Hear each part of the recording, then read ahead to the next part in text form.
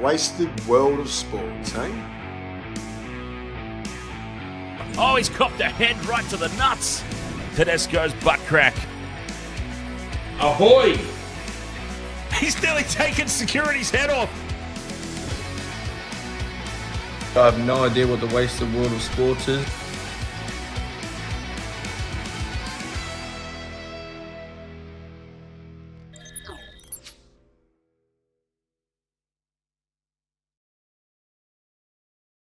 There we go.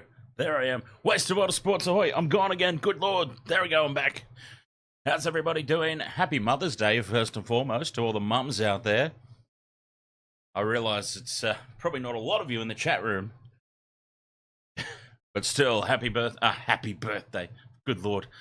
Happy Mother's Day to all the mothers out there. Burko, ahoy.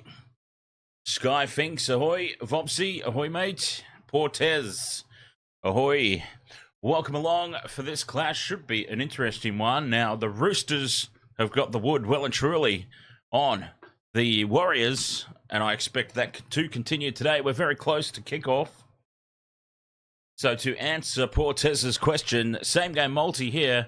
I've got Tupou and Young in a combo. I couldn't split the wingers. The Roosters are always good for a try against the Warriors down the wing. Couldn't decide which one, so I've split them. Sam Walker, anytime try scorer, and of course, the try-scoring machine himself, Mr. Soulglow, Dallin Watene-Zelezniak. You've got to have him in a same-game multi, right? I think it will be close, yes. I mean, when I say the Roosters have had the wood over the Warriors, I mean, they've won. I think they've won the last 3 or 4 in a row. But they've been close. I was looking through the stats earlier when I was trying to figure out some sort of method to my madness in picking the same game multi-try scorers, and the scorelines have been pretty close. We're talking like 22-14, 20 points to 10, scores in that sort of region. So I think we are in for a close one. It's ridiculous that the Roosters have been given an 11.5 points line. I find that pretty hard to believe. I think it's a lot closer than 11.5 points. Manu's a good one as well, yes. Joey Manu. I probably should have put Manu in for a 4th. That would have been good. Then we could challenge Defunk. We could challenge Defunk on the 4-leg multi if I had Joey Manu in there. Hoota thwart, ahoy there. Sharks ruined my streak. I'm on a perfect round at the moment, by the way, just quietly. I'll tell you who has the potential to ruin my weekend. The Titans. Because I've actually gone out on a limb and I've tipped the Titans today. In the game after this one, so we'll have to see. If I'm sitting on a perfect round, that is going to be a stressful game. Titans versus Cowboys.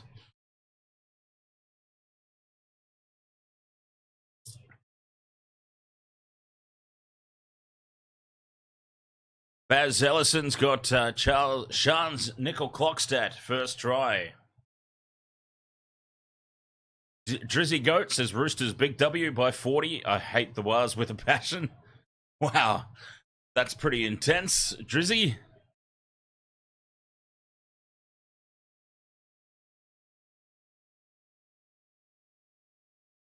I reckon the Cowboys will probably score 30 points in the game. The question for the Cowboys is, can they stop 31 points from being scored against them? That's their problem this season, isn't it? Defense. Defense. Oh, yeah, sorry, it's in Sydney. My apologies. Somebody asked me that earlier. Aiden Edits, ahoy. Welcome along.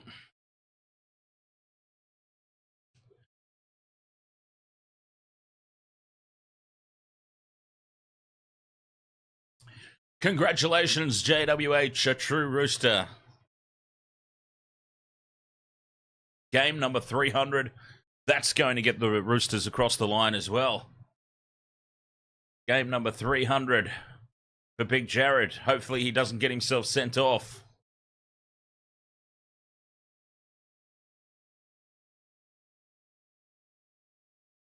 And as we see a shot of all the mums on the sideline,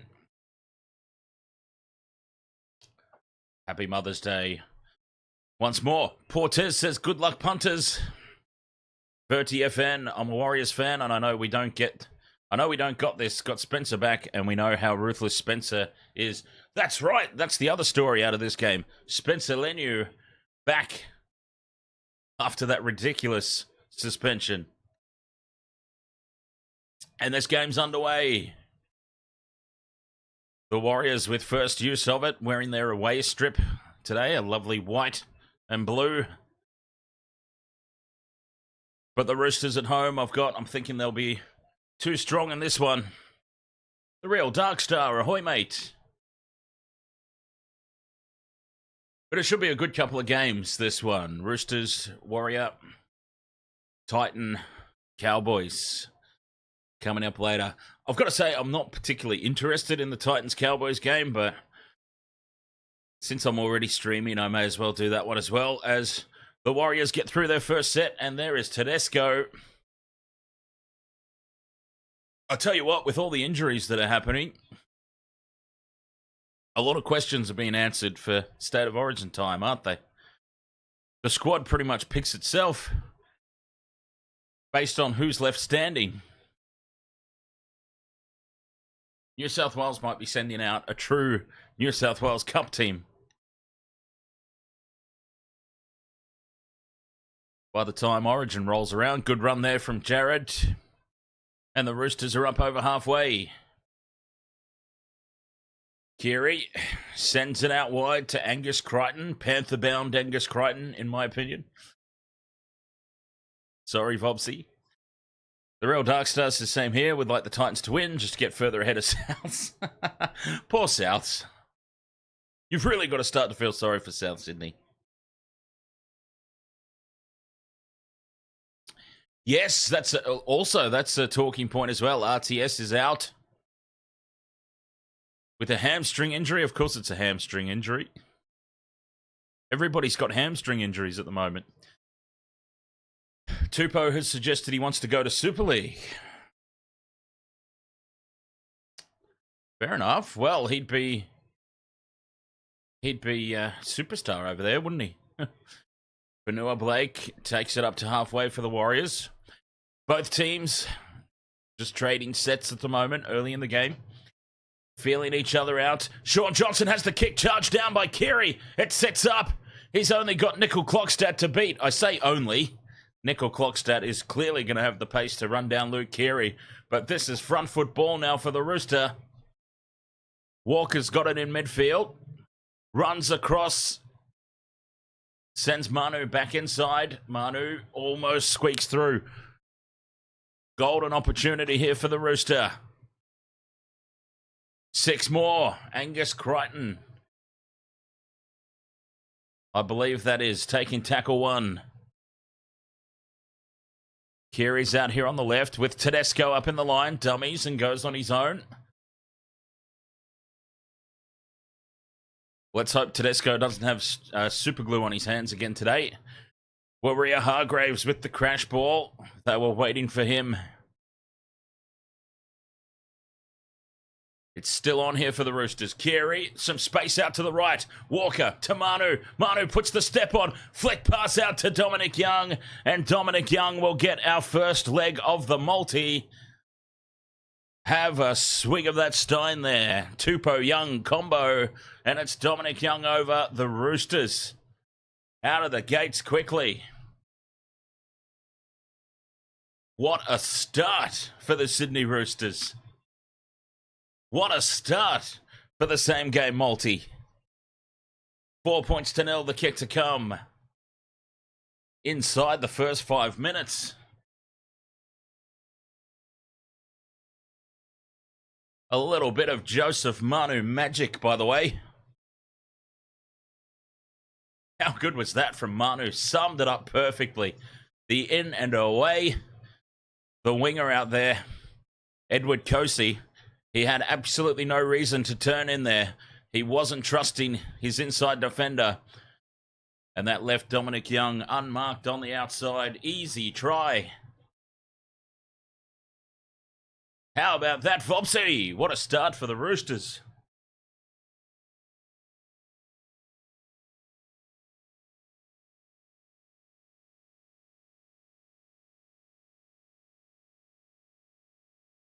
Eggs, how are you there, mate? Ahoy.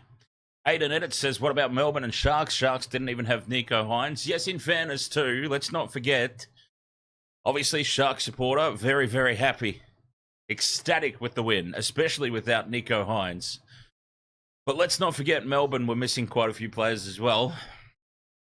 So I'm trying to contain my emotions over that one. Conversion successful for Sam Walker.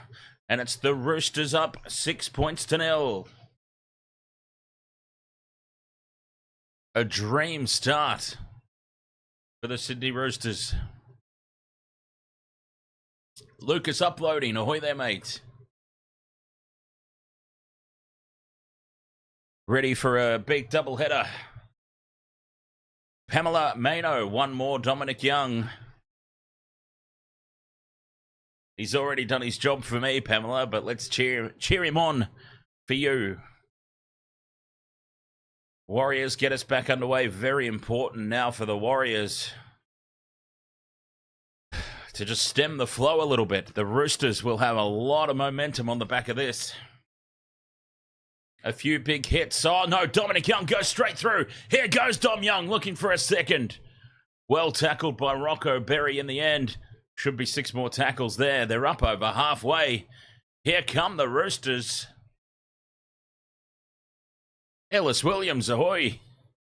Kiri. Dummies inside, goes outside to Tedesco. To Manu. Manu tries to skip on the outside again. The exact same play. The pop pass up to Dom Young, who's into space. Gets it back inside. Loose ball. Picked up by the Roosters. Radley keeps it alive. And now there's space everywhere for the Roosters. And Angus Crichton slides over. And it's going to be a long old afternoon for the Warriors. Joey Manu is tearing them to pieces on that right-hand side. Absolutely identical. Edward Cosey turning in. Leaving Dominic Young unmarked on the outside. And Dominic Young started it. Wow, it's the Manu Young show. Again, Manu gets on the outside of Pompey. Draws in Cosey. Acres of space for Dom Young. You can't do that. Lindsay Collins summed it up perfectly and puts Angus Crichton over. What a bloody start for the Roosters.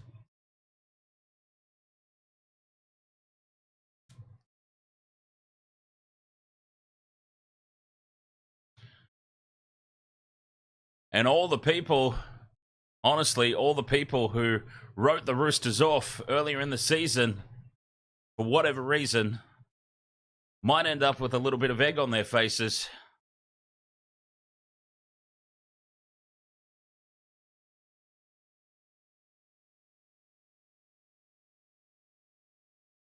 Angus Crichton with another try. Considered having him in the multi as well.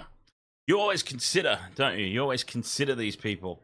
And then they go and score, and you should have had them in. Oh, well. Sam Walker converts, and the Roosters lead 12 points to 0. Maybe that 11.5 head start isn't looking so ridiculous after all. Crazy, I believe I called it at the start of the stream. A crazy line. Maybe it's not so crazy after all. Roosters on an absolute roll.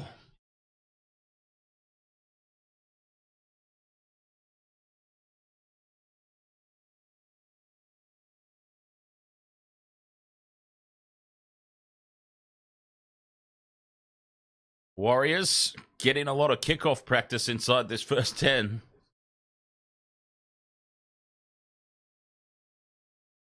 I think the suspicion... I believe the suspicion is that UFC in the chat... That's not our UFC. Our UFC's got a spanner.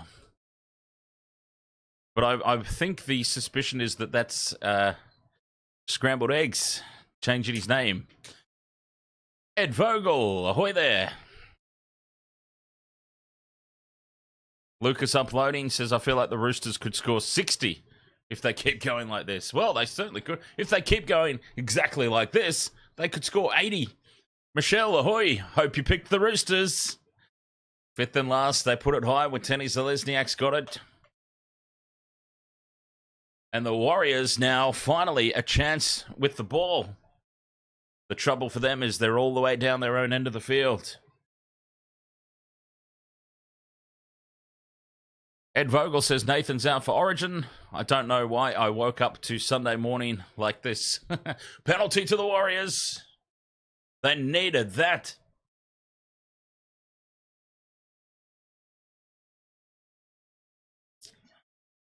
Maybe I'm only making assumptions here. Yeah, I tipped the Sharks as well, of course. Good job, Michelle. Good job. Yeah, Melbourne were just missing too many players. Well, Nico's injured at the moment too, Ed. So, Mitch Moses is the obvious starter for Origin now. He'll be back in time. I don't think game time's a problem for somebody with the experience of Mitch Moses. Dominic Young's at space again. His left unmarked and he's going to score in the corner. Dominic Young gets a second. There you go, Pamela. A double for Dominic Young, and the Roosters 12 points to nil becomes 16-0 inside the first 10 minutes. They are racing the clock at the moment, the Roosters.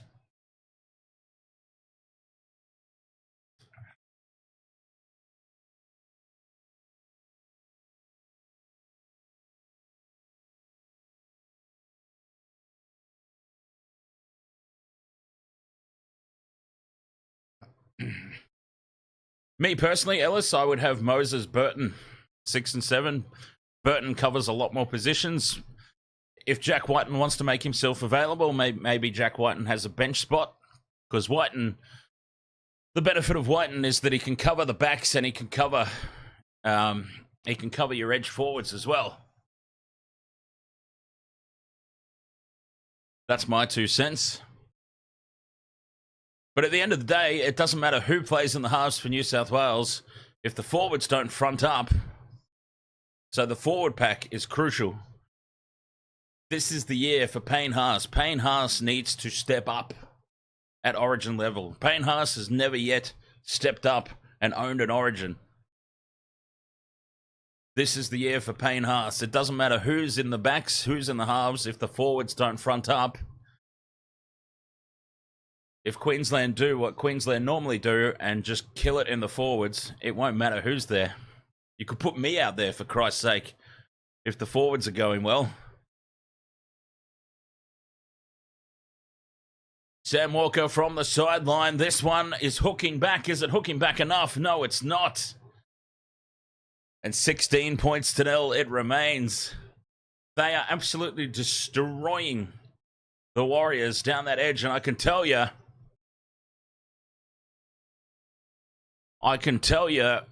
the Warriors really missing RTS. Tuivasa-Sheck being ruled out has really shaken up that side of the field for the Warriors in the worst possible way. And let's not forget that Montoya's out as well. RTS and Montoya, the regular starters on that side of the field, are out. And the Roosters are taking full advantage.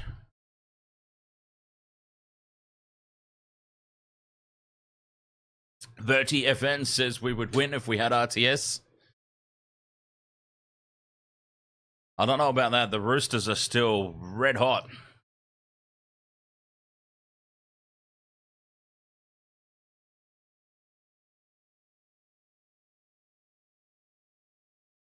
Roosters are likely grand finalists. Playing at home. 6 again now for the Roosters. And Tedesco takes it up over halfway. Carey, dummies, links up with Swally. This is just absolutely devastating play here from the Roosters. Walker. Inside ball. And Victor Radley takes it down for tackle 3. Again, running that inside channel. Lindsay Collins. Tedesco cuts back into midfield. Offloads back to Collins. To Walker. Walker looking for the crossfield kick.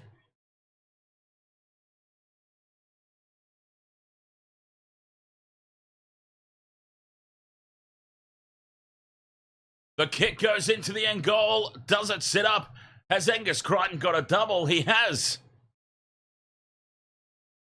2 for Dom Young. 2 for Angus Crichton. It's 20 points to 0. Oh, stop it. It's over.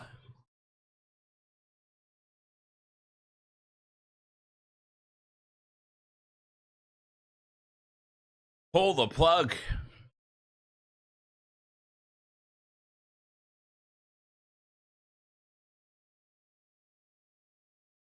They're beating the clock. Can't believe it. 13 minutes gone. 20 points to 0. Try confirmed. Mercy stopped the match, says Drizzy Coat. If it were a boxing match, Ellis, I reckon the towel would be thrown in. The Real Dark Star says Manly were 20-0 up on Canberra, but this is very different. This is very different indeed.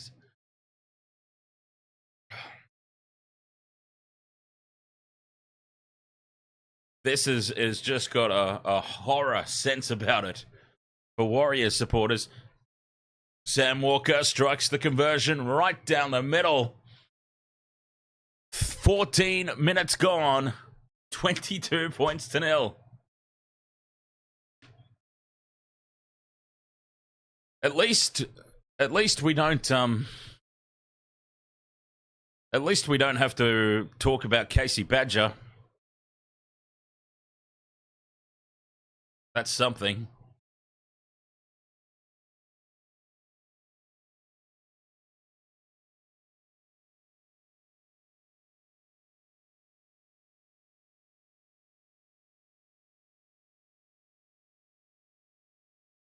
This is the first half, Ellis, yes. Not only is it the first half, it's the first 15 minutes. Alex Lee, ahoy there. Over 50. SJ's missing. Well, the Warriors haven't even had the ball, really. The only times that they've had the ball, the Warriors, is bringing it out of territory. So Sean Johnson hasn't had a chance to get involved in the game. The Roosters are just dominating. And here they go again down this right-hand edge. Dominic Young's into space. Cuts back in field, offloads to nobody. It's loose. Look at the urgency there for the Roosters compared to the Warriors. That ball was sitting on the ground. A couple of Warriors forwards stood there and looked at it as Tedesco now puts a chip and chase in. It sits up for Rocco Berry, but they're absolutely killing them. Oh, this is destruction. No urgency here for the Warriors. Edward Kosi caught a mile out of position. There, that ball sits on the ground for what feels like an eternity. There's a couple of Warriors players just standing there looking at it as Roosters dive on the loose ball. There's no urgency out there. Not a bad start, says Bobsy. The Warriors have had 1 completion out of 3 sets as they go short and look to get the ball back up there. Gazali, Dominic Young, and the Roosters have it on the far edge, 10 metres out, looking for more points. JWH, they've only had 3 sets with the ball, the Warriors, and they completed 1 of them. Keary and at first receiver. The flat pass to Crichton. Crichton bumps off 1. He's looking for a third Angus. A triple Angus. Radley to Keary. To the right-hand edge they go. Tedesco dummies goes on his own. We'd all be in hospital after the first 15 minutes of this game, Michelle. It's opened up here on the left for Keary. Dummies, but Sean Johnson. That's the first time I've said his name today. 5th and last. And Lindsay Collins on the crash ball just surrenders. And it will be Warriors ball a metre out from their own line, and look at Andrew Webster. Not a happy camper up there in the coach's box.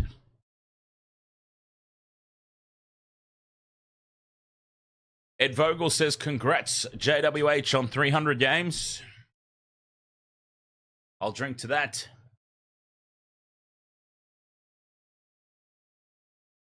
Bobsy says, as much as I love Angus, he only seems to play like this when his contract is nearly up. Well, he's playing for that Panthers contract, Bobsy. He's got to put in all these gun performances so that the Panthers remain interested in him.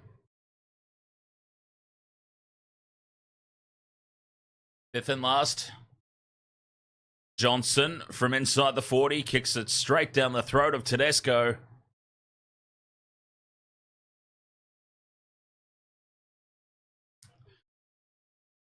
Panthers won't be able to afford him. They've got James Fisher-Harris leaving.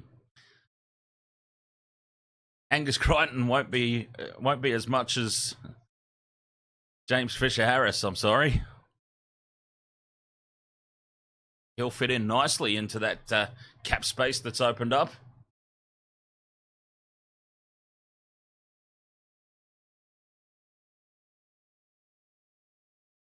Tackle 4 now for the Roosters.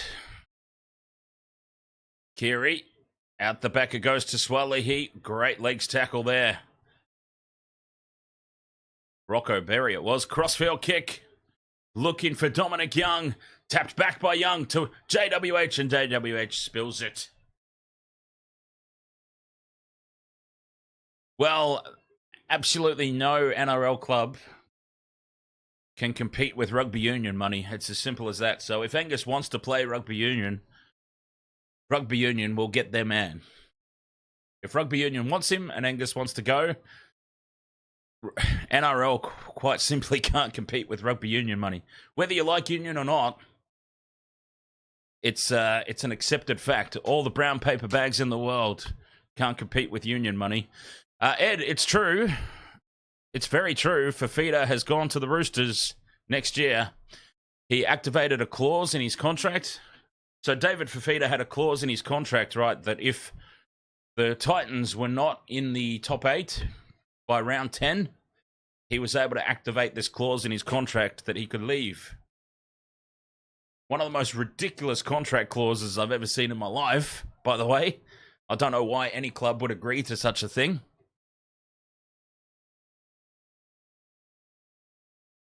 JWH with that Maxwell Sheffield grey streak.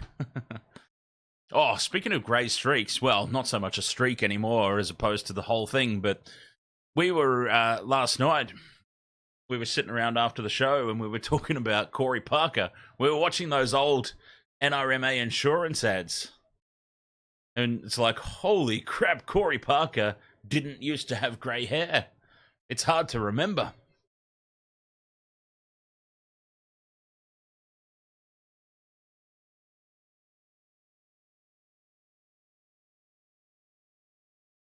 Tackle 3 now for the Roosters.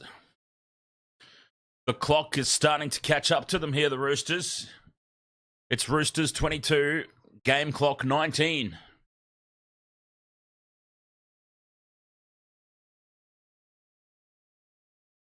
Fifth and last. Back to halfway. Walker puts it high.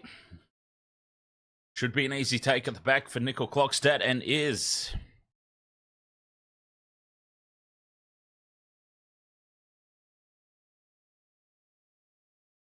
With Tenny Zalesniak looking to get involved.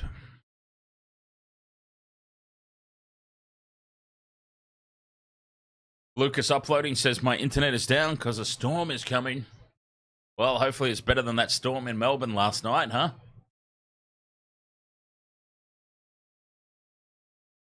Sharkies.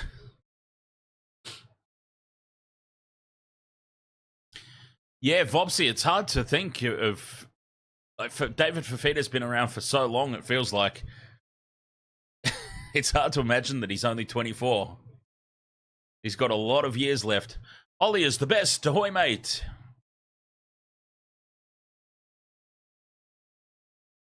How you doing? Dom Young slips. It feels like that's about the only way they're getting Dom Young down. Waz fan, ahoy. It's not a very good time to be a Waz fan at the moment. Down the short side goes Keary. Offloads to Swilly. He fifth and last for the Roosters inside their own 40. That was a better set of six defensively for the Warriors.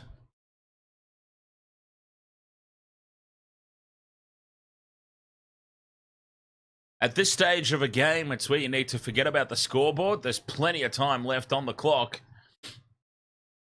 When you get off to such a horror start like this, you've got to forget the scoreboard and pretty much just reset. They've just got to complete some sets.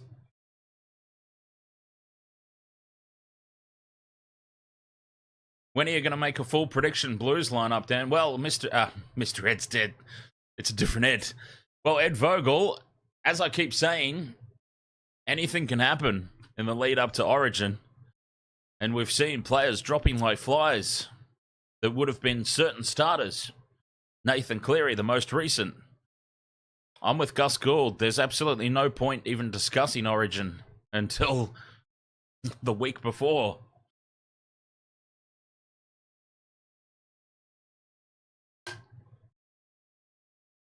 JWH off for a rest. Defunk, ahoy mate. As a Warriors fan, no matter how many times you see this, it never gets easier to watch. It's all right, Defunk, being a Sharks supporter. Outside of 2016, I can say safely that I know the feeling. Walker, they've got numbers to the right. Tedesco dummies, goes straight through. Links up with Manu. Outside to Dominic Young. One to beat Young. Puts the kick in field. It's there for Walker. Walker spills it. Has he lost it forward or back? Forward, I would say. So says Casey Badger. Joey Manu dives over. And Terrell May gives Sam Walker a little helping hand up.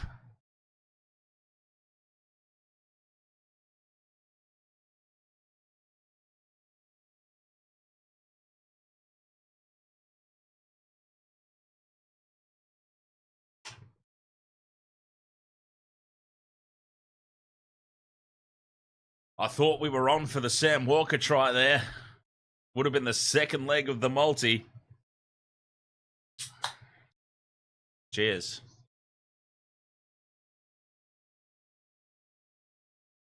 Ah. 22 points to nil. It's the Roosters 22. The game clock 24. DJ Shaq, ahoy mate.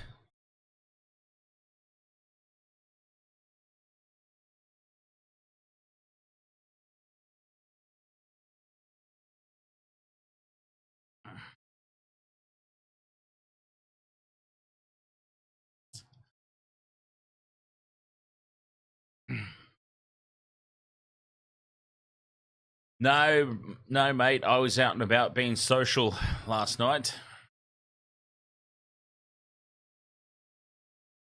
I'll tell you what, Michelle, have you ever been to a show at the Underground Theatre at the Brisbane Powerhouse? I was sitting there watching the show and I was just visualizing what a perfect venue it is. Small enough and the perfect setup for a Wasted Water Sports live show one day. I don't know how much it costs to hire out, but perfect. Perfect setup.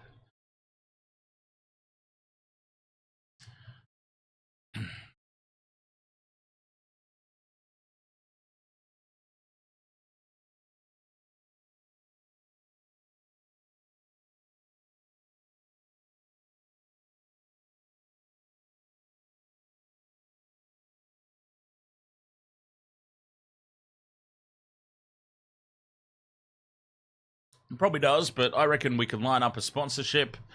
And I reckon that we could, between the two of us, I reckon we could drag 20 or 30 people out between the two of us, at least, to go on top of the 2 or 3 ticket sales we'd probably make to make it look decent on camera. Because it's a really small space. It's not like the main auditorium.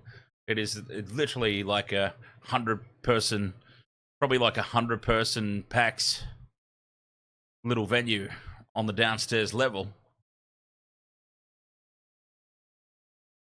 Could be fun.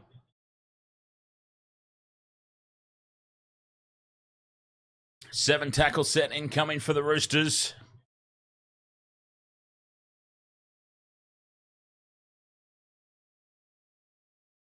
Well, the beauty of doing an Origin, if it was marketed correctly, you would get people coming along that just want to watch the Origin.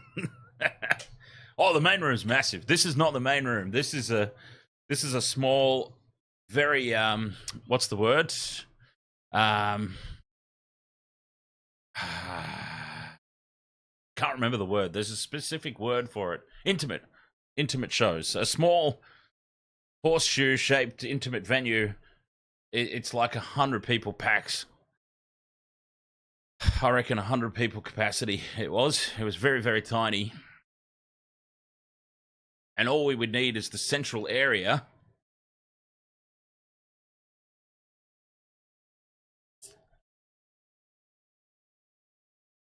Something to consider anyway. I was just sitting there thinking about it, and I'm like, this would be actually the perfect type of environment. But anyway, 100 people or 10 mat lodges. Scrum down here for the Warriors. I understand it's very, very difficult to concentrate on a game when it's a blowout, but let's try our best. 13 minutes to go. Warriors actually have the ball for the first time I can remember inside Roosters territory. Can they offer something?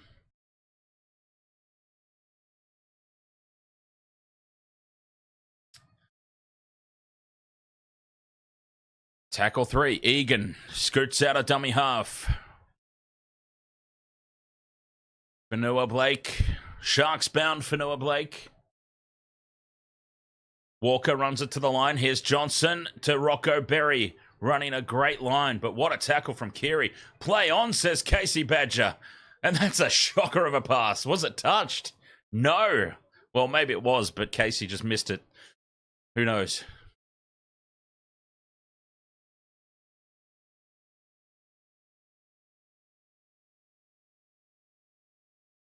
The ball spills out the back and the Roosters have it. Joey Manu brings it out.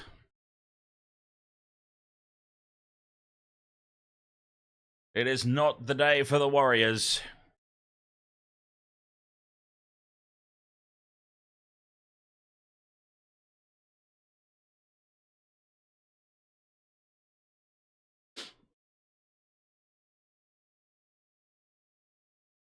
And a penalty now to the Roosters on top of it. 11 and a half minutes to go until the halftime break. It is all Rooster. The Warriors just can't get themselves into this match.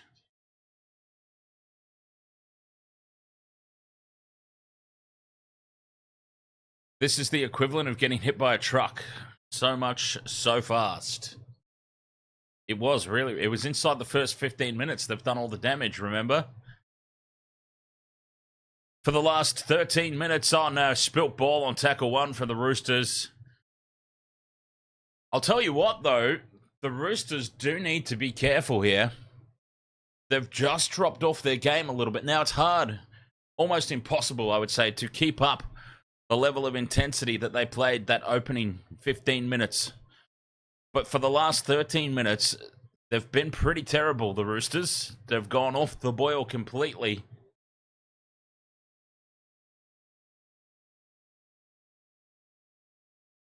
So they've just got to be a little bit careful. Gus Gould talks about it all the time, that momentum is hard to win back. It's hard enough to win a game once, let alone having to win it twice if they let the Warriors back into this one.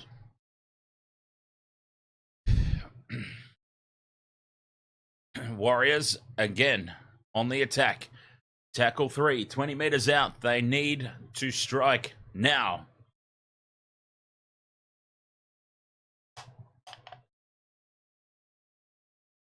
Oh, state the obvious, DJ Shaq. They've been abysmal.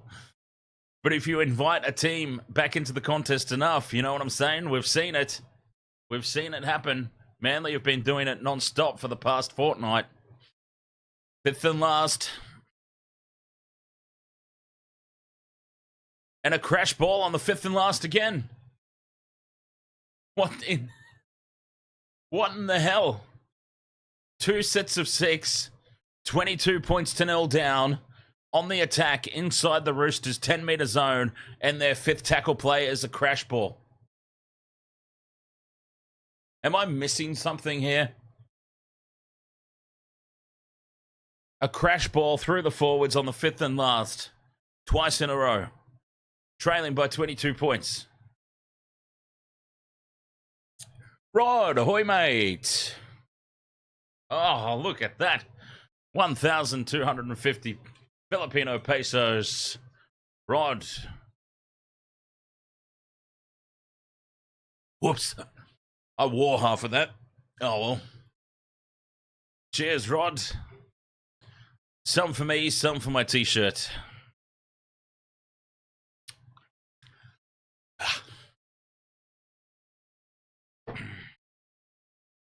How's the Philippines at the moment?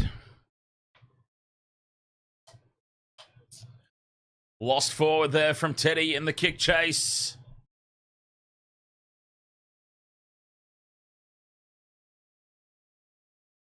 Hot.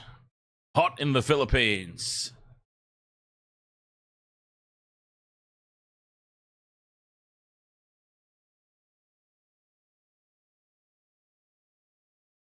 The Warriors have lost all their territory now.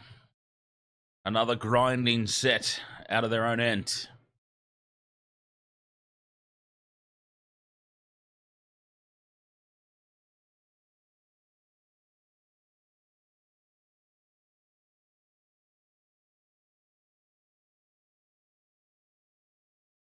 We've got to figure out what to do for a members show. I honestly have no idea. Maybe a members only live stream. Just talking about rugby league and life and nonsense.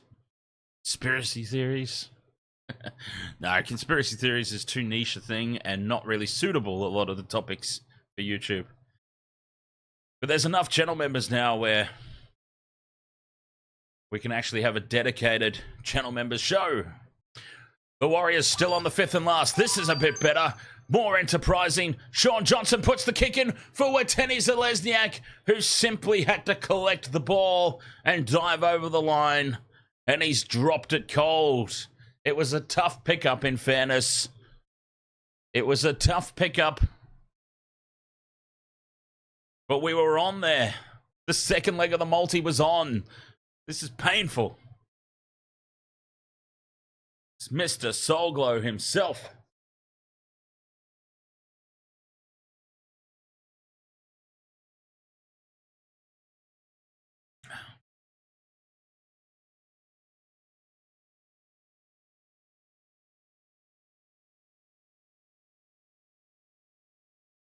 Yeah, so I have not updated the Wasted Water Sports VIP All-Stars. The field is full already. I can tell you, and I can tell Michelle, as my co-host, has not been informed of this news either. We actually have 33 channel members. 33 channel members now.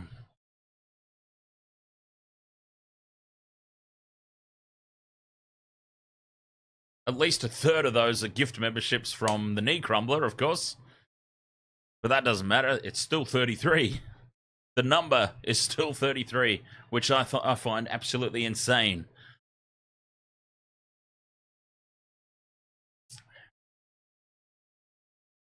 Warriors, another opportunity.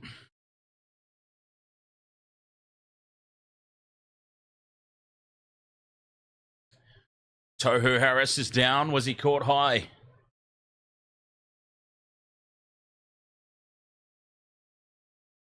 No, he wasn't caught high. Might have just tweaked himself. Joseph Samurai, ahoy there. Walker runs it to the line. Crash ball for Mitch Barnett. Walker again. Out the back to Johnson. Johnson goes over and scores. Sean Johnson scores. And he's hurt himself in the process. Did he get copped in the nads? No, try, says Casey Badger. Looking for a potential obstruction. Or a push or something, it looks like. And Sean Johnson's still down. He's up on his feet now. All right, so we're looking at... don't tell me Fanua Blake. Okay, maybe that one. That's a bit more likely. All right, never mind. No try. Penalty Roosters. I thought we couldn't surely be looking at the Fanua Blake one. Because that was about 70 metres away from the play. It's the Jackson Ford. Jackson Ford's run straight into the defender. You can't do that. Sean Johnson takes advantage of that gap that was opened up. Penalty Rooster. Pretty clear cut, quite frankly.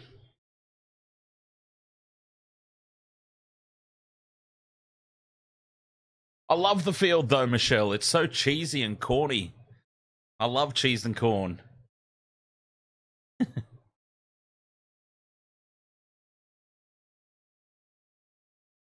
T-Funk says, in all seriousness, any chance I can swap my Warriors jersey for a Manly one? Absolutely. It can be any jersey you want.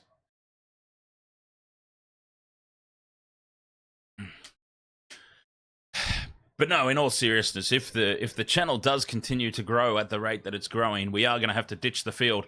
Loose carry here for Angus Crichton.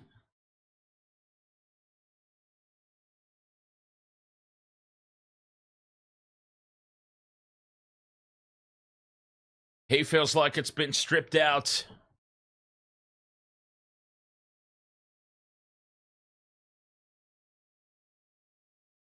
I think it's just a loose carry at this stage.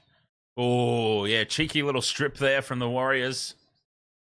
Cheeky little strip. Challenge successful.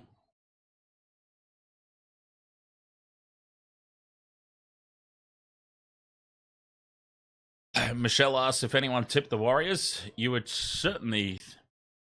I don't know, maybe UFC did. Because UFC is trying desperately to catch up.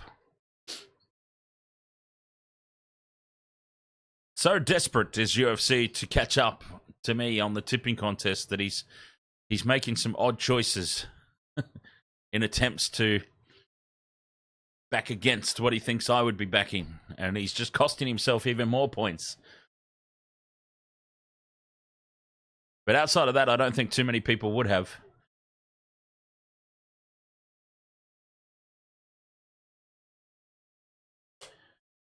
Tedesco to Manu. Manu tries to get on the outside.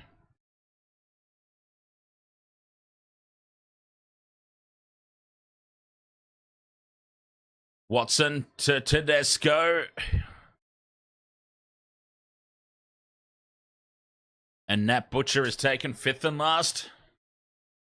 Chance again for the Warriors. Walker, crossfield kick. It's tapped back. It sets up for Angus Crichton. Are you kidding me? Have they knocked it on, the Roosters? Angus Crichton surely has not got another try. It's gone up as no try, a potential knock on. Angus Crichton in all the right places today, making all the right moves. He might have bagged another one here. Was this lost forward by Swalihi? Yes, it was. Or has it gone back? Has it gone backwards? Wait just a minute. He's definitely dropped it.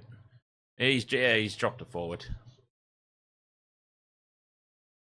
Has it gone forward or backwards? Mr. Ed's dead. Ahoy. It has gone backwards. I'm calling that backwards. Oh, it's gone forward, says the bunker.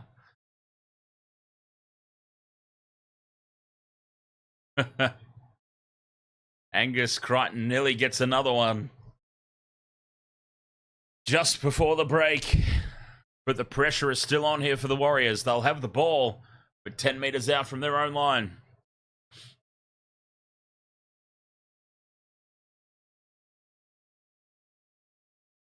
He really needs to shave that chin fluff off.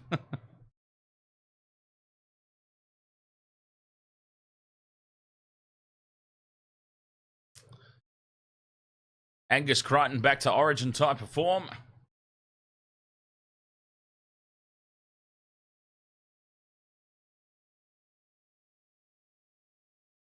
Two minutes left in this half. The scoreboard. Not the scoreboard. The official match timer has officially taken the lead. Roosters 22. That's a forward pass there from Tohu Harris. That was so far forward. It's Roosters 22. The official match time at 37.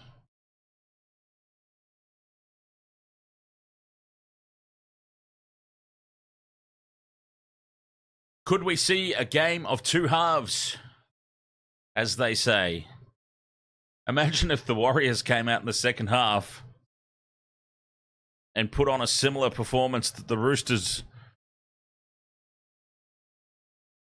That'd be pretty crazy.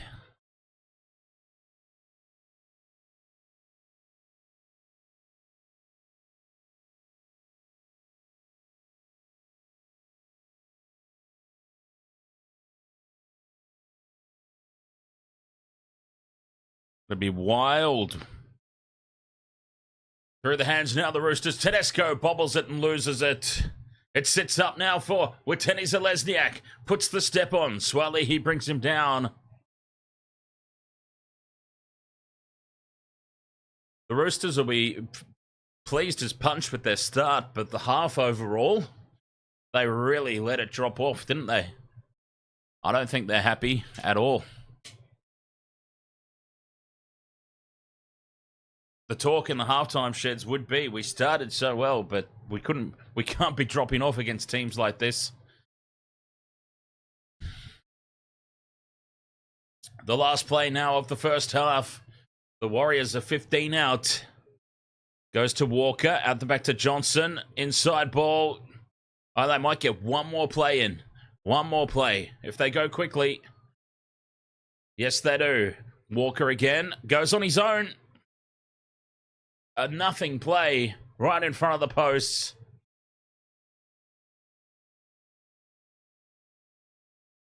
An absolute waste from the Warriors. Not for the first time today. A wasted play inside the Roosters' 10-metre line.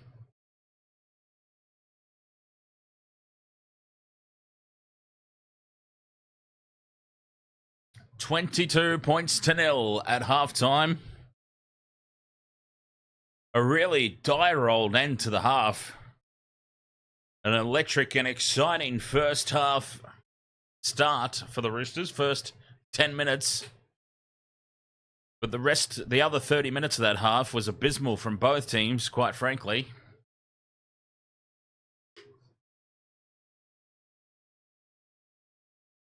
Roosters, though, comfortable leaders, 22-0. They'll be happy enough with that.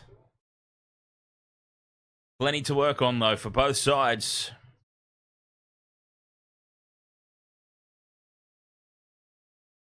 Who will come out firing in the second half?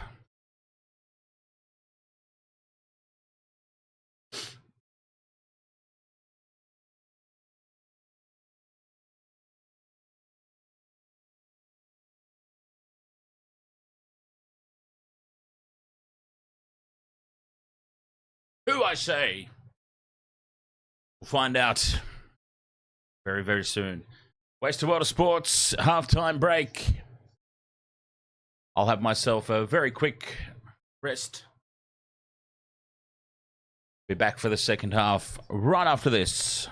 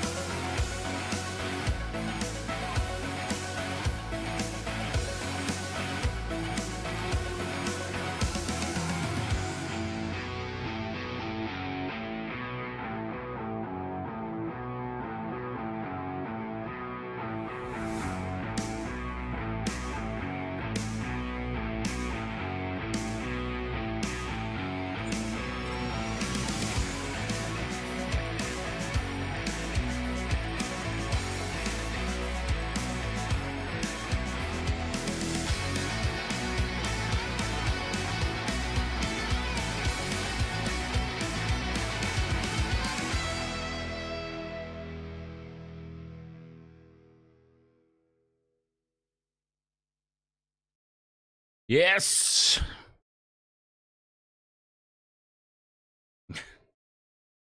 I don't know. Halftime here, 22 points to nil. The Roosters, after a red-hot start, they went off the boil a little bit. But they've been nowhere near as off the boil as the Warriors. The poor old hapless New Zealand Warrior. Disastrous for them so far. Ellis Williams says, got a feeling Tom Hazelton might get a role in New South Wales. Maybe just 19th man. He'll get it. I reckon he'll be in the extended squad. The James. Ahoy, mate.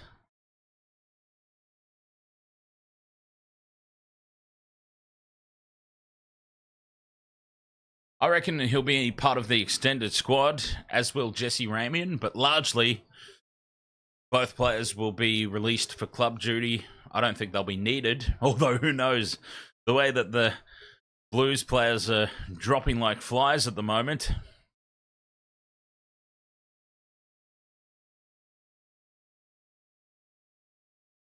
Mr. Ed's Dead says, wouldn't you guys have your own Southern Lights?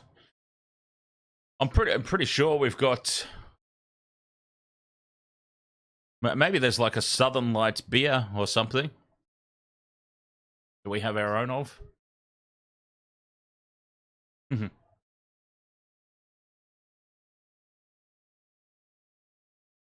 Yes, James. Nathan Cleary out for 6 to 8 weeks.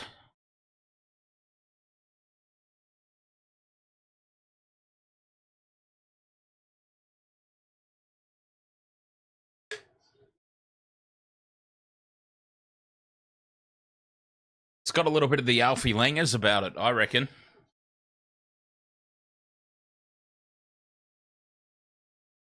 Oh, Sean Johnson. Now Sean Johnson suffered an injury. He's in the sheds now getting his shoulder all taped up.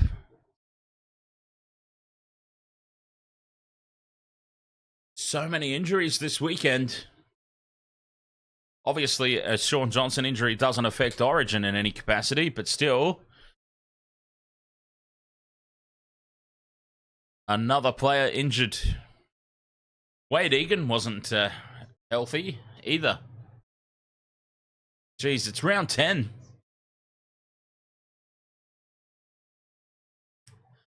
When is Sean Johnson not injured? When he played for the Sharks. Son of a bitch was always out on the field cocking things up for us.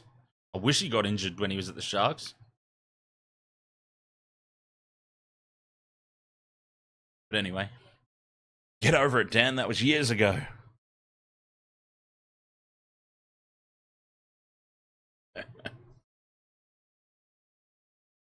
$22 points to nil at halftime. The Roosters, I mean, they'll be happy to be in the lead, obviously, but I don't think they'll be too content with how they fell off as that half continued. They really, really started to fall away.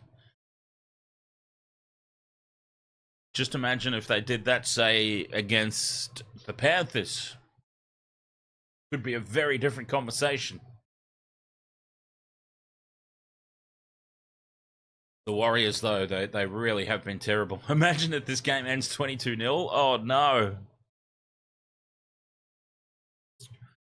What a dismal second half we would be in for if that were the case. No, we need Sam Walker. We need Wateni Zalesniak.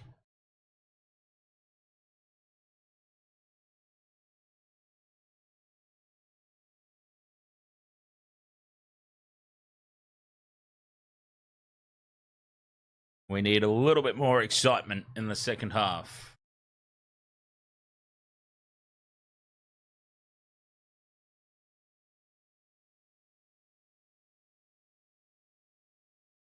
Mr. Ed's Dead reckons 24-22.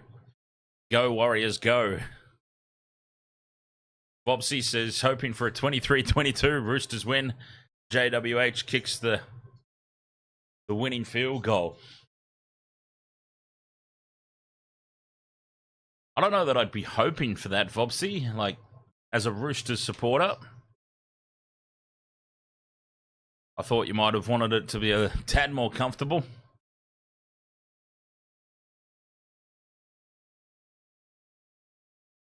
You want it? Okay. I'll put my trust in you on that one.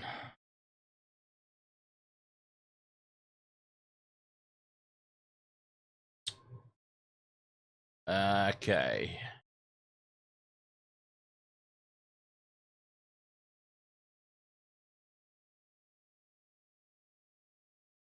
Oh, just a second. You hope the rugby league gods are listening. Well, you never know.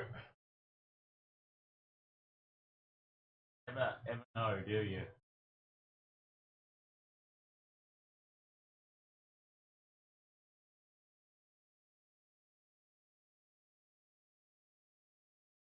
Time will tell. Second half will be underway very, very shortly. Well, it's safe to say, no matter what, that the Warriors have to be the first to score.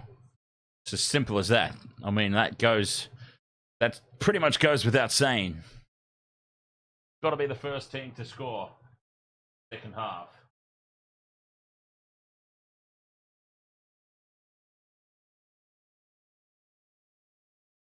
Otherwise, forget about it. Forget about it.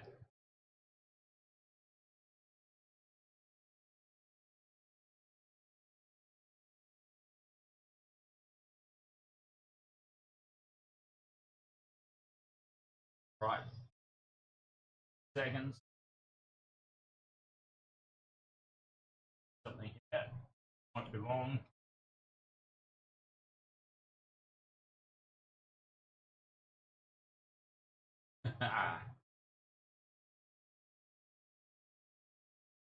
All right.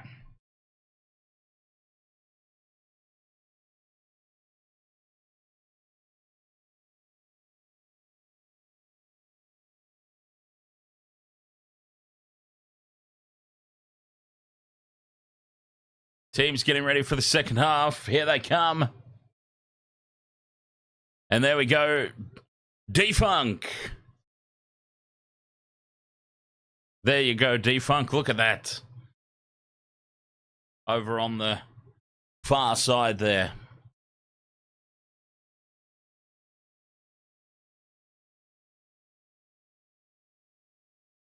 $22 points to 0.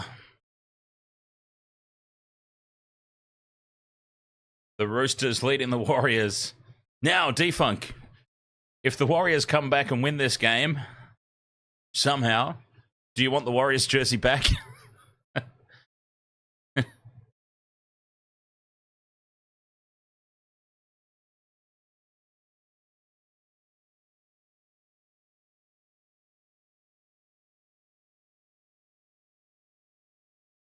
Come on, Sam Walker. Come on, Wateni Zalesniak.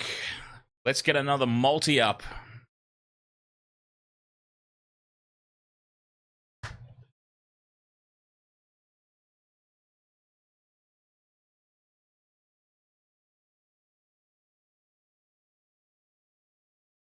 Second half underway.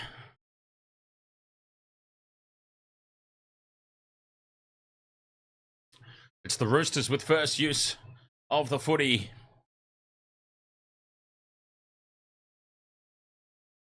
DCE is my god, says Defunk. Fair enough. What a quality player. Legend of the game. DCE.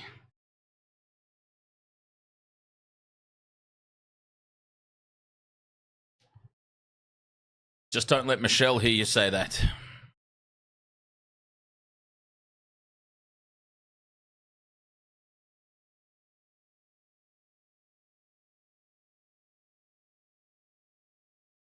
Roosters up to halfway, fifth and last. Good opening set. Walk up, puts the kick high. Nickel Clockstat moves forward, takes it. Older than us, I think he means. Vopsy.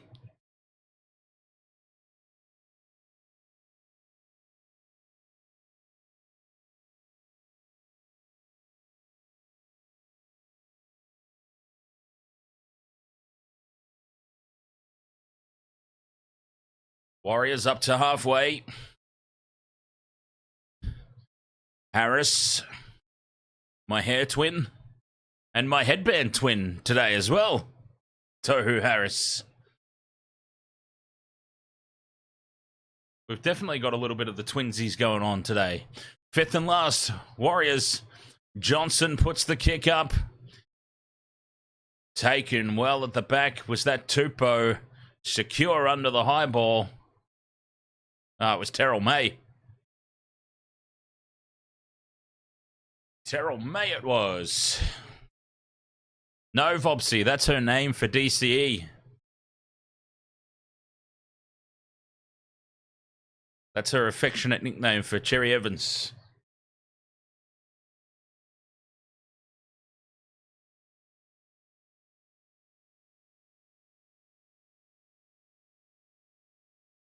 Terrell May, dummies, goes on his own. Fifth and last Roosters.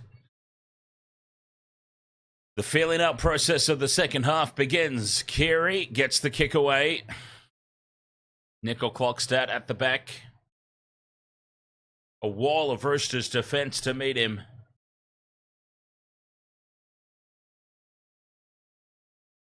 The long way back for the Warrior.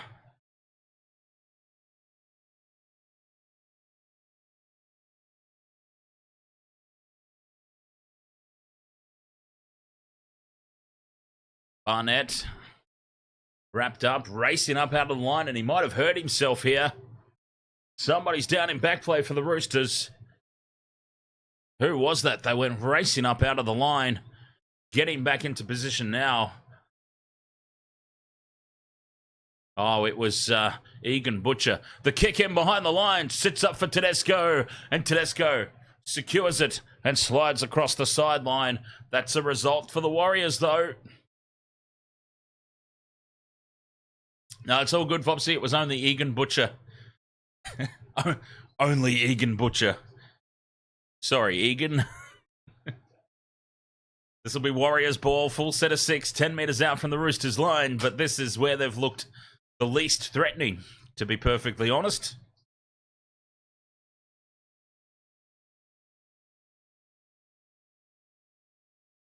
Dylan Walker on the crash ball. Justin Karam, ahoy there, mate.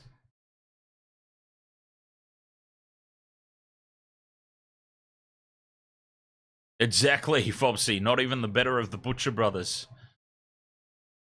Johnson out the back looking for Fanua Blake. It's Sam Walker swoops on it. He won't have the pace, but Dominic Young sure will. Or will he? Witeni Zalesniak coming across at him. What a tackle from Witeni Zalesniak. Dominic Young is felled. 5 out from the line. Walker thumps the skin off it crossfield. Straight into the hands of Tupou. And Tupou will score.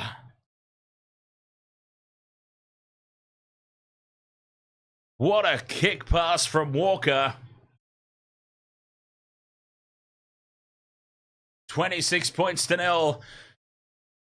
The Roosters continue to pile on the misery here for the Warriors. I got a little bit excited there for a moment because Sam Walker's in the multi, of course, but realised pretty quickly that he wasn't going to have the pace. I thought for sure Dom Young would, though. What an effort from Witeni Zalesniak. And Witeni Zalesniak as well, credit to him. He got straight up. He could have just held down in the tackle there, given away the penalty, got himself sin-binned to save the 4-pointer. Much respect and credit to him for getting straight up off the tackle and back into the defensive line. No cynical play.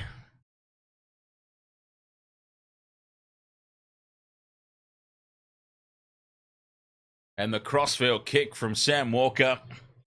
Oh, they had numbers to burn. They could have put it through the hands as well.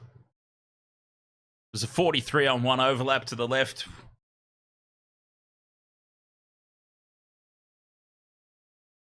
Easy as you like there for the Roosters.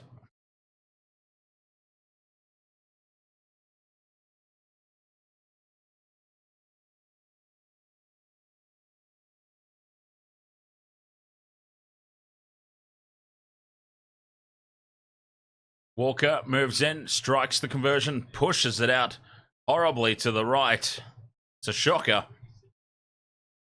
26-0 it remains. I dare say that's game, set, match, though, for DJ Shaq, for sure. Warriors needed to be the first to score in the second half. It was pretty much as simple as that.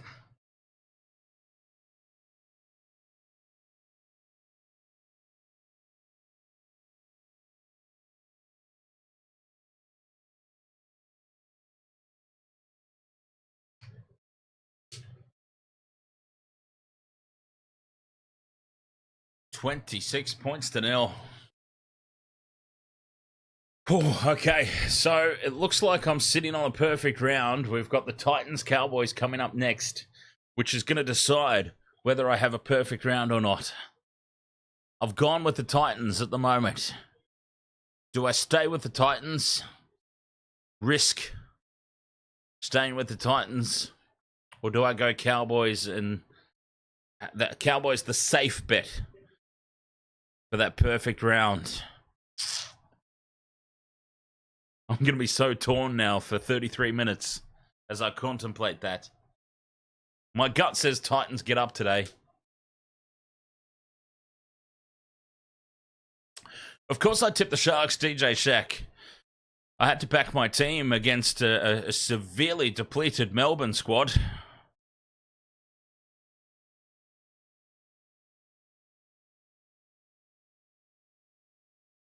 Penalty here to the Warriors.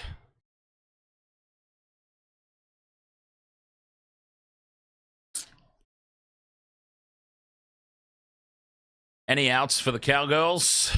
I don't think so, but Chad Townsend's back in. So that's got to be an advantage for the Titans, right?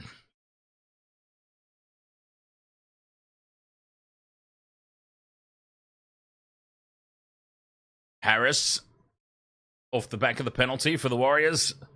They will start this set on halfway. Barnett takes them up to the 40. And a spilt ball in the play of the ball. Penalty to the Warriors. They tap and go. Play on, says Casey Badger.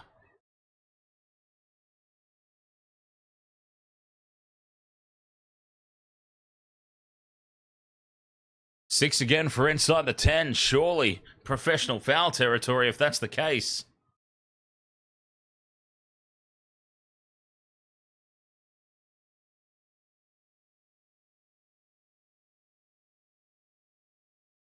Vanilla Blake.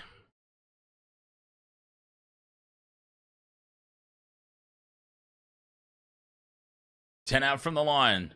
Tamare Martin goes on his own. Puts the step. A couple left here for the Warriors. Johnson throws it out the back to nobody. It sits up for Nickel Clockstadt.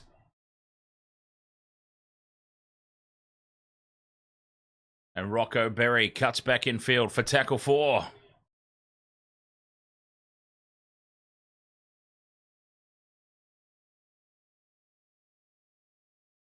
Egan to Johnson, fires the Harbour Bridge ball out to Edward Kosey, and the Warriors are finally on the board.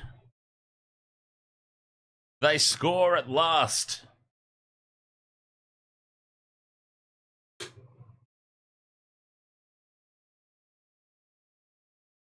$26 points to 4.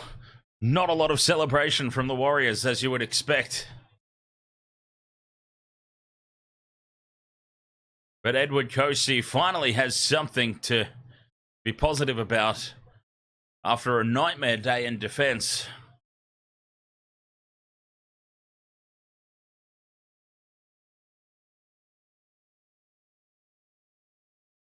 Finally gets one over on Dominic Young.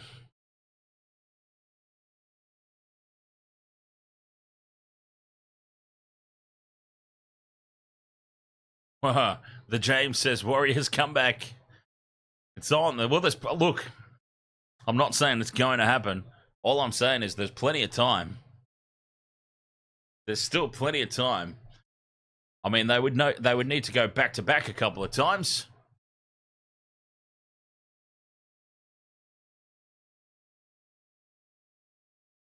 Sorry, Matthew. There we go.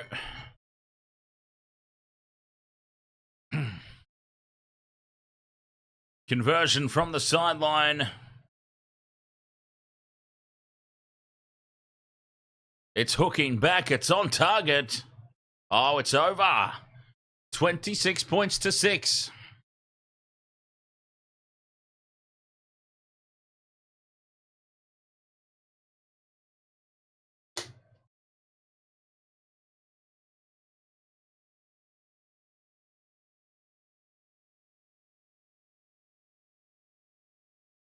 (26-6), 29 minutes remaining. The Warriors look exhausted. They've had to do a lot of defending. Although you wouldn't know that they have been defending by the scoreline at the moment. Roosters get us back underway. Yeah, Ellis Williams, I don't see how Edward Kosey keeps his spot. If Montoya's going to be out for an extended period of time, I think Kosey showed today he's not the answer.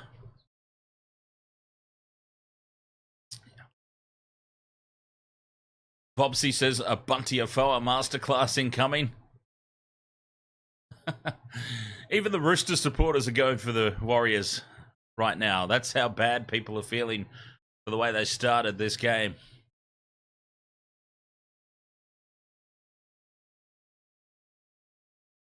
Fifth and last.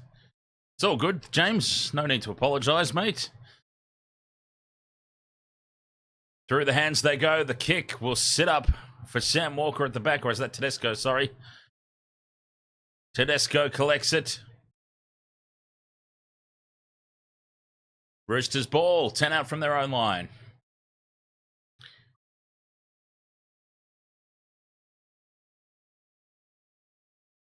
It actually would have made it a little bit interesting if the Warriors went back-to-back there.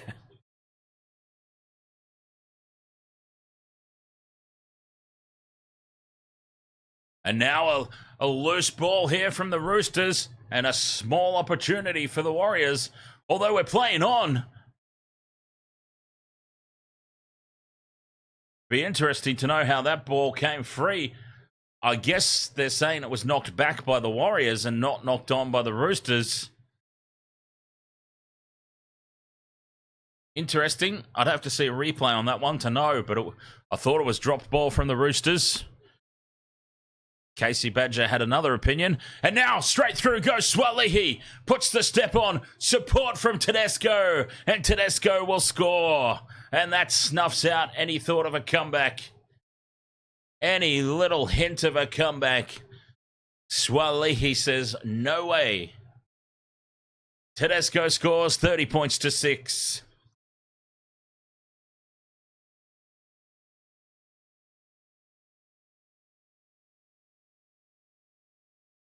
What a run from Swalihi.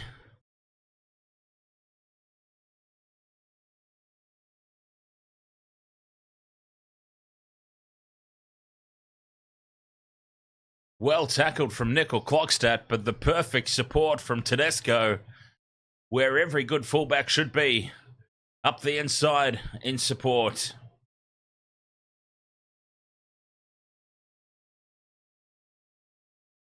$30 points to 6. Kick to come.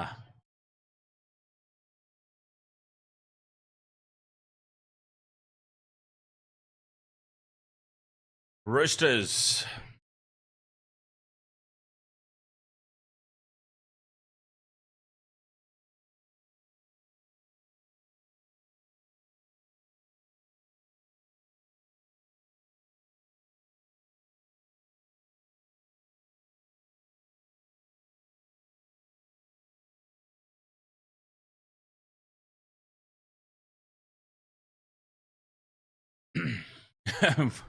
Bobsy says Warriors winning nothing is somewhat of an achievement. They haven't even won the spoon. Straight down the middle it goes. Sam Walker. 32 points to 6.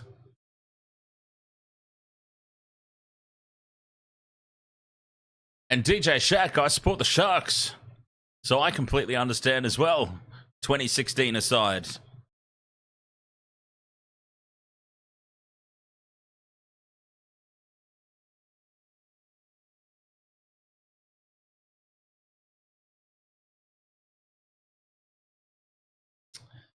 And yes, as Ed Vogel says, once again, a happy Mother's Day to all the mothers out there as the Warriors get us back underway.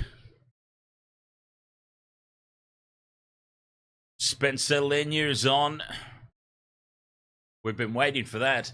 Probably happened a while ago and I just didn't notice, in fairness. Dylan Walker leaves the field now. The Warriors are pretty banged up. You've got Tohu Harris with his head bandaged up. Tohu Harris, my hair twin.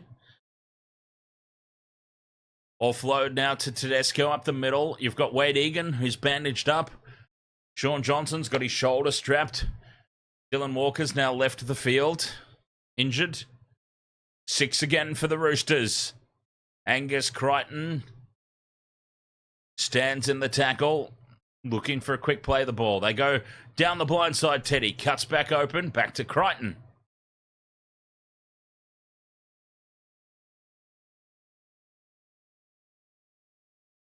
Tackle 2, 30 out from the line. Lenu almost goes through. Well tackled by Harris. Watson goes quickly from a dummy half. The ball spills forward. Knocked on by Butcher. Egan Butcher. Warriors off the hook there. Almost set up for him. Obviously, Egan, says Vopsy. Yes, I probably didn't need to say it, right?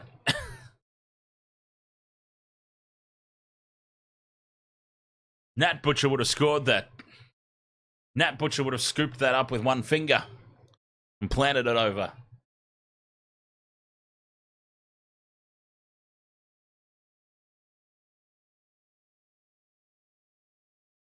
Still 23 and a half minutes left. 50 is not out of the equation here. Still for the Roosters. Dan, you doing anything for Magic Round? Asked DJ Shack. Well, I'll probably stream all the games. I might seek some assistance. It is Sharks versus Roosters, yes. Don't worry, Vopsy, the Sharks are bloody terrible at Suncorp.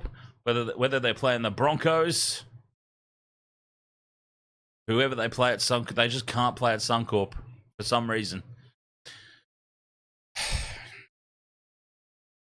Mind you, they've already broken one hoodoo this year, winning in Melbourne. Okay, it was against a severely depleted Melbourne team. Missing Hughes, missing Pappenhausen, missing Coates. Having Harry Grant sit out for 10 minutes in the sin bin. But it was still a hoodoo broken. Maybe they can break the Suncorp curse as well. Tedesco goes up the middle. Just shuts down. Yeah, well, I can't recall the last time the Sharks won Magic Round either. Vopsy, as Dominic Young spills the ball. He looks out on his feet, Dom Young. He's been doing a lot of running, hasn't he? Last year, I think we lost about 60 points to 0 to the Dolphins. So, there you go, Vopsy. With no injuries either. For us. Could be a game that ends up being 1-0.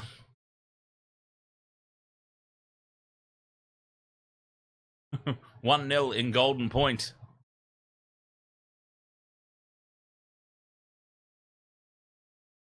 Dylan Walker's back on. The headbands, the head bandages, I should say, are becoming a bit of a theme for the Warriors players out there today. Harris, Egan, and now Dylan Walker. They've all got their heads bandaged up, the poor buggers. Johnson runs it to the line. Crash ball for Rocco Berry. Pops it back for Nickel Clockstadt. The defense of the Roosters scrambles. And Wade Egan knocks it on, does he? No. Penalty to the Roosters. Penalty to the Warriors.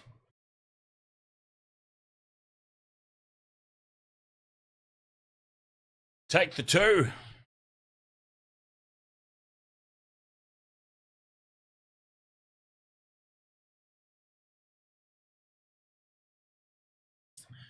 They tap and go. Oh, that's Jazz Tavanga. Sorry, it's not Dylan Walker. They kind of look similar from the side. It's Jazz Tavanga who's got the head bandaged up. That should just become part of their uniform, the head bandage. Johnson out the back to Nickel Clockstad. Here goes Watene Zalesniak. Beats 1, beats 2. He's cut down half a metre short. Oh, we were on there. We were on for the multi. And now Watene Zalesniak's hurt his ankle. I feel like he's been known to have a little bit of a milk every now and then, Watene Zalesniak, to be fair. Let's have a look, see if anything happened. Oh, he's calling a trip. Does Angus Crichton stick a foot out here? He does. I've got to say that he does. Angus Crichton putting a cheeky little trip on Watene Zalesniak. So he is milking. He's not actually hurt. He just wants to draw attention to the fact that he copped his leg with a trip. And there we go. The penalty is blown and Watene Zalesniak is magically healed. He's good for a little bit of a milk, Watene Zalesniak. Angus Crichton's on report.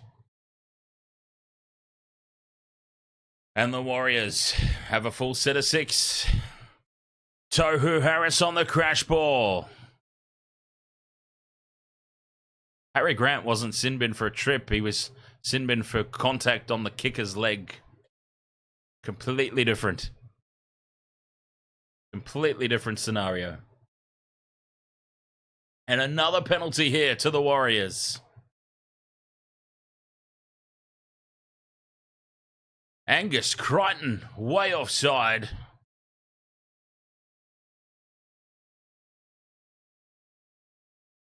Flirting with danger here, Angus. That's 2 penalties in a row on him inside the 10-metre zone. Egan to Harris. Harris goes on his own.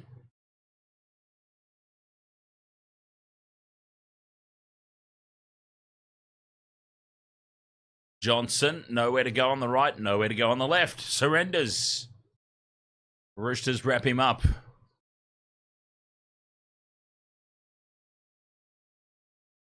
Nickel Clockstad goes straight through and scores. Shans Nickel Clockstad scores for the Warriors. 32-10, kick to come.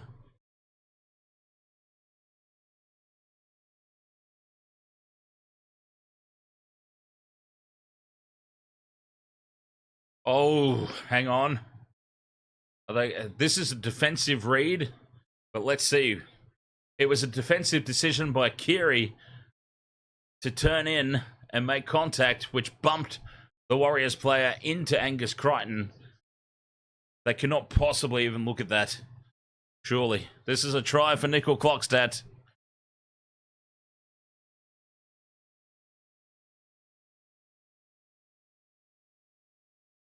I will tear my hair out if they even consider looking at that. 32 points to 10, kick to come. 17 and a half minutes to go.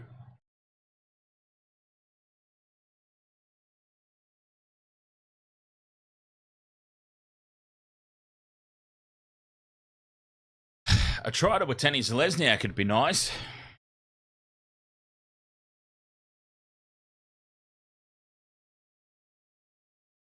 What do we got here? Aussie George Kambosis Jr. was brave, but no match for the legend.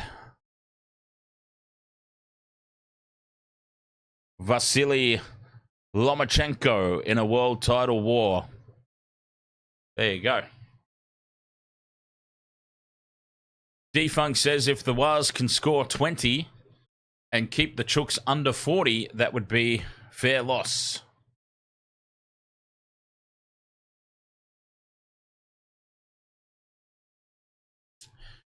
Adam Pompey, about 10 to 15 metres to the right of the posts. Should be a simple conversion. He puts it straight down the middle, Pompey. 32 points to 12. 17 minutes remain.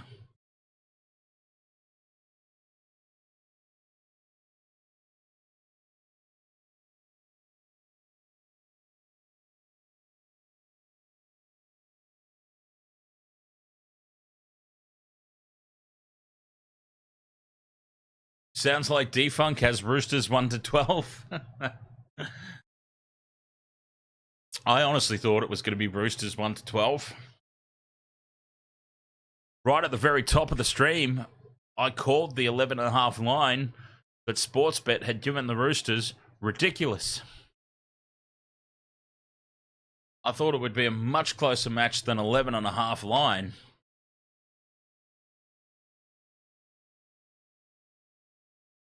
.5 minutes remaining.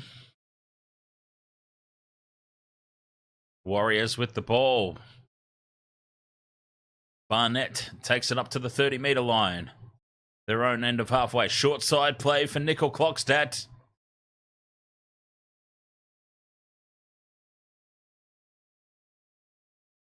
Johnson inside ball to Harris.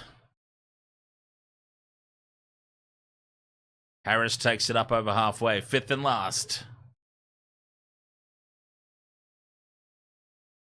The ball is high. Pressure on Young. Dom Young takes it well. Surrenders in the tackle. Roosters ball.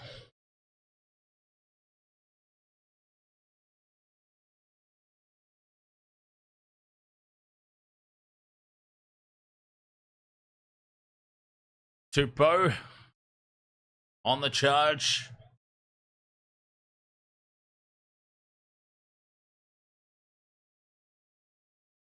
Bradley to Crichton to Carey. It almost opens up for the Roosters. Tackle 4, just short of halfway. Connor Watson goes quickly. Walker, dummies, goes through, just brought down.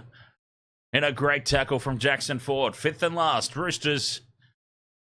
Carey with the crossfield kick, looking for Dom Young. But forward is Kosi. Takes it well, loses it. Manu steals it. Penalty Warriors.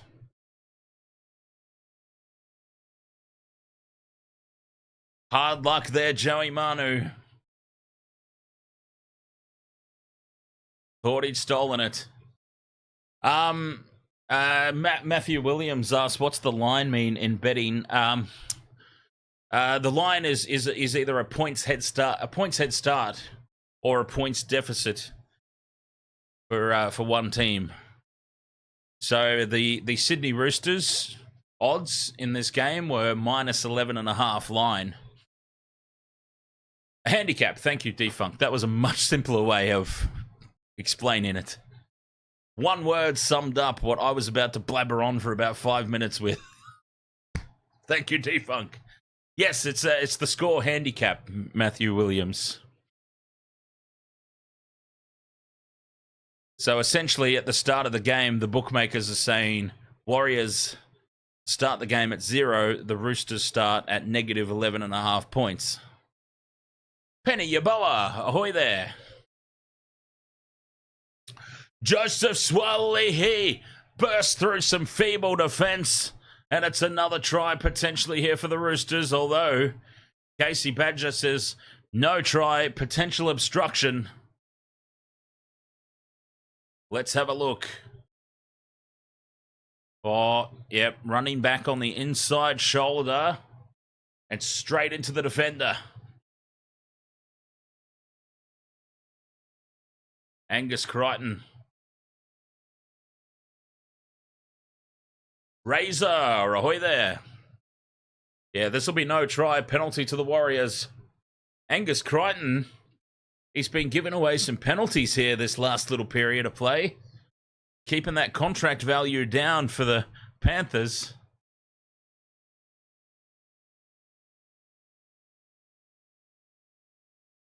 It remains 32 points to 12. I'm doing very well, thanks, Razor. I'm sitting on a perfect round. and extending my lead at the top of the Wasted Water Sports tipping contest. I mean, honestly, I'm flying out in front at the moment. But it's only round 10, not counting any chickens just yet.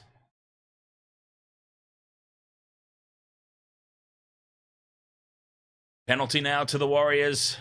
A tackle off the ball.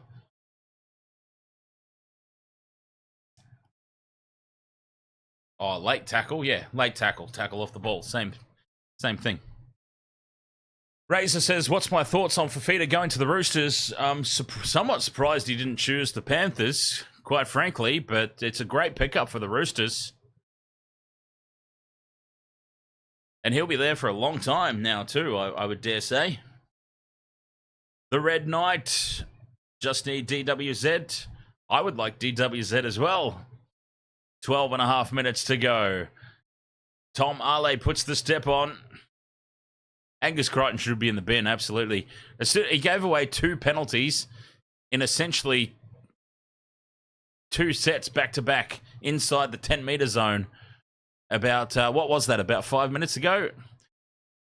2 blatant penalties in the 10-metre zone, back-to-back by the same player, is an automatic sin binning, if you ask me. Regardless of what the offence was, just the fact that he gave away 2 blatant penalties. The trip's foul play, but yeah, that's what I'm saying. Regardless of the thing, because we saw a trip not sin-binned just the other night as well, didn't we? So... Fanua Blake now puts the head down, charges over and scores! Fanua Blake, this try-scoring machine that's on his way to the Sharks next year, scores a try. 32-18, 11 and a half to go. It's still a long shot, but we're suddenly starting to get a little bit interested. It's getting a little bit interesting out there.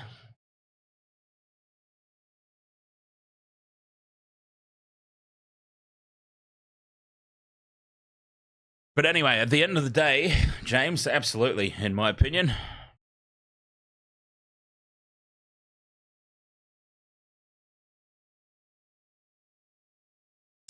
Try confirmed. It's right beside the posts. 32-16, kick to come.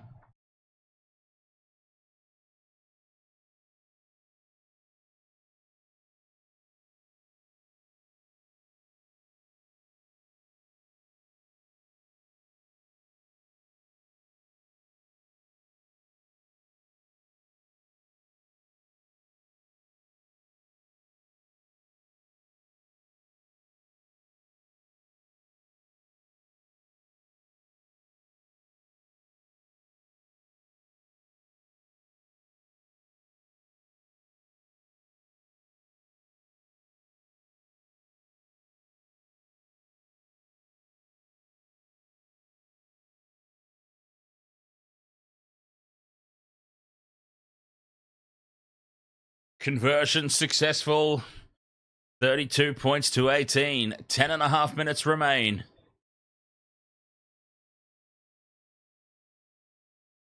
This is my life. Says, thanks for losing all these games, Warriors. You're making me rich. Up the Broncos. So, this is my life. You've obviously been betting against the Warrior. When I first started reading that message in the chat, I thought, oh, this is going to be like an emotional plea from a Warriors fan. But no, it's actually like, thank you, you bums. I'm making a lot of money. I love it. I love it. Ahoy there, this is my life. UFC says 40-18. Interesting. You're suggesting maybe 2 unconverted tries for the Roosters. Chip and chase over the top. It sets up for the Warriors. Intercepted by Tedesco. And Tedesco darts off upfield and is tackled 40 metres out from the Roosters' own line. It was on there momentarily for the Warriors, though, but Teddy Tedesco places himself perfectly. Reece Walsh needs to sit back and take some notes. Teddy Tedesco perfectly positioned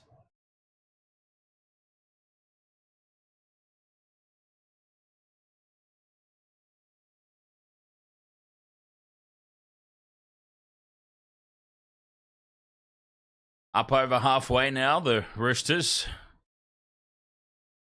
JWH trying to get his milk on, I think. 8 minutes 40 remaining. Fifth and last. Walker puts it high. Oh, Jenny was fantastic. I actually got to meet her as well, which was a little bit of a bonus after the show, Razor. Yeah, it was good fun.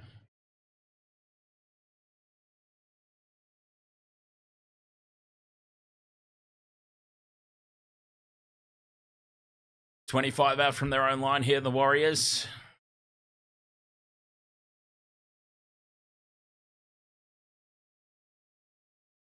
Eight minutes remain. I'll see if I can show the photo.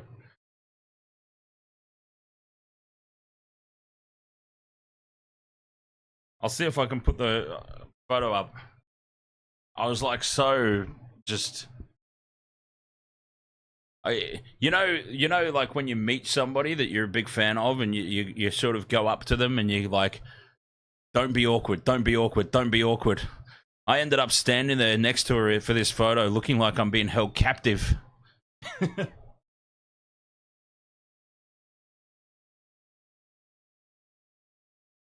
Kind of awkward to see with the glare off the screen. I did miss doing another game, but I can tell you what, after the show, we were watching the game in the lobby. And everyone else in the lobby heard me. Let's put it that way. I was cheering it on big time. Oh, Tedesco falls awkwardly. He's up, though. We were watching that tackle with great interest. Sam Walker puts the grubber kick in. And the Warriors have it. 6 minutes 40 remaining.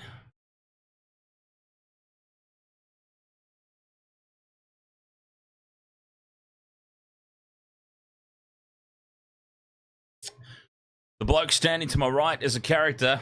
Yeah, he's a good bloke.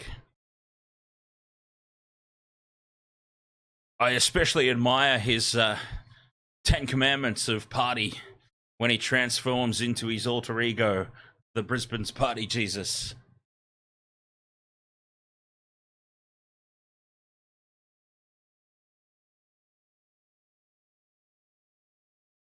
Pamela Mino says Sam Walker, one more try within 5 seconds. Swally, he's on report here.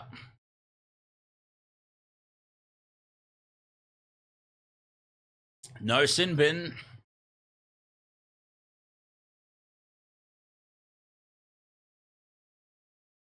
I bet David Clemmer would have been sent off. Am I right?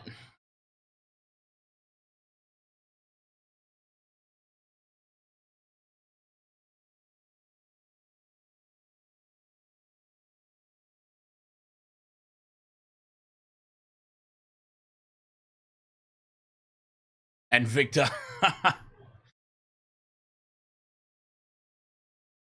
Good run there from Tavunga. Egan goes from dummy half. Here come the Warriors, looking for a consolation.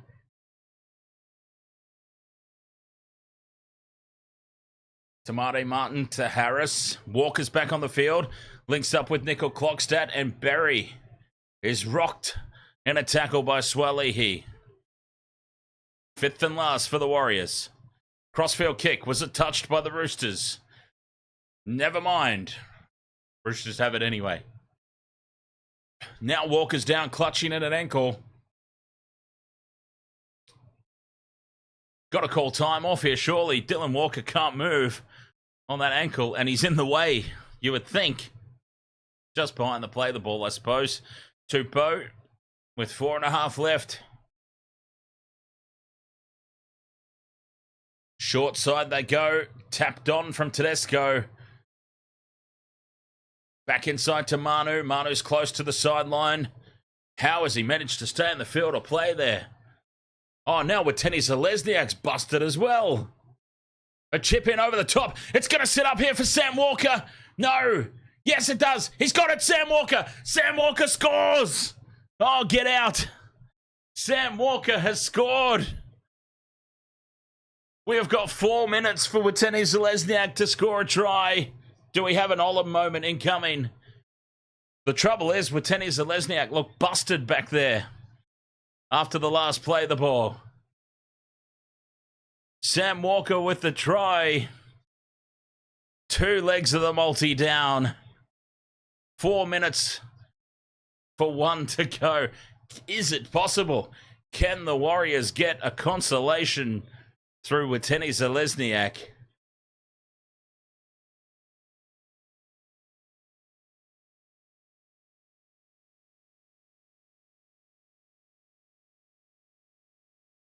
You hired Party Jesus for a christening and he baptized them with rum. He already reeked of it when he rocked up. Ah, yes. The majestic Bundy rum. I'll tell you what, he polished off a few of those last night as well.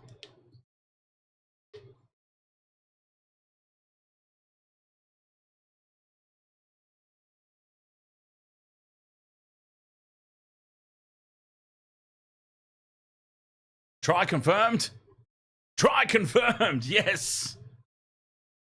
Try confirmed. Officially a tick off the multi. Party Jesus. See? He knows all. If only I had a sound effect right now, you know. Oh.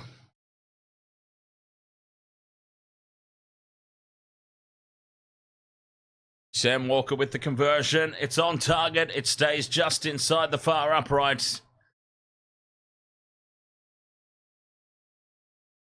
38 points to 18. 3 minutes, 48 seconds to go. And we just need Watene Zelezniak, Mr. Soul Glow himself. Is it possible? Do we have an Olam moment incoming? We love a good Justin Olam moment.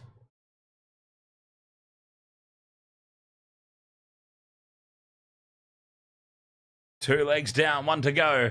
And the Roosters have it. Tedesco breaks away from 1. And he's brought down just short of halfway.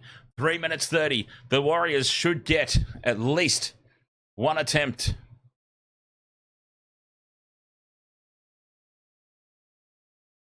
We are so damn close to this multi.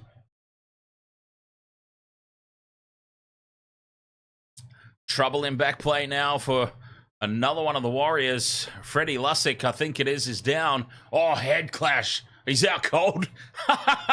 Oh, I shouldn't laugh. I really shouldn't laugh, but Freddie Lussick was out before he hit the turf. A head clash with Dominic Young, and he was out cold before he hit the deck.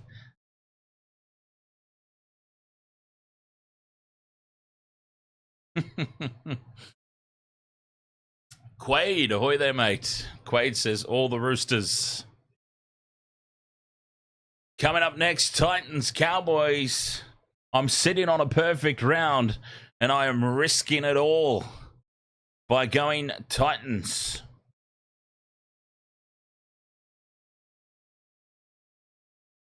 The perfect round is on the line.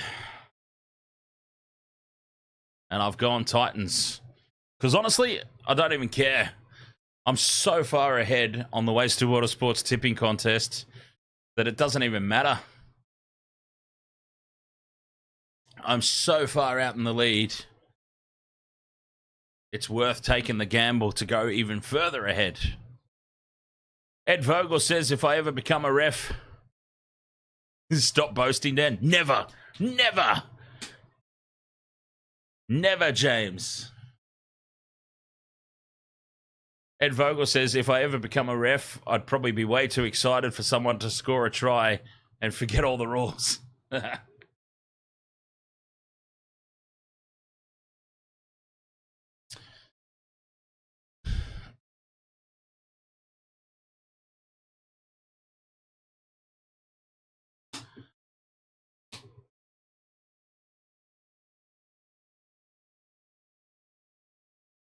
The James says, same game multi in the first half. Now a perfect round. Bobsy says, get me in for Chooks games.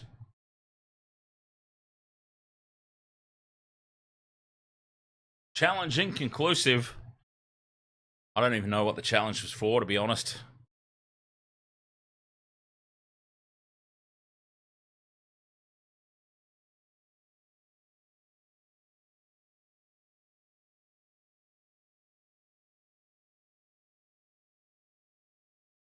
Warriors have the ball anyway. 3 minutes to go. Consolation try for Watene Zelezniak, if he's even still on the field. He looked like he was hurt earlier, so he might be off. Mr. Soulglow.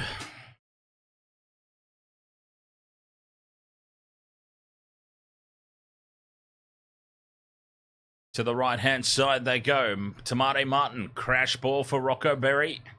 Ed Vogel says Teddy's skin-type jersey really looks good on him. Tohu Harris shuffles it along the back line to Pompey. Pompey beats one, but fifth and last now for the Warriors.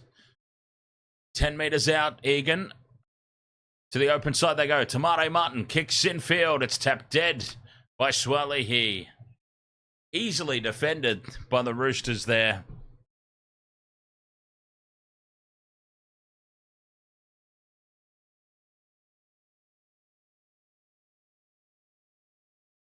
What's my favorite bourbon?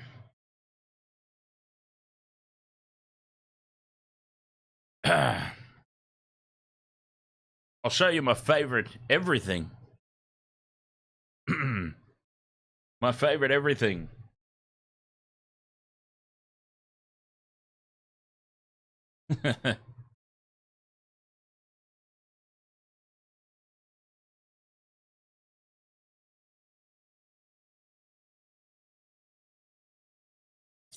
Bunty Afoa on the hit up. Warriors have it back. 1 minute remains. Vanua Blake backs into the defense.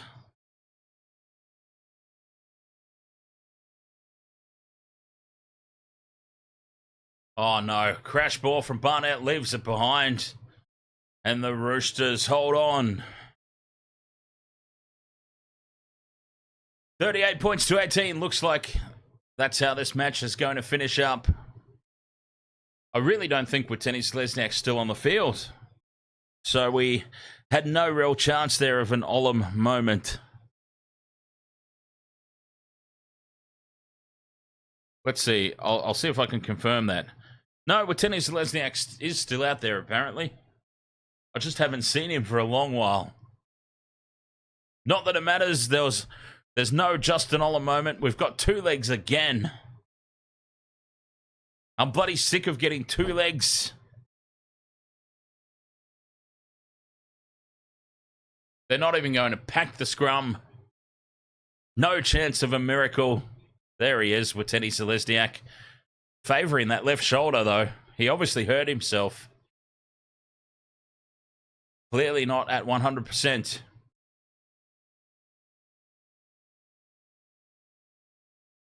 Yeah, 100%, Michelle.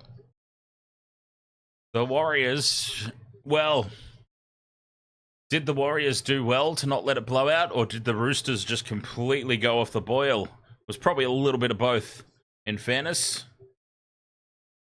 Potentially a little from column A, a little from column B.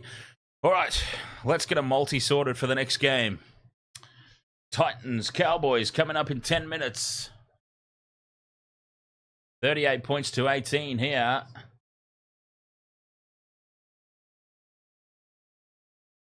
Rooster victorious.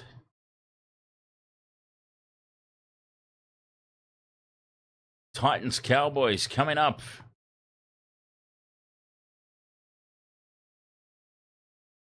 Let's see. What can we come up with for a same game multi? Overs is pretty good, actually. Overs is pretty good. Okay, the James has got Val Holmes, 2+, Nanai, and Felt AJ Brimson, Cowboys 13 plus. Michelle's gone Dearden, Brimson, Val Holmes.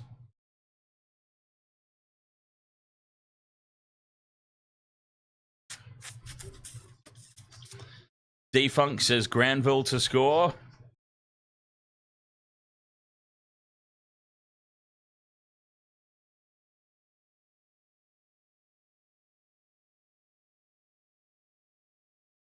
Okay. I like AJ Brimson.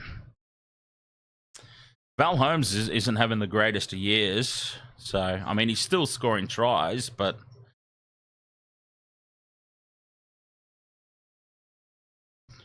Jeremiah Nanai's always a good shout for the Cowboys, isn't he? All right, what if I put Kyle Felt and Val Holmes in a combo? What about Fafita? What about Davey Fafita? Or Brian Kelly, maybe. Or maybe I should put them in a combo.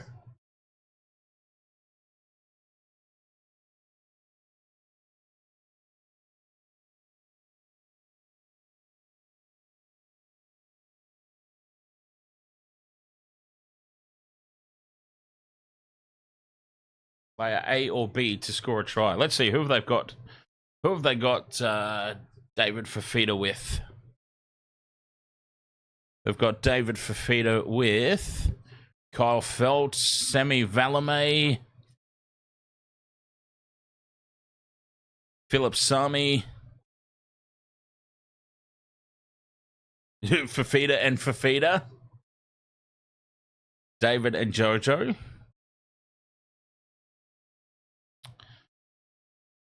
Drinkwater and Holmes, Fafita and Drinkwater. Fafita and Holmes. Fafita, Drinkwater. Pretty good odds.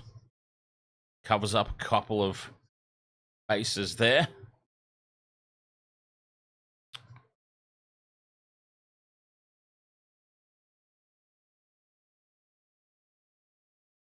That's covering off a couple. AJ Brimson, I like.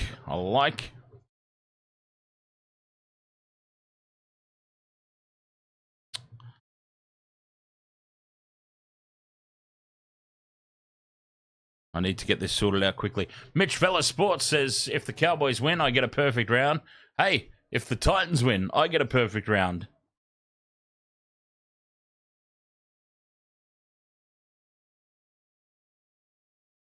Should be a close game. All right, I'm running out of time here. I've got to get this sorted.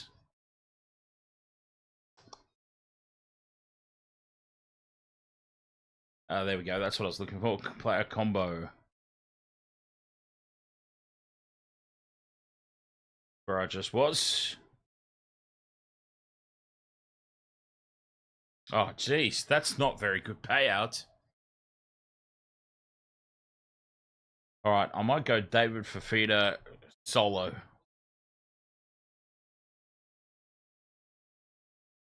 That's a bit better. Riskier. Much riskier. But I think a much more solid. All right. Bonus bet.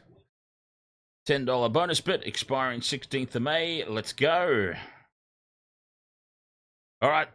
Wastewater Sports. Titans, Cowboys coming up right after this. I'll have a quick break. I'll set up that multi. The new multi on the screen. Be right back.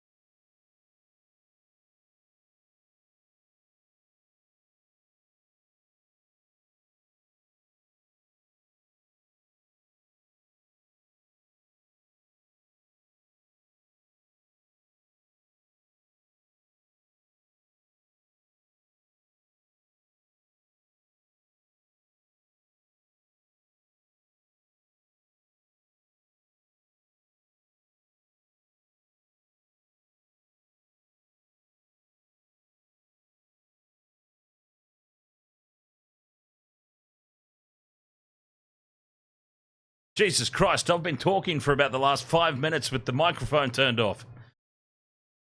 Cheers, Aussie Mozzie, for letting me know. Thank you, mate. Someone's on the ball, and it's not me. It's Aussie Mozzie. How are you there, sir? Nice to see you again, Aussie Mozzie.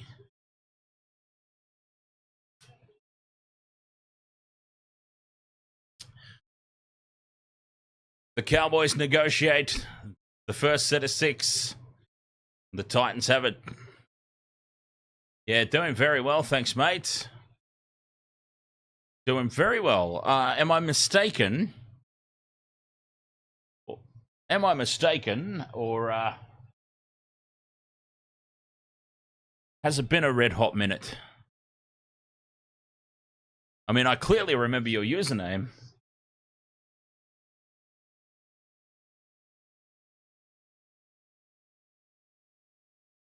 Fifth and last now. The Titans get through their first set.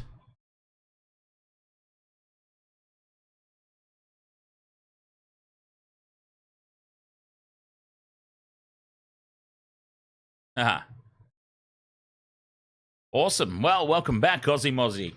Always nice to see some familiar names in the chat room. Both teams just doing the typical feeling out process to start the match. Cletus, dummies, goes on his own up over halfway for the Cows. The Chad will kick on tackle 4 in behind the Titans. It's going to sit up in the end goal. Keeney's got it. Dives back into the field of play. James H. Ahoy there. Who do I support in rugby league? I go for the Sharkies.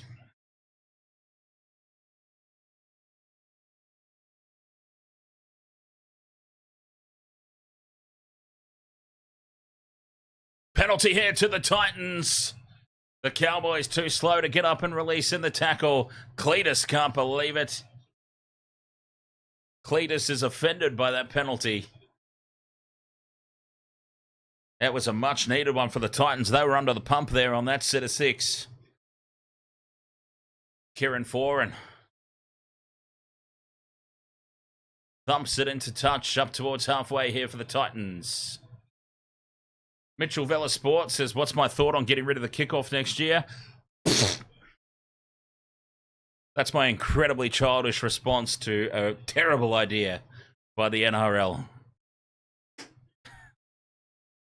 Titans go on the attack here. Foran out the back to Kinney. Kinney runs it to the line. He's taken down. High tackle. Yes, says the referee. Penalty. Take the 2. Take the 2, boys. Peter Essex, ahoy there from PNG. Titans 50, Cowboys 6. A very ambitious prediction from Peter from PNG. And they are taking the 2. It's a gift 2 points early in this game for the Titans.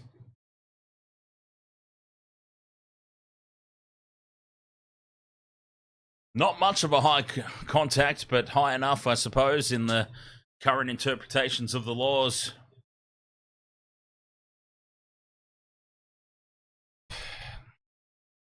Well, I've got to say, this actually isn't a gift 2 points. About, what do we got there? About 15 in from the sideline, 20 metres out.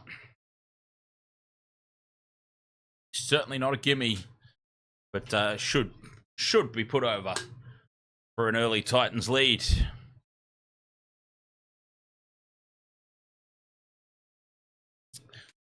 Brian Kelly strikes it. It's right down the middle. They've taken the 2. Titans lead 2-0. 4.5 minutes gone in this one. Well, 5 minutes now. 5 minutes in, Titans lead. 2 points to 0.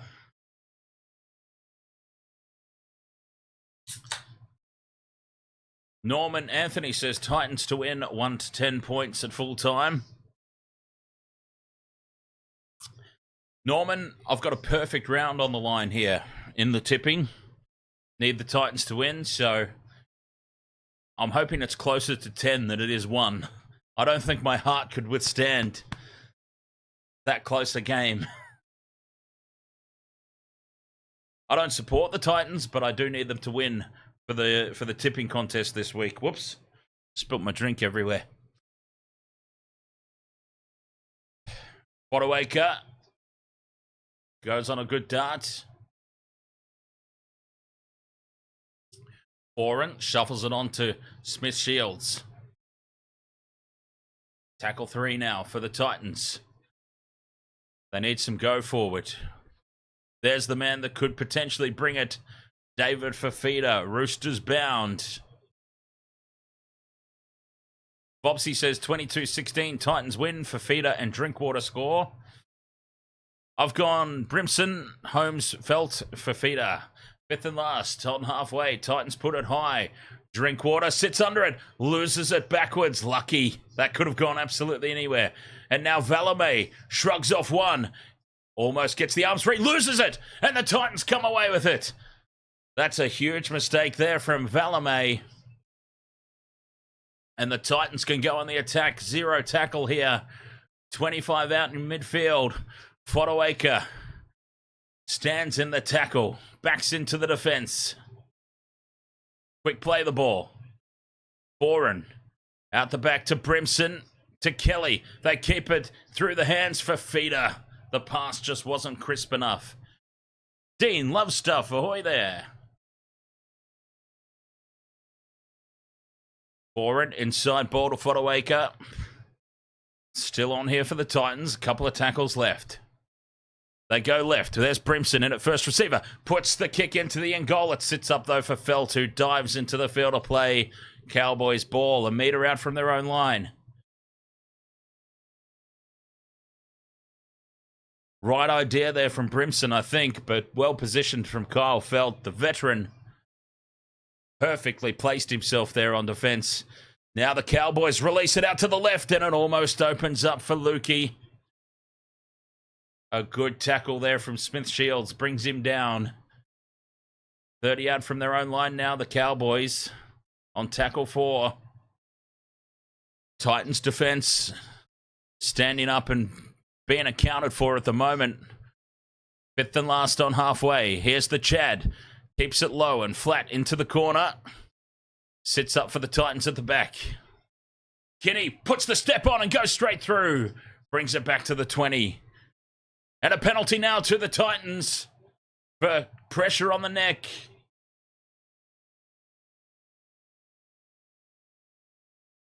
They're looking good at the moment, the Titans. They've started well. They've got to keep it up. Pretty clear pressure on the neck there. Pretty clear cut, that justified penalty.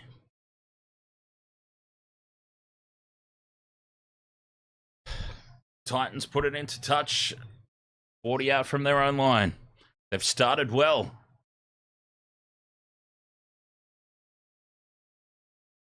Remember, Wasted Water Sports tipping contest.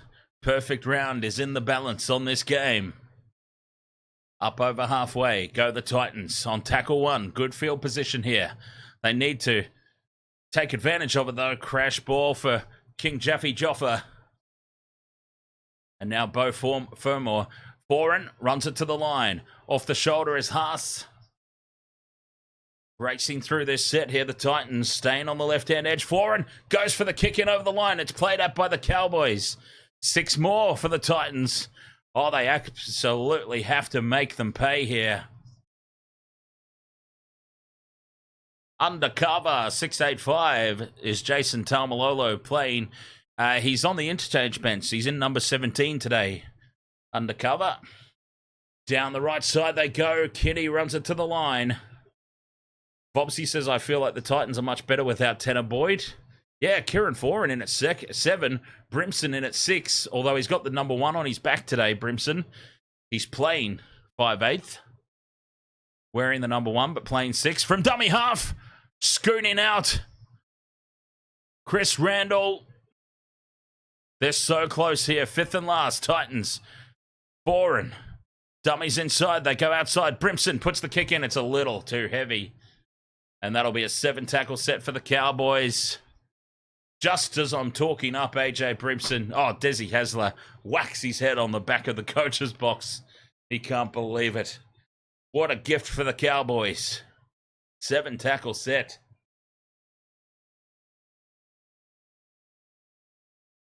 But yeah, Vopsy, despite what we just saw, the Kieran Four and AJ Brimson halves combination as Val Holmes almost goes straight up the middle. That was a great run from Val. Spotted half a gap, nearly took a mile. Terrible service there to the Chad, who double pumps it now out to Nanai.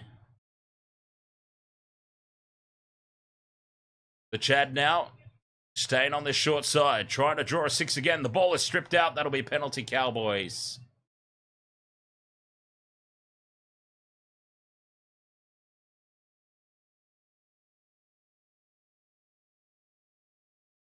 Do they take the 2?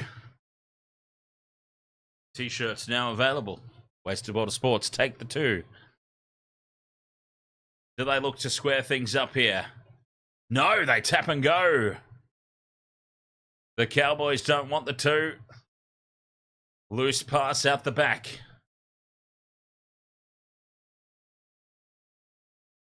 Tackle 1, 10 metres out from the line. Titans must defend for their life here. Space out to the left. The short ball almost puts Lukey through.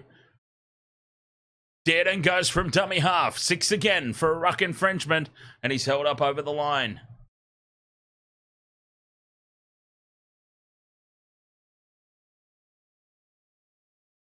Good effort there from Tom Dearden, but well defended. Titans, they gave away the set restart.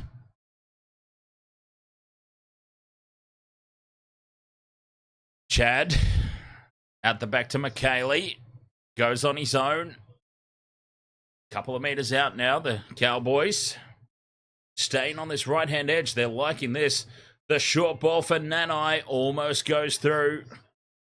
While Fafita makes a nuisance of himself there. That'll be 6 more. That was silly from Fafita. There's gaps everywhere on the left-hand edge here. Drinkwater, though, goes up the middle. Takes tackle 2. Robson sends it out to the Chad. There's numbers to burn here for the Cowboys, but Valame, the pass was way too high and way too far out in front, and they've gone and ballsed it up there, the Cows.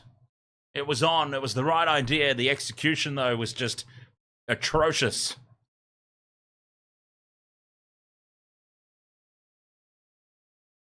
Two points to nil it remains.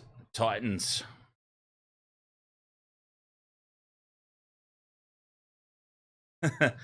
This is going to be quite a game, isn't it? Because there's so much on the line in terms of the Wasted Water Sports tipping contest. 100% completion rate so far for the Titans. That's unheard of. Watch them go and make a mistake now. Commentator's curse.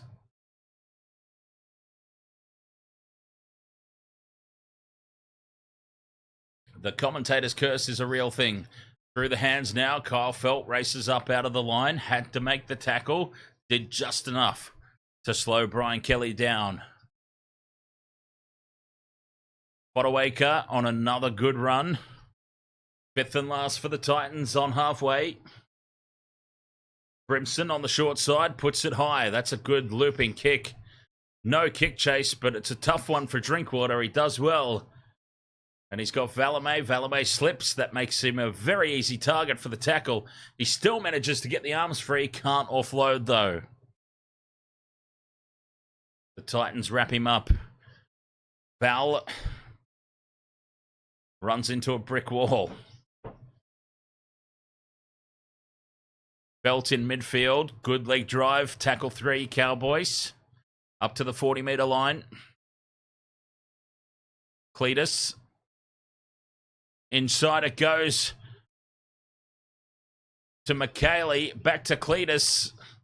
Knocked backwards, says the referee. Now Nanai takes tackle 4 just over halfway. Sloppy there from the Cowboys, but they're holding on to it. 5th and last. 35 out. Good set of 6, all things considering. It was scrappy, but they made some metres. Now Chad puts it high. Pressure on the kick chase. Well taken by Kinney at the back. Titans ball. Well done, Keanu Kinney, in the face of the defensive pressure of the Cowboys.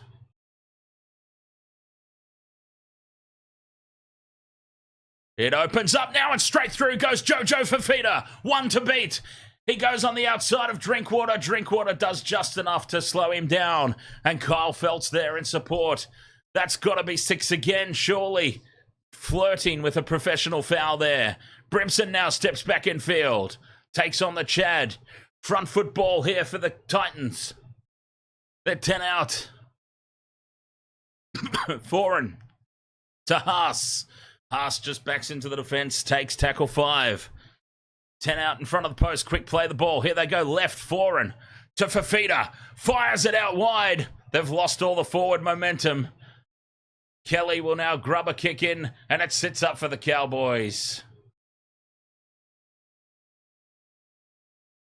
Is Jojo related to David? I think so.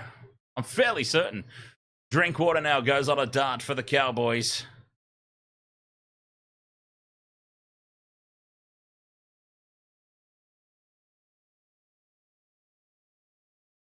Terrible 5th tackle option there for the Cowboys. Chook's next sighting confirmed. Limping from the field here is Thomas McKaylee for the Cowboys. 5th and last now. Taumalolo's on. Big run there. Now they run it through the hands. 5th and last. The Cowboys. Do they know it's the 5th and last? I don't think they do. Oh, because it wasn't. It was the TV that had the tackle count wrong, not the referee. Now it's the 5th and last. Crossfield kick. It's fit there for Holmes. Pops it out now for Cletus, and Cletus loses it over the line. And the Cowboys have butchered it and racing away upfield now for the Titans. Although we've got time off. Beau Fermor has been tackled.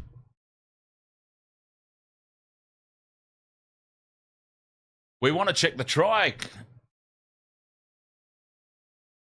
The referee wants to have a serious look at a potential try here.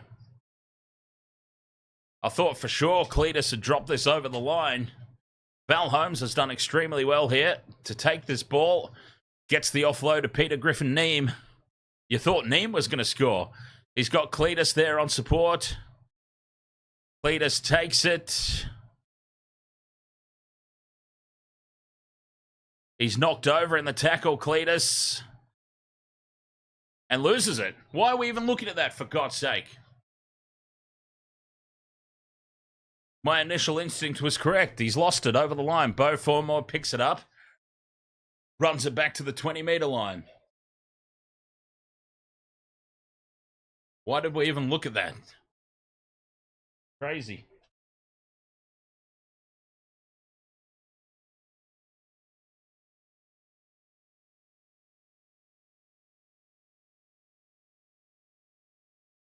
No try? Of course it was no try.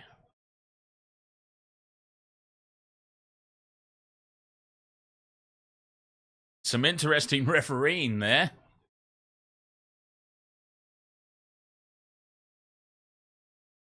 But anyway, Titans get the 0 tackle.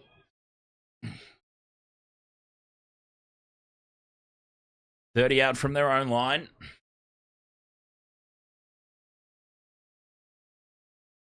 Gave the Cowboys a chance there to reset their defense. It was front foot ball for the Titans. That was harsh there from the referee to call that up and have a look. Up over halfway they go now. Tackle 4. Good run from dummy half. 5th and last. 40 out from the Cowboys line. Foreign puts it high into the corner. The kick chase is good. Valaway takes it, but he's crunched. 10 out from their own line now, the Cowboys. This is good from the Titans. They haven't been able to take advantage of it, though. The home side. Only leading by 2.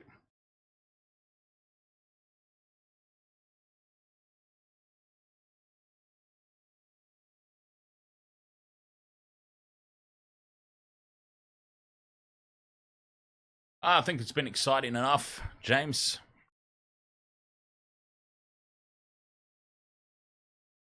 Taumalolo up towards halfway, backs into the defence, fifth and last on the halfway line. Drinkwater going on a run here on the fifth and last. Drinkwater goes through, spills it forward. That was shocking from Drinkwater. On the fifth and last on halfway, goes on a run. Less than a 50-50 play.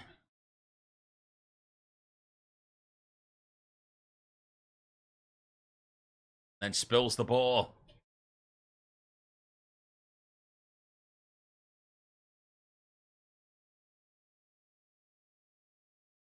I suppose the thing is, James, if for 1 second we were thinking about a game between the Titans and the Cowboys being of a high standard, a benchmark of a contest, then that it's probably more for us, to be honest. 7 out of 11 completions for the Cowboys. They're only trailing by 2 on the back of that. The Gold Coast definitely need more points. Completing at 100% at the moment. The Titans definitely don't have the points on the board to back up their dominance so far. This kick could go anywhere. It's tapped back. Titans popped out now for Jojo Fafita, who steps back in field and scores. And they get their try now, the Titans. Jojo Fafita.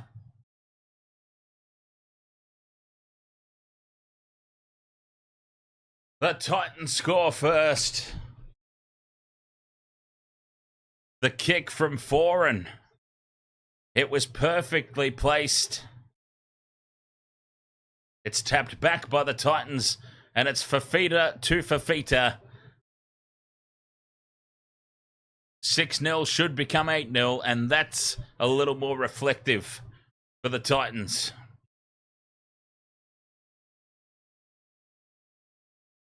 A try finally comes.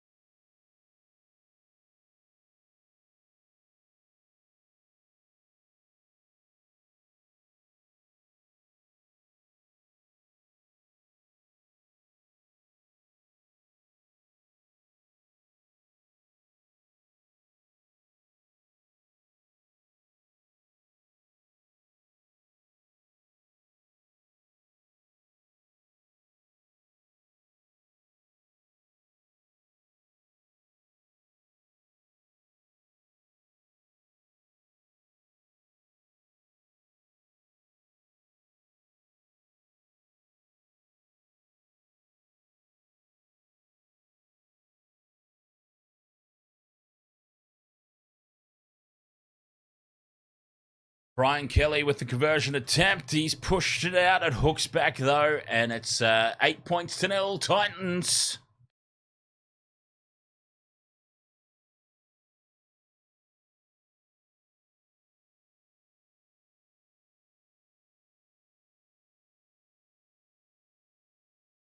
Bobsy says, Dan, apparently the reason we got Fafita was because his girlfriend plays league and Penrith don't have a women's team. Plus, his missus grew up in Bondi. Yeah, fair enough. I thought she was born in Penrith, though. The missus. I mean, that doesn't affect anything that you just said. But yeah, part of the discussion was I thought she was a Penrith girl and wanted to go back home. Was the talk. But yes, of course, Fafita's other half plays in the NRLW. That would have had a big part to do with it for sure. For certain. Titans leading 8 points to 0.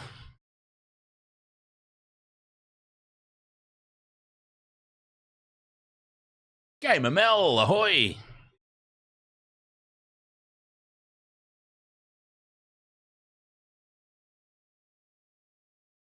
David Fafita. Tackle 5 now for the Titans. Not a lot of distance made off that set. Forward from inside the 40. Straight down the throat of Drinkwater.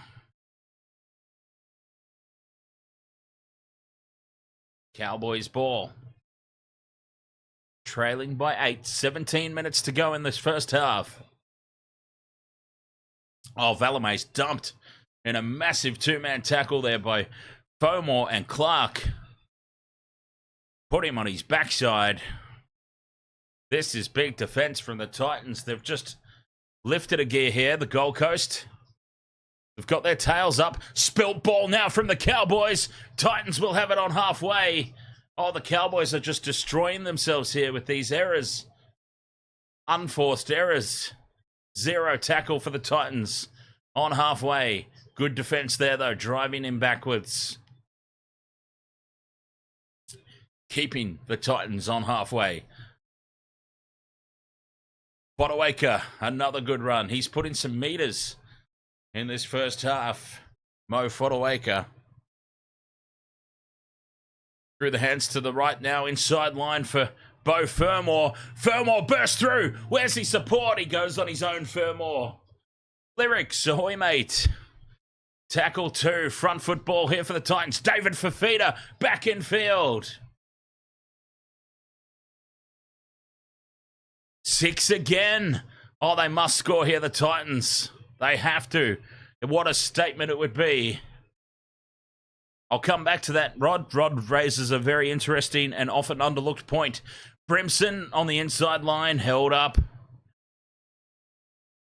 But we could be about to see a try from dummy half, and barging over is Fafita. He's got it down. David Fafita gets it down, and it's a try. Big bad Davy boy, and that's a tick off the multi. David Fafita. Titans lead 12 points to 0. And how fitting that it's David Fafita that scores. And we'll come back to that chat from Rod, who it's an often underlooked point in the whole Fafita situation. Ex-Titans coach Justin Holbrook, an ex-assistant coach of the Chooks. The inside lane in the Chooks getting Fafita. Holbrook taking some revenge. Perfect timing. It was just meant to be. Bobsy says that try would have looked good in a Chooks jersey. With Walsh. Ahoy there. With Walsh says, go Titans. Titans leading 12-0. Kick to come. Right beside the posts. A tick off the multi for David Fafita. We just need now Holmes or Felt and AJ Brimson. And we're laughing all the way to the bank. Try confirmed. Simple conversion. Just to the left of the uprights here for Brian Kelly. And this is a great start for the Titans. Conversion successful. And the Gold Coast Titans lead the Cowboys 14 points to 0.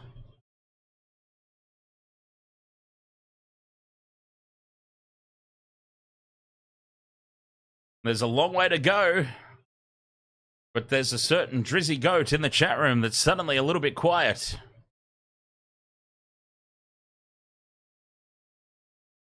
Long, long way to go in this game, though.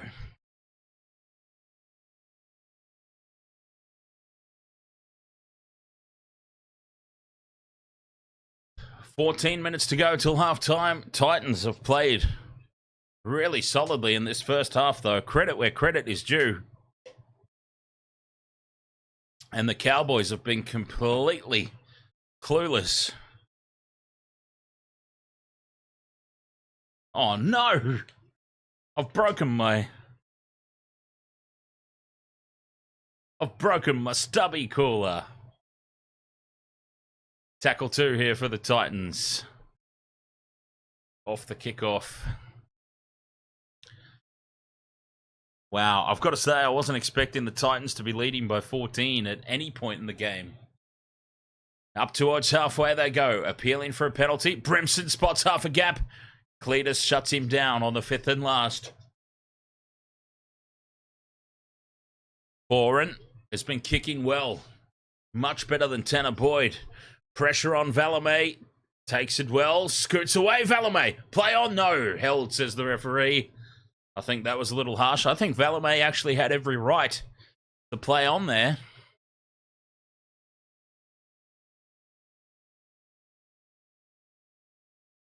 The Cowboys, they need to get their act together here. There's a long way to go in this game, but we're almost sneaking into territory where they will need to be the next point scorers.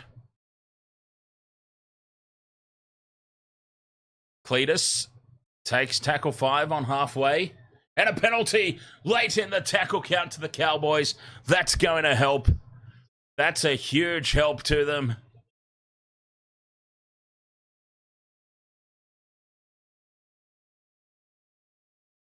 I think there's a report. Philip Sami, hamstring injury. Hamstring injury number 6,049 for this weekend. And Philip Sami is the victim. Cowboys put it into touch. Not a lot of meters made, but they're inside Titans territory. Big charge here from Taumalolo. Rod with the 500 Filipino pesos. Cheers, mate. Thank you very much for your continued support, my friend. On the outside, skips Valea. Tackle 3 for the Cowboys. Bobsy's multi is shot. Now Sami's off. Hamstring injury again. That's crazy, isn't it? How many hamstrings have we seen done this weekend? I'm not even kidding. Dearden to Holmes. Holmes back inside to Valame. Well defended there from Kieran Foran. Putting his body on the line. A metre out. 5th and last. Valame trying to milk a set restart.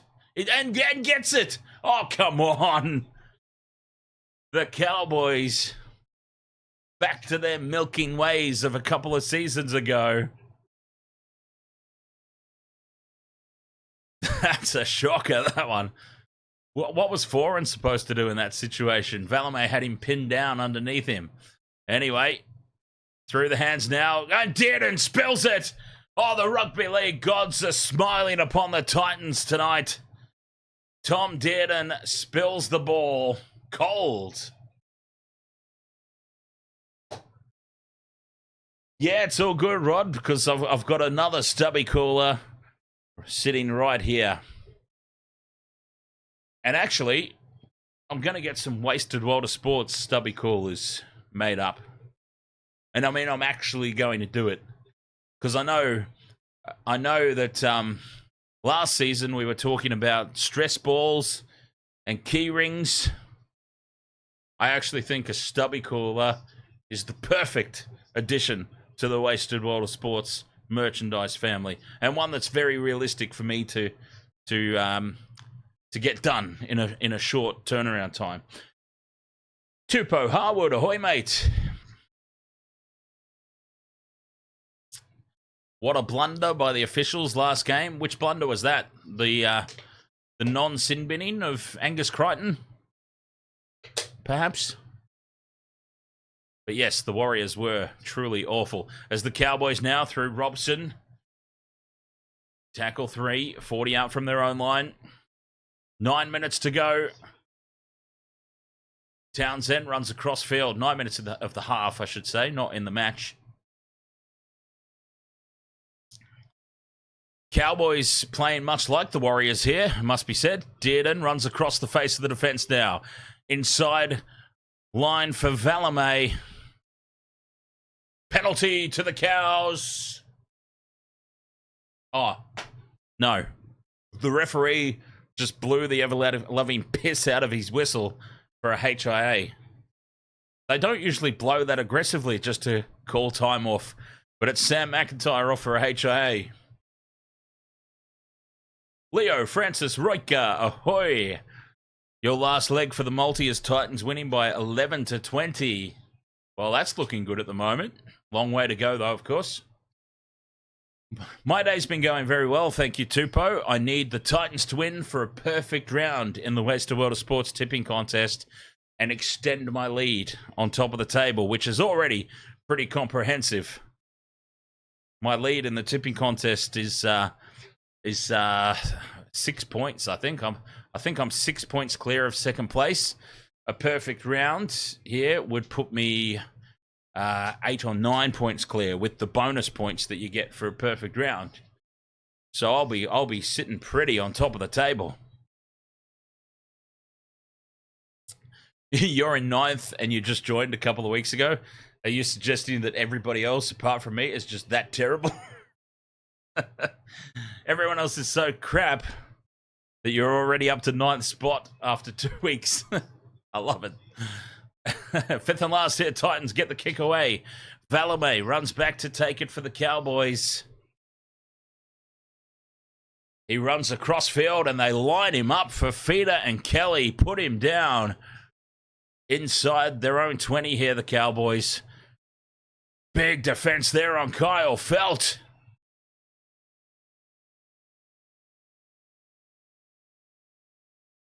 Through the hands now out to the left. Holmes, dummies. Half a gap opens up. And he's pulled down there, Val Holmes. Dylan, Edit Soccer, NRL, how do you join? Straight through now goes Drinkwater. Well tackled by Smith Shields. 4th tackle now for the Cowboys. Cletus out the back to Talma Lolo. Half a gap for Nanai to Valame. Well tackled again here from the Titans.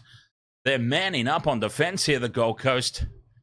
5th and last, Cowboys, 20 out. The Chad stays on the short side, looking for Kyle Felt with the kick. That's knocked on by the Titans. Penalty Titans.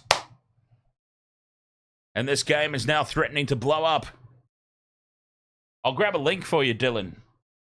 Yeah, I mean, Tupo is obviously advocating that it's possible to catch up even if you join late. So I deactivated the link because we're already 10 rounds in. But yeah, for anyone who would still potentially like to join, here it is in the chat. Tupo's already up to 9th spot, so I guess it's not too late to catch up. Maybe not to me, but maybe second place is something to gun for. No, plenty of time left, hey. Plenty of time left. There's still, what is there? There's 27 rounds, so we've still got 17 rounds. If somebody goes on a run, you get bonus points for getting a perfect round. You get two or three, yeah, 2, I think. I think you get 2 bonus points on top of your tips if you get a perfect round. So if you went on a run of perfect rounds, it's more than possible to still win, even if you only join in round 10. Certainly achievable. It's a long season, right? And the tipping contest includes finals. Let's not forget that. And State of Origin. There's plenty of opportunities to catch up. 5th and last here, the Titans. It's tapped forward off the boot by Valame. And it comes down for the Titans. Oh, that is ludicrous. Sammy Valame. What an absolute goof. Now Brimson back inside. And AJ Brimson, has he got it down? Have we got a second leg off the multi? He's flexing. It's gone up as a try. AJ Brimson. It's a second tick off the multi. Approaching half-time, and the Titans lead 18-0. They are putting on a clinic. Put that try down, though, to Semi Valame. What was he thinking? He just throws the boot out here at the ball, kicks it forward, which puts everybody else offside from the Cowboys. Valame, the brain fart of all brain farts there, and AJ Brimson runs the perfect line right beside the post. Did he get it down? He claimed it. I'm yet to see the ball actually get grounded, though. Try confirmed. AJ Brimson, that's leg number 2 off the multi. We have got 44 minutes for Val Holmes or Kyle Felt to score a try, and we've got a victory in the multi. 18-0 kick to come. Sammy Valame, what the hell, mate? That is definitely a huge candidate for the Goof of the Year award. We're only in round 10, but that one's going to be hard to beat.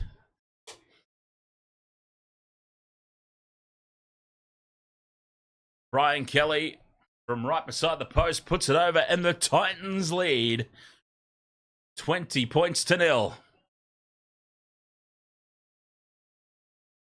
Wow, my perfect round is well and truly on here. I needed the Titans for a perfect round. Bloody oath, we're on. We are on.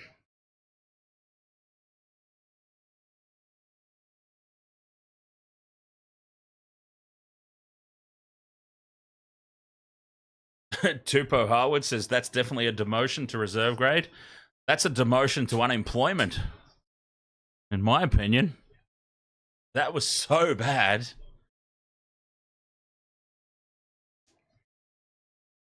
Three minutes to go till the halftime break. The Titans have completed this first half at 100%. 22 from 22 completions. I mean, bloody hell, huh?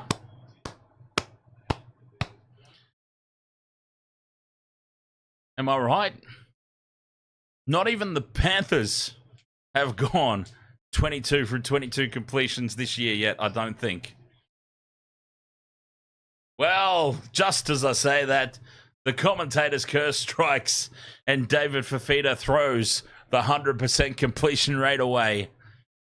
I wasn't even finished my sentence yet, and David Fafita goes and makes a complete tit out of me. Thanks, Davey. Cheers, mate. Cowboys with a chance. 2 minutes to go till the break. Hungry before dinner, says Jinx. Commentator's curse, big time, that one. Cletus with the short ball. Off the shoulder was Harrison Ford. Probably not Harrison Ford. Oh, God, I've lost my team sheet. Harrison Garrett, I think his name is. Off the top of my head. Drinkwater now. Grubbers into the in goal. Valame wins the race to the ball, does he? Semi Valame. Harrison Edwards. Thank you. Has Semi Valame won the race to this ball? Has he made amends?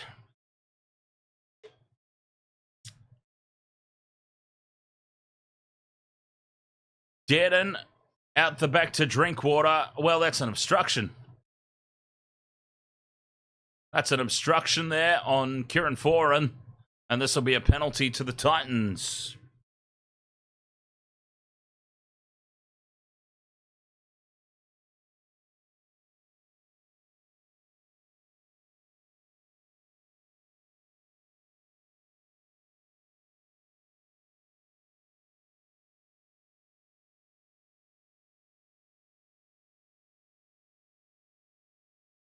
We might not like it, but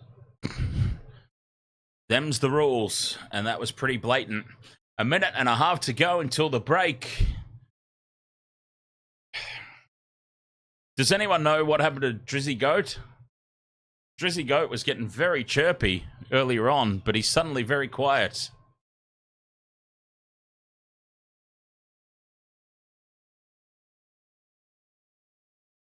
And now, back-to-back incomplete sets for the Cowboys. Their captain's challenging. I don't know why. There's only a minute to go till the break. Ellis Williams says not to spread negative vibes, but Kosi and or Pompey are going back to reserve grade after that first 15 minutes. Edward Kosi, definitely. Adam Pompey, I'm not so sure about, but Kosi, definitely. Pompey was involved in that defensive edge, but it was Kosi who was turning in, leaving his wing exposed, wasn't it? In fairness. George, has Fafita scored? Both Fafitas have scored, I'm pretty sure, actually. Jojo and David have both scored, if I'm not mistaken. Which is just hilarious.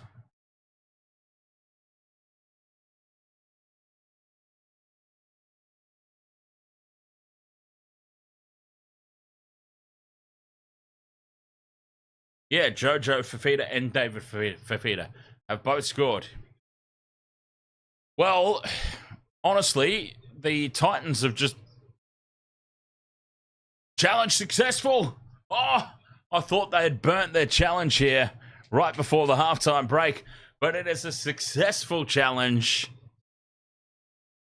And the Titans will retain the ball with a minute to go till the halftime break.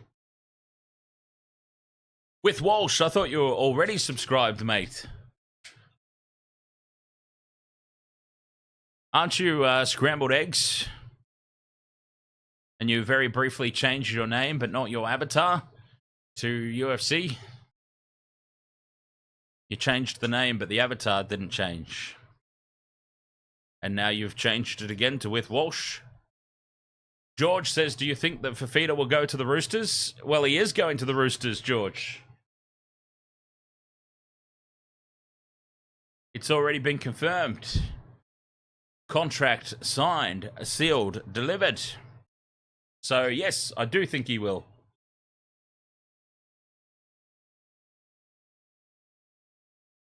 Unless you're talking about Jojo Fafita. In which case, that hasn't happened yet. But it might. Foran runs it to the line. 26 seconds to go. In this first half. Short side, go the Titans. Kinney. Cuts back in field. Takes the fifth and last. 13 seconds left. Chance for the Titans for more points. Foran, dummies inside, goes outside to Brimson. Brimson goes straight through. Gets the ball back inside to Foran. They must score here, surely. The Titans, Foran can't get it down. He's held up over the line. And that takes us into halftime. Oh, the Cowboys, that was the match right there. If Foran scores, that was the game. Scrambling defense. Potentially match-saving defense from the Cowboys.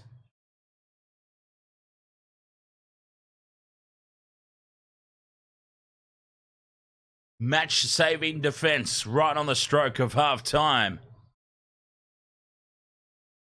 Who is my favorite NRL player? Oh, I'd have to say, honestly,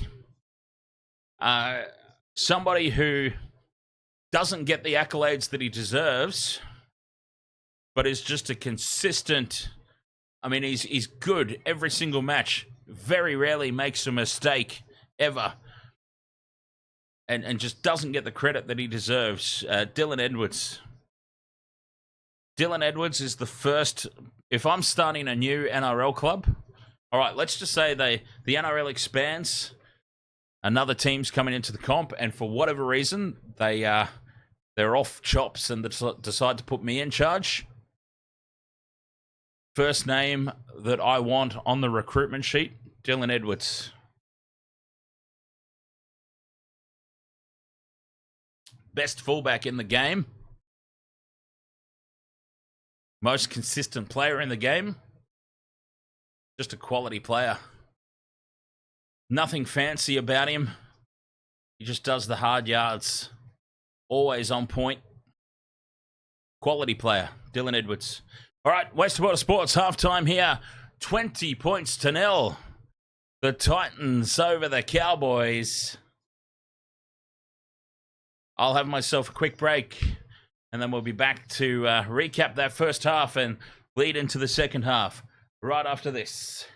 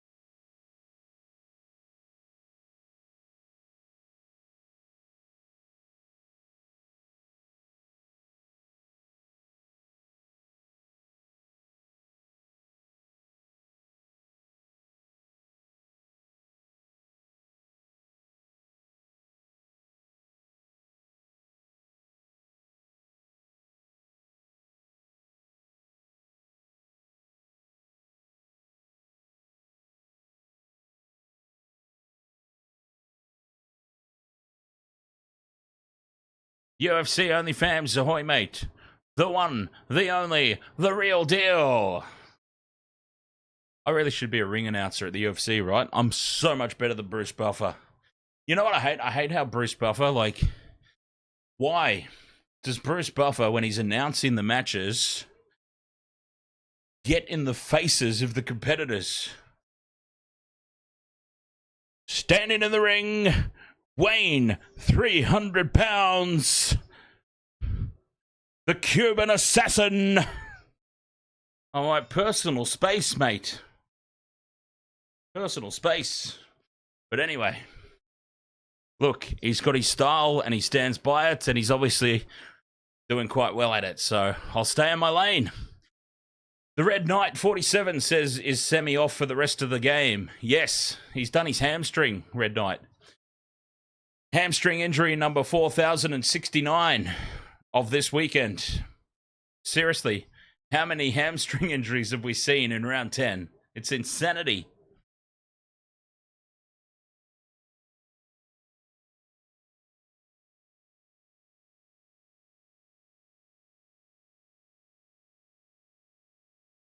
Philip Sami, just the latest victim of the hamstring curse of round 10. 20 points to nil at halftime here, though. The Titans have been on song. Until I mentioned it, with like 5 minutes to go until the halftime break, until I drew attention to it, they were completing at 100%. Soon as I said it, wouldn't you know, they make a mistake.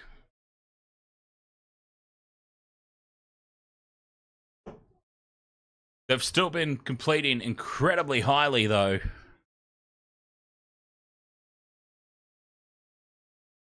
And they are worth every single point of this 20-0 lead.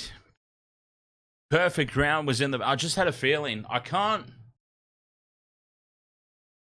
explain it. Look, there's still 40 minutes to go. And we know what the Titans have been like. This game could still go absolutely any way. Because we know what the Cowboys are like too. The Cowboys' defense is atrocious, but their attack, if they get their attack sorted, the Cowboys are the sort of team that can just go bang, bang, bang. They could score 18 points quicker than the Roosters did in the last game, right? So this game is not over yet. By any stretch of the imagination, is this game over? No. Saving that try right on halftime was very important. But the Cowboys have got the attack capable of just going bang, bang, bang. They could be right back into this game up to their next 10 minutes into the second half. But the Titans at the moment, it was just a feeling. I just had a feeling. The Titans were due. You're not going to lose the whole season long. No, Ellis, Drizzy Goat is conveniently absent. In the last game, Drizzy Goat was calling me a soy boy, calling me a loser for tipping the Titans, and I was going to lose, and he's so much better at tipping than me because the Cowboys are going to win by 30 points, and he's very oddly quiet throughout the first half of this game.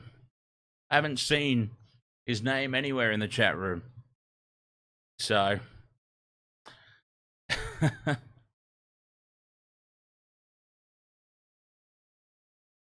So there you go. I mean, that's what happens when you get a little bit ahead of yourself and you let arrogance take over. You make yourself look like a little bit of a tit. But who knows? Hey, 40 minutes to go. The Cowboys could. As I was saying, let's not count any chickens. Cowboys could still win this by 30 points.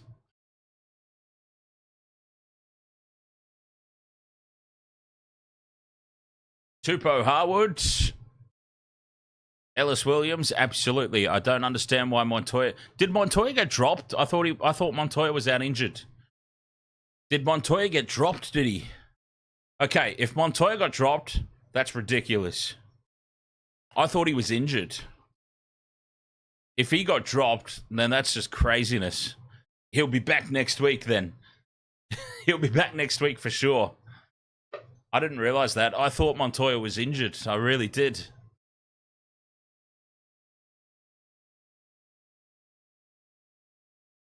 There you go. I had no idea.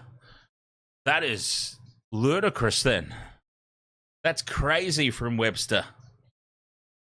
What had Montoya done wrong? He's a gun.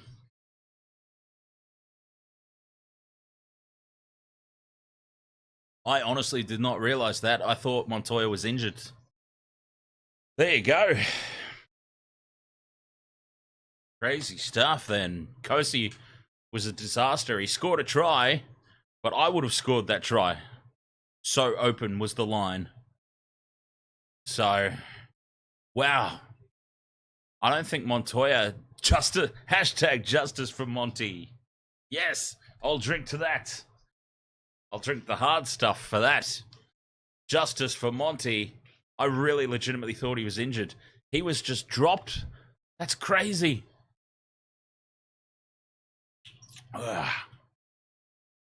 Defunct says, I'd drop RTS. We did better without him.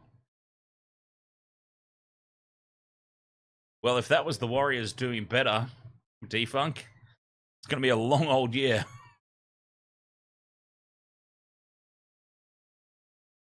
That being said, though, I agree with you to a certain extent. RTS has not come back to rugby league with the form that he initially left with, has he?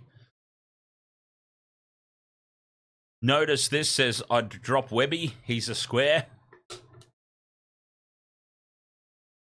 Oh, Michelle, welcome back. Had to walk. Boof. What did I miss? You've missed the Titans putting on a premiership-worthy clinic against the Cowboys so far. Not only is my same game multi on, my perfect round is on as well.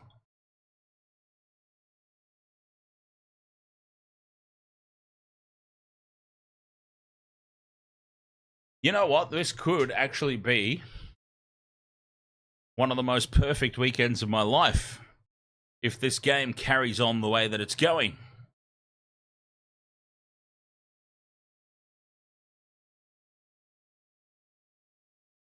Perfect round, potentially, in the NRL tipping contest.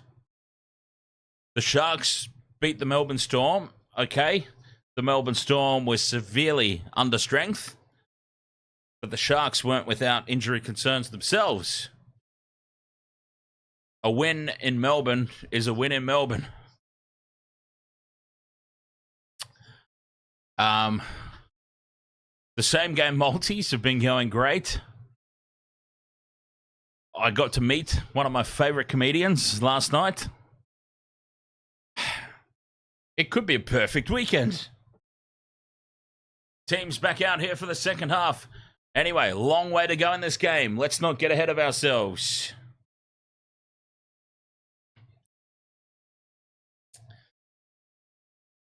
Let's not get ahead of ourselves. 40 minutes to go. The Cowboys have proven that they're a piss-weak defensive team, but they're also a quality attacking team. They could just go bang, bang, bang in the first 5 minutes of this second half. Back to back to back, and suddenly we're 20 points to 18 with 30 minutes to go. So let's not count any chickens just yet. Right, shots and fingers crossed for the Titans win. Cowboys on the slippery slope to bottom 4, along with the Raiders. I don't know why I had to bring that up, but Rod with another 1,250 Filipino pesos. Cheers, my friend. Ugh. Whoops. Oh, jeez. What a catch. What a catch in the slips.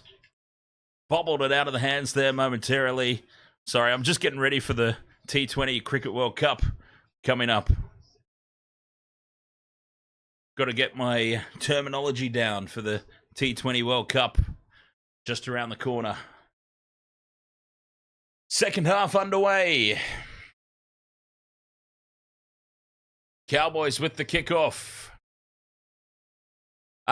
We just need, Razor. I've got Brimson. I've got David Fafita. In this half, we just need Val Holmes or Kyle Felt to score. And then the multi is across the line.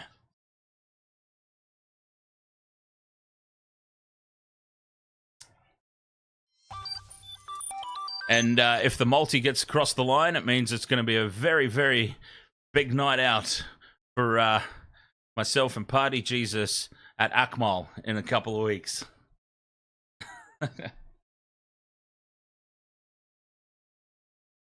He was slandering me, Michelle. Me. He was telling me how much I suck and how terrible my tips are, and he's so much better tipper than I am because the Cowboys are going to beat the Titans by 30 points. And if I tip the Titans, I'm going to lose my perfect round. Soy boy. I can't wait to see you get that L. And, yeah, haven't seen him again since this game started. We haven't seen him back yet for this game. Oddly enough. But anyway, I'm telling you, let's not get too carried away. Cowboys could still win this game by 30 points.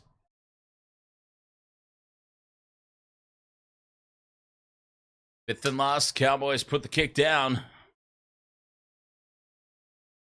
And the Titans, they've played extremely well, though, the Titans. Look, the only reason I picked the Titans was just, oh, that's a terrible play of the ball. Well, this is not a good start to the second half. We were just talking about it. This game could still swing very easily. Chickens cannot be counted before they hatch. And Jojo Fafita has the ball stuck to his hands as he tried to play that one.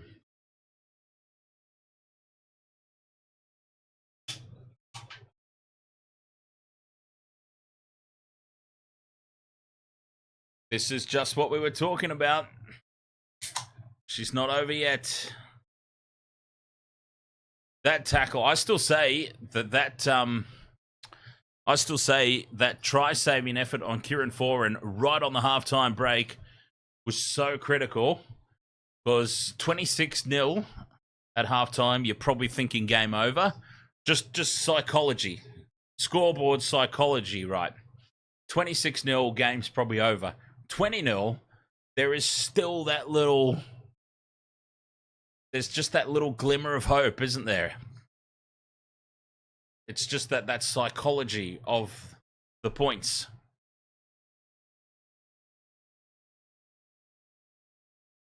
Chad out to drink water. They've got numbers to the right here, but straight through goes Valea.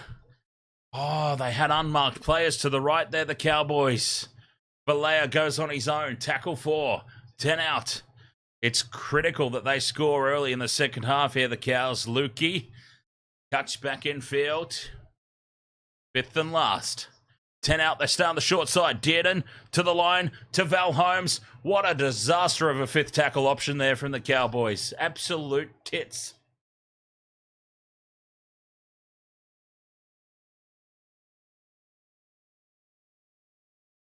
Val Holmes is just shadowed over the sideline. And if that's how they're going to play the second half, then the Titans are under no threat here.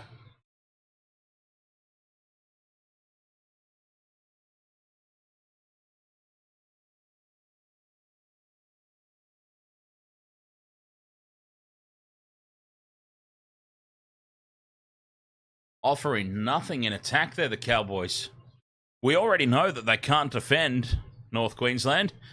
If their attack's gone to hell as well, they've got no hope.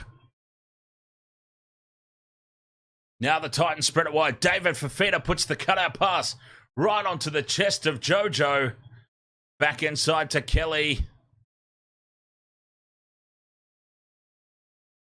Tackle 4 for the Titans. Expansive play. Oh, now they've spilt it again. Oh, they've started this second half horribly, the Titans. But wait a minute. A penalty. The TMO is interjected, I think, or the touchy. And we've got a penalty for offsides. But some concerning signs here to start the second half. For the Titans, certainly not as clinical as they were in that first 40. If Todd Payton had any hair, he'd be pulling it out right now, I swear. The Cowboys, this has probably been their worst performance of the year so far. Crack a smile, Des. Crack a smile, mate. Your team is leading 20 points to 0. Even just half a smile, mate. 20 out from the line now, the Titans. King Jeffy Joffa takes tackle 2. 12 out in front of the post. Foreign out the back to Brimson. There's David Fafita. Pushes off 1.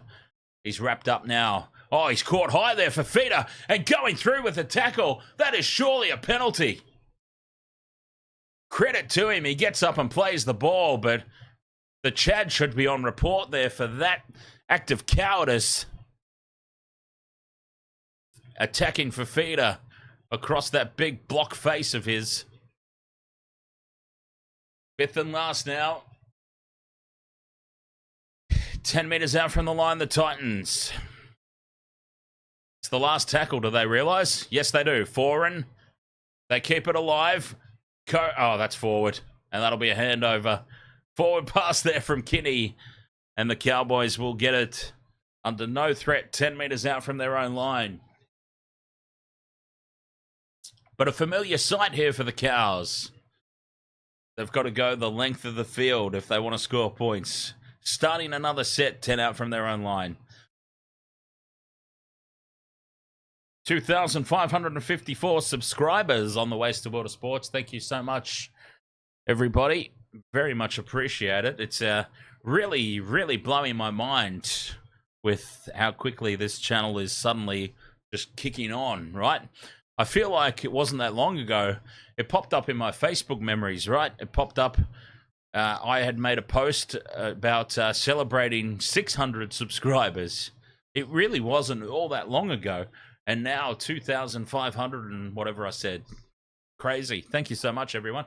5th and last here. Drinkwater puts the chip and chase in. Looking for the bounce. He gets it, but then loses it forward. And the Titans come away with it. Everything's coming up Millhouse for the Titans. Razor. Do I still do Intoxigamer gaming streams? No, is the short answer.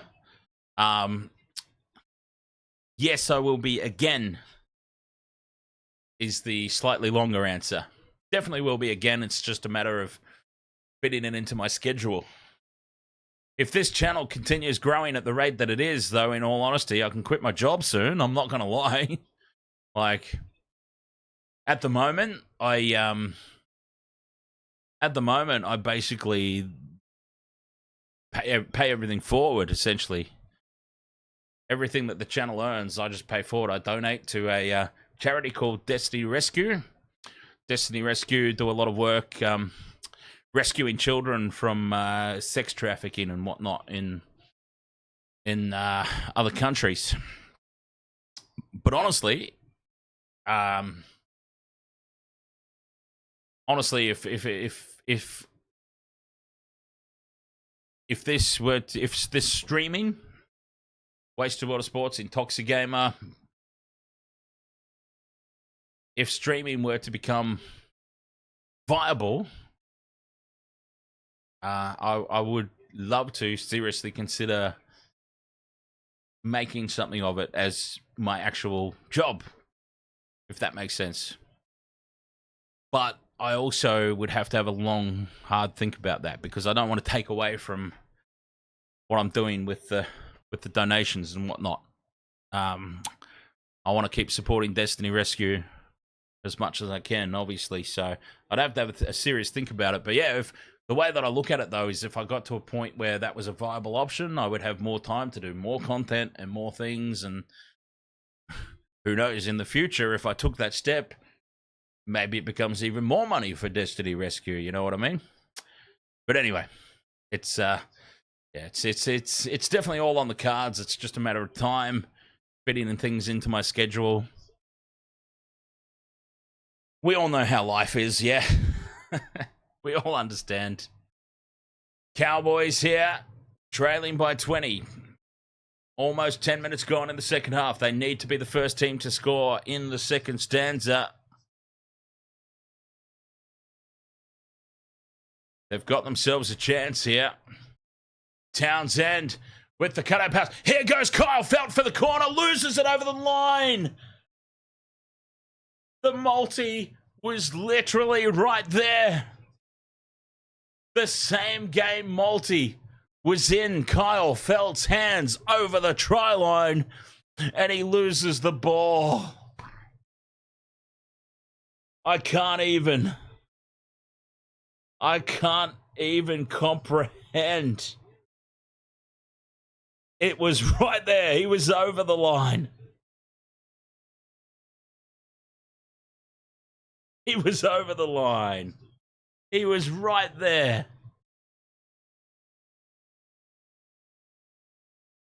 I can't believe it. That is how close it is for a same-game multi win or loss. Right there. The hair of a bee's nut. Holy hell. How close was that? We were getting all excited there. And that was crazy. Amos Mikhail. Thanks, Titans. Very happy about you boys. From Tomax. Lost forward here from the Titans. I can't believe that. How close were we to the multi? For anyone who has access to the game, Kyle Felt, we all saw it. That was the last tick of the multi right there. His hand was over the try line with the ball. Just needed to get it to ground. Unbelievable. That is so painful. I could cash out, actually. Here we go. Question for the chat room. I could cash out right now and double my money. Or we can let it ride. There's still 27 and a half minutes to go. I could cash out right now for double my money, which is pretty tempting because the Cowboys are not filling me with confidence. Or we let it ride. We could let it ride for a little bit, I suppose. The Cowboys just aren't looking like scoring, though, are they? Titans with the ball back. 20 out from their own line.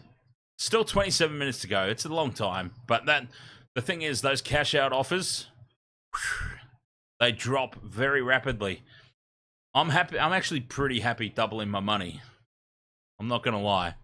Doubling my money on a cash-out offer is not a bad deal. So I am actually seriously considering it. But then you know what would happen? I would cash out and then son of a bitch would go and score. That's what would happen. Fifth and last here for the Titans on halfway for and puts it high. Terrible pass from Holmes to Drinkwater in front of their post. Risky play. Penalty Cowboys. Jeez, I don't know about that. Defunk says if they are going to score, it will probably be through Felt or Holmes, and that's why I picked him, Defunk. Because that was my thinking too. Or I also considered Jeremiah Nane. But yeah, I was just leaning towards Felt and Holmes today. Everything else has been going all right for me this weekend, so Peter Griffin name goes straight through. Oh, he had support inside, didn't pass it to McIntyre. And they've just ballsed that one up. The Cowboys, it was on there.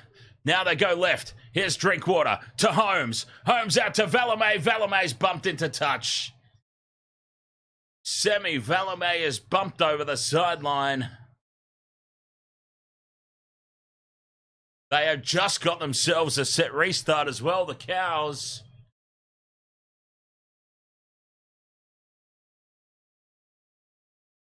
Oh, is this a shoulder charge? That could be called a shoulder charge. As Valame bounces the ball, that cannot be awarded, surely. He's clearly bounced that, Valame.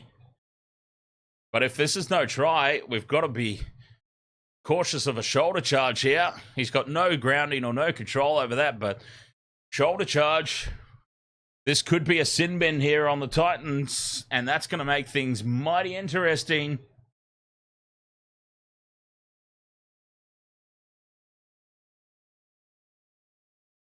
My cash out's just gone up to over 50, over a double money return. I'm seriously considering that right now. I would obviously hate myself forever if I cashed out and then it went on to win, but let's keep an eye on this because this could be a 10 in the bin incoming. Harley Smith-Shields with a shoulder charge. He's in a bit of trouble for the Titans. It'll be no try. It'll definitely be a penalty. It'll surely be 10 in the bin for a shoulder. Because only Billy Slater's allowed to do that, and Reece Walsh, and get away with it.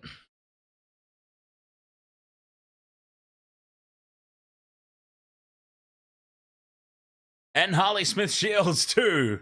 Okay, well, good to see consistency. Reece Walsh was not sent to the sin bin for blatant shoulder charge earlier in the year, so it's good to see consistency. Penalty, no sin bin. Play on. Bacon, ahoy, mate. How you doing? Still on here for the Cowboys, though. Crash ball. 5 meters out. Crucial for the Cowboys here. Townsend to McIntyre. They need to attack the opposite edge. That's where my boys are at. The Chad out the back to Drinkwater. Valea. He's got glue on his hands, I swear. He never passes the ball. Townsend to Cletus. Cletus is wrapped up. Tackle 5. 10 meters out in front of the post here. This is it for the Cowboys. Their last play. They go right. Chad to Drinkwater. Tapped onto Valea. Behind Kyle Felt. Kyle Felt picks it up. Tries to get the ball free. Does an amazing job. Valea puts the kick in, but it's way too heavy. And it's a 7-tackle set for the Titans. And I really seriously should consider cashing out, shouldn't I? I should absolutely seriously consider while I'm still at double my money.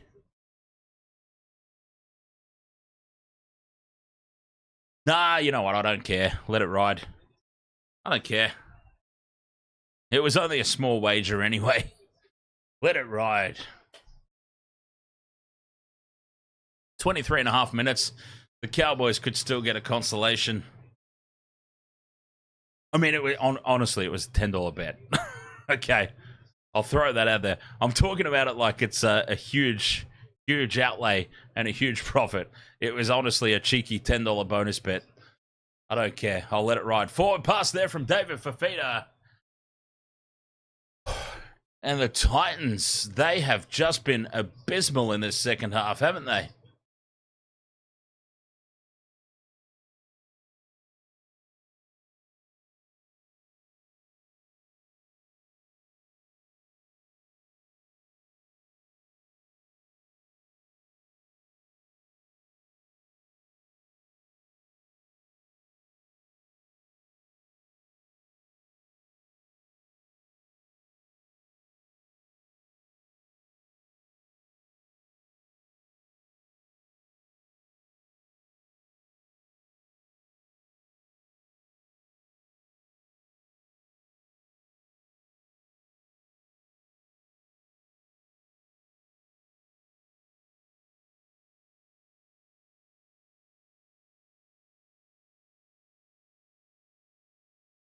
Cowboys now on halfway. Dearden out the back to Drinkwater. Dummies had Val Holmes lurking up on the inside. Couldn't get the ball free.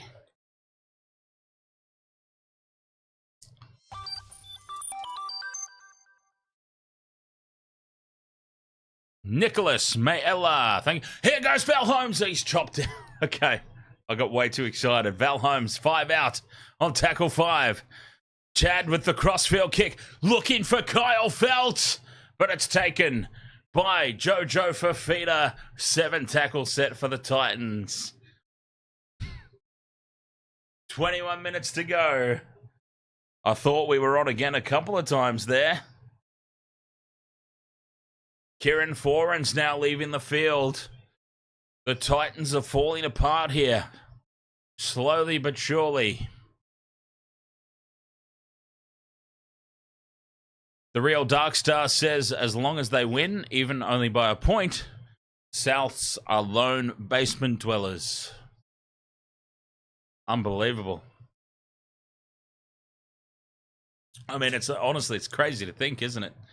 South Sydney Rabbitohs on the bottom of the table. Ollie is the best. Ahoy. Your girlfriend, Jakayla, says ahoy. Ahoy there, Jakayla. A drink for you. To Ollie and Jakayla. Kyle Felt loses it backwards. Drinkwater swoops on it. It opens up now for Drinkwater. Goes up over halfway and brought down by Cleese Haas. Holds on for as long as he can in the tackle. Front football, though, for the Cowboys. They're starting to get themselves into this contest. The Cowboys. It's still, honestly, it's still only 3 tries. It's honestly still only 3 tries. The Cowboys, if they click, suddenly, they've proven year in, year out that they can go back to back to back with tries very, very quickly. Play on, says the referee. The Chad puts the grubber kick in behind the line. It's going to sit up for Jeremiah Nanai. And there's the first try for the Cowboys. Son of a bitch, I nearly put him in the multi as well. It was a toss-up between Nanai and Holmes/Felt. And here they come. Here come the Cowboys. 19 and a half minutes to go. The Titans have lost Kieran Foran. They've looked very scrappy in this second half. Here come the Cowboys. Jeremiah Nanai. I nearly put the son of a bitch in the multi as well. Damn it, why did I go for Holmes and Felt? So hard to pick, isn't it? So hard to pick. These bloody same-game multis. They are so hard to pick. That's why they pay so much money, right? That's why they're so worth it.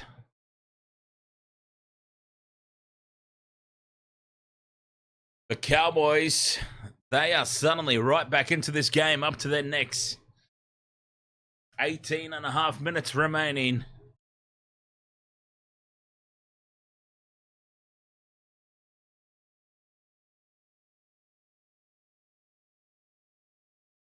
Val Holmes converts. DJ Shaq, I'm telling you. As the man with a perfect round way out on top of the Wasted Water Sports tipping contest, I'm telling you, I just get a feeling about these things. It's on. I've seen this so many times before. Once you lose momentum in a game, it's so hard to get back. I am very, very nervous right now.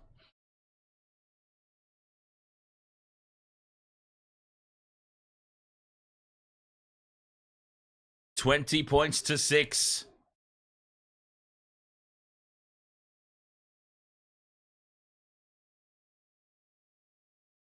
Cowboys, look at the wind in their sails right now. From the back fence goes McKaylee. Still fighting. They couldn't put him down.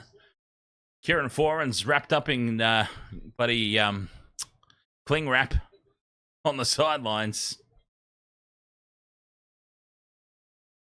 The Warriors didn't have this vibe and enthusiasm about him, DJ Shaq. You could see in the Cowboys how they just lifted after that try. 5th and last now. They've gone almost 60 meters, 70 meters. Upfield.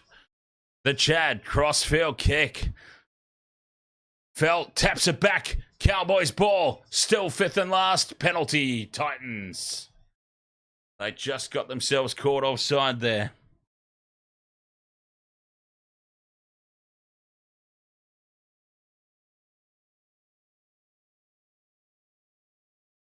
Whew.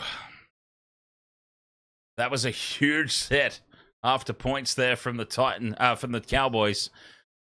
Hopefully this penalty has snuffed it out. But yeah, when you lose momentum in a contest, it is very, very hard to wrestle it back. And now look at this defense from the Cowboys. That's something we didn't see from the Warriors either. Cheeky little trip there from Cletus. He gets away with that. It might not have been the traditional stick the leg out, but it was a clearly leg around leg trip. Cheeky there from Cletus.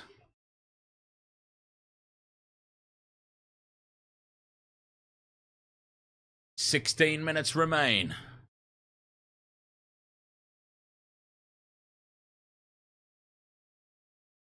Fifth and last, Cowboys. Brimson puts it high. Kick chase is good. Felt loses it. Yes! Offside, Nanai. Penalty, Titans. All right, there we go. That penalty's done it. That is definitely the momentum snuffer that we needed.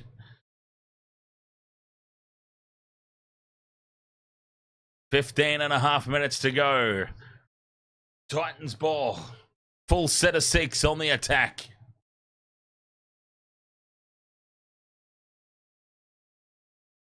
Whew. Paul Motuno says Titans, genuine contenders. I reckon the Titans probably are genuine contenders, to be honest. For about 15th spot on the ladder.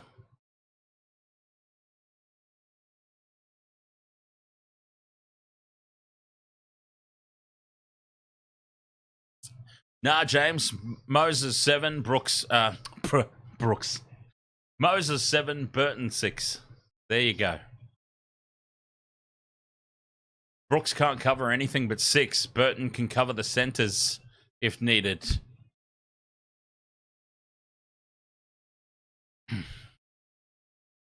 Inside ball here for King Jaffe Joffa. Titans, 5th and last. The grubber kick into the end goal. And the Cowboys try and tap it dead. Brimson dives. Don't tell me Brimson's done a hammy. The Cowboys have successfully tapped this one dead.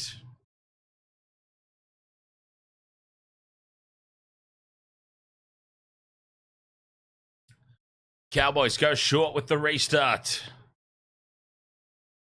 Down it comes for the Titans. 14 minutes to go. Jaffe Joffa takes it 10 out from the line. Tackle 2 here. Inside ball to Pahulu. Titans try would surely win it for them. Kinney's up in the line. Takes the tackle.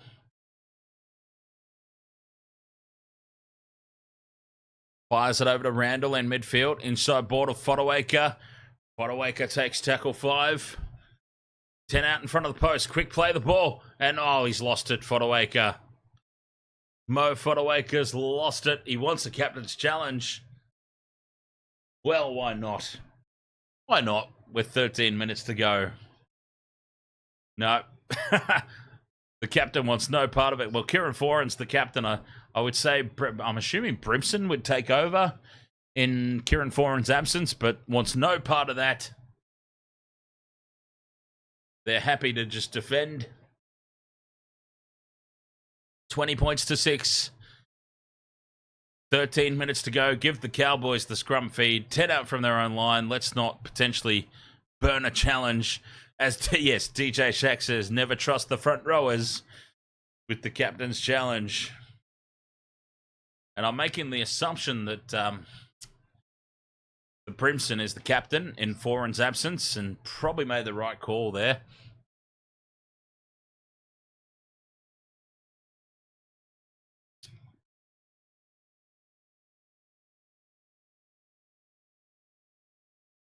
Mitch Moses, 7. Matt Burton, 6. I don't even think it's a discussion, to be honest. Now the Cowboys. Brimson races up on the Chad, puts him down. 5th and last. Drinkwater on halfway. High looping kick. Titans let it bounce. This could go anywhere.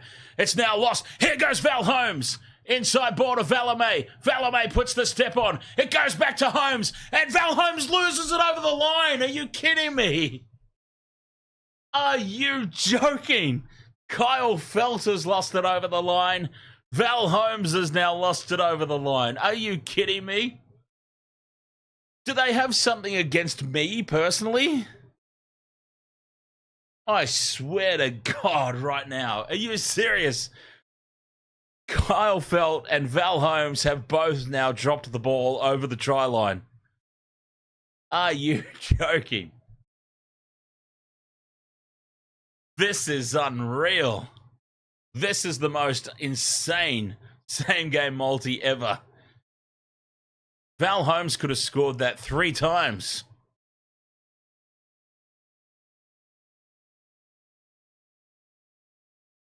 Great defense from the Titans.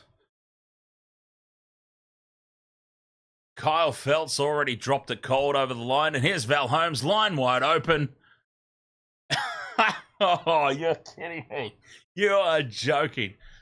Kyle Felt and Val Holmes, both of the sons of bitches, have dropped it cold over the try line. You are absolutely kidding me. What a slap in the face.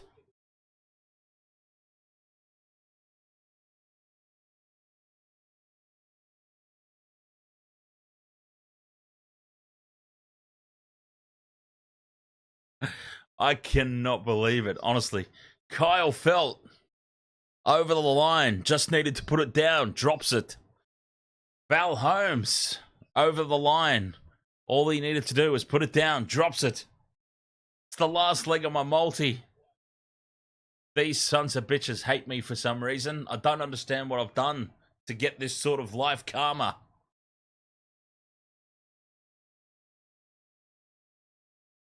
Nate from We Are Family. Ahoy, mate. How you doing today? What's my worst team currently in the top 8 and best team currently not in the top 8? Are the Raiders still in the top 8 at the moment? I think they've dropped out, maybe. If the Raiders are still sitting in the top 8, then it's clearly them. For inside the top 8. And for outside the top 8... If the Raiders are inside the top 8... Hang on, sorry, Matt. I'm just bringing it up. Yeah, okay. So the Raiders are currently sitting in 7th. So I would honestly say Raiders. Sorry, Raiders supporters. And best team currently outside the 8. Jesus, am I allowed to say Bulldogs? Bulldogs are currently in 9th. Probably deserve to be in 8th. And maybe the Knights, potentially. Maybe. I don't know. That'd be my choices. Cowboys here, 10 minutes left. The Chad out to Valea. Pass it to Kyle Felt. Ah. Kyle Felt was unmarked on the outside. This multi is just not meant to be. And now they've lost the ball.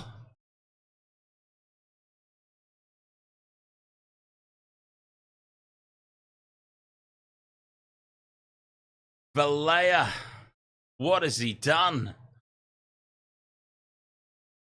He had Kyle Felt unmarked on the outside.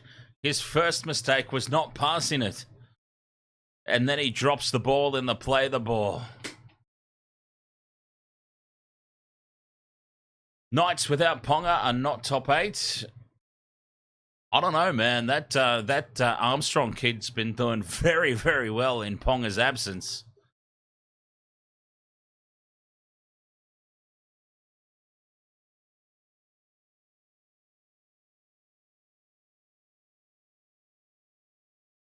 But still, I say Bulldogs. I think the Bulldogs are going along a little bit better than people are giving credit for. So, yes, Raiders probably don't deserve to be in the top 8. Bulldogs, maybe. Bulldogs in 9th at the moment, maybe just deserve to be in there. Party Jesus says, good Lord, this is a great sight to see. Party Jesus, did I or did I not tell you last night? Titans will beat the Cowboys. You heard it here first. Huh? Now, did you listen to me, Party Jesus, and put money on it? I hope you did. I hope you did, because you'll be having a very happy Holy Sunday if you did.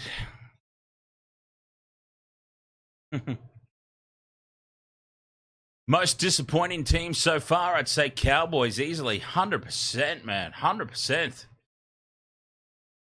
100% with you on that one. They have been very disappointing. When their attack clicks, it obviously hasn't tonight, but when their attack clicks, they can pile on points. But the problem is there's no point scoring 30 points a match if you leak 31. And that's what I've been saying about the Cowboys all year so far is, yeah, they can score points, but they've got paper mache defense. And tonight, the attack just hasn't clicked either.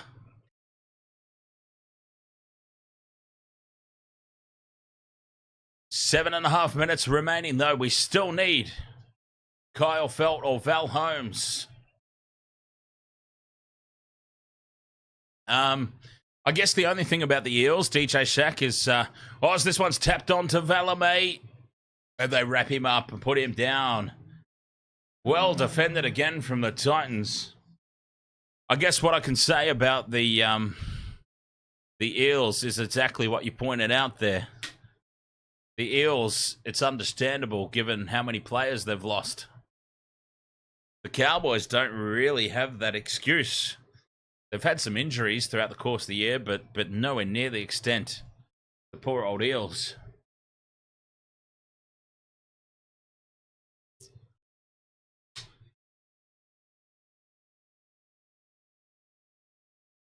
$20 points to 6 here. The Titans. Perfect round. Nate from We Are Family says Reynolds' injury a positive for Broncos premiership chances. 100%. Like, I'm not even joking. Same with the Panthers and Nathan Cleary.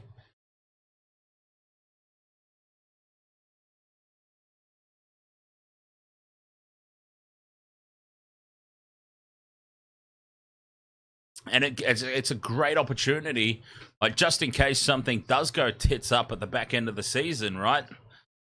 The Broncos have got a chance to blood your Jock Madden or who was the kid that played in the win this round? But they've got a chance to blood some players, give them some game time, right? Same for the Panthers. Cleary's out, Schneider's out, Jack Cole's going to get some time. Squad depth, obviously, is critical for winning a premiership. So this is actually a great opportunity. And both teams, both the Panthers and the Broncos, have quality players in the squad still to win games without their number 7. They'll both be fine. Both the Panthers and the Broncos will be absolutely fine. They're both going to be in the top 8, if not the top 4. And then they'll have their number 7s coming back at the key end of the season. Short ball for Jeremiah Nanai. Cuts back in field and Nanai gets a double. Jeremiah Nanai gets a double. There's 5 minutes left.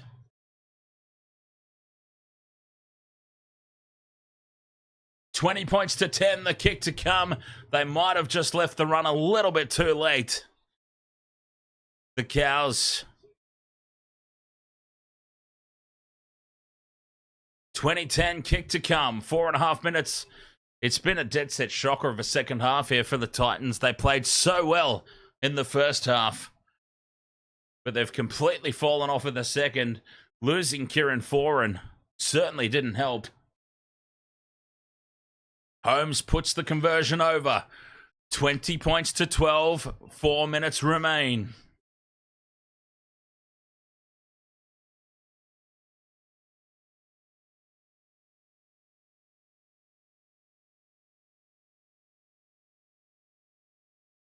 They will surely run out of time, the Cowboys.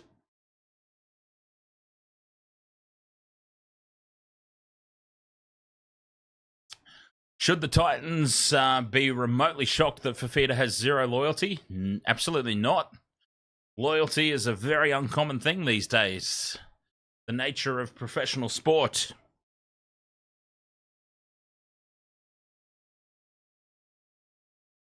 I mean, I'm not sure what the situation was between Fifita and the Broncos, but I mean, did he bail on the Broncos? If he's got a proven track record, I don't know what the situation was for Fifita's defection from the Broncos to the Titans. But if he's got a track record, loyalty's not really a thing anymore, you know? It's a business, as Rod says. Business. It's all business. Penalty here for the Cowboys. Oh, this game is not over yet. Handshake agreement backed out. Well, yeah, there you go. There you go. He's got a track record, so nobody should really be shocked, I suppose. Halfway here, 3 minutes 40 to go, and suddenly the wind in the sail here of the Cowboys. 3.5 minutes. They just need to defend. Can they do it? Drinkwater inside to Holmes. Holmes beats one. Fights. Tackle two. Nate says loyalty is alive. Alfie's been on the field for the Broncos for 35 odd years. Oh, it was hilarious. When I was calling the game the other night, I think it was only like 3 minutes into the game, and I'm like, God damn it, Alfie's on already. Alfie's out there already. Drinkwater cuts out Holmes to Valamai. Valamai cuts back in field, and he's a great tackle there. A metre out from the line, a try saver from Beau Fermor. 2 minutes 49 to go. 2 tackles left in this set. Dearden to Cletus. Out the back to the Chad. Harbour Bridge pass out to Kyle Felt, and Kyle Felt scores. Kyle Felt wins the same game multi. Kyle Felt wins the same game multi for us. Keeps a glimmer of hope here alive for the Cowboys to steal this one. 2016 kick to come. 2.5 minutes to go. Kyle Felt scores to win the multi.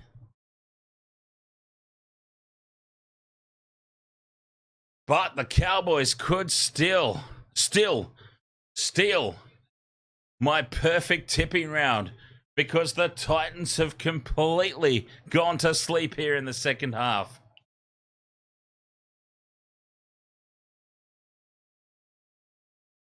Oh, what a finish. It's out wide. It's about 15 metres out to the right of the post. This conversion attempt. Harley Smith-Shields is off with a shoulder injury as well. It's another lost player for the Titans. The conversion is successful. 20 points to 18. 2 minutes to go. Drinkwater's converted. 2 minutes left. 2 points the difference. Same game multi is up. I'm so glad we didn't cash out. Titans get us back underway. They just have to defend one set of 6. Talmalolo tucks it under the shoulder. Tackle 1, 20 metres out. A penalty would be an absolute killer. Townsend, dummies, goes on his own. Tackled by David Fifita. 1 minute 45 to go. It's this set of 6. The Titans just have to defend one set of 6. Tackle 3. Still in their own half here, the Cowboys. Drinkwater to Dead. Straight through a hole goes the Cowboys. Holmes is tackled 20 metres out from the line. Tackle 4. They've got the Titans' defence skinned on the outside. Dearden on the crash ball. 5th and last. 1 minute 13 to go. They're a metre out here, the Cowboys. Opportunity beckoning to the right. Cut out past to Felt. Felt steps back in field. He's wrapped up and taken over the sideline, and that's the match. Surely that's the game. The Titans did their best to lose it. The Cowboys decided to play for the last 15 minutes of the game and almost stole it.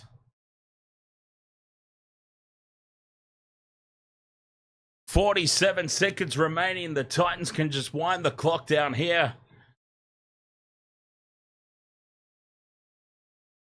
We get the multi. At the moment, we get the perfect tipping round as well. The Titans did their utmost best to throw this away, though. 40 seconds left. This will be the slowest set of 6 you'll ever see in your life.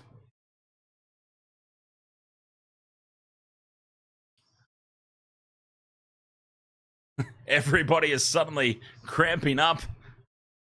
24 seconds. Fotoaker.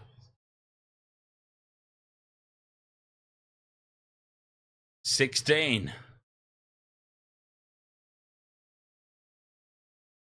One-on-one strip attempt. Brian Kelly gets away. 6 seconds remaining. He's brought down by Dearden. 40 out from the Cowboys line. That will be the ball game. They play the ball, and the Titans...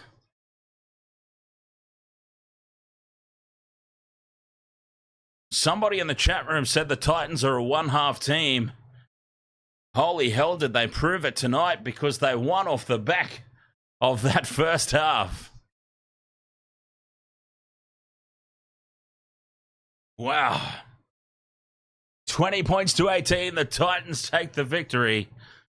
Same game multi of Brimson, Holmes / Felt, and David Fafita gets up the 3-legger.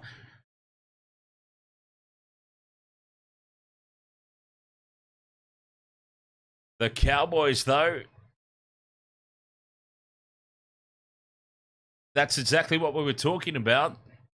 The Cowboys are more than capable of going back to back to back. And they very nearly got it together just long enough to steal it.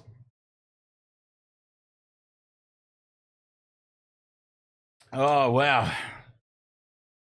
Oh, what an incredible game. Honestly. Just quietly, it was the Smoky for game of the round in some respects. Not necessarily in terms of quality, but I thought it was going to be a close game, and we did end up with a close game, obviously. Oh, they nearly stole it there, the Cowboys. Whew. 20 points to 18. Oh, wow. That was intense. I loved every minute of it, I've got to say. Storm losing is always game of the round.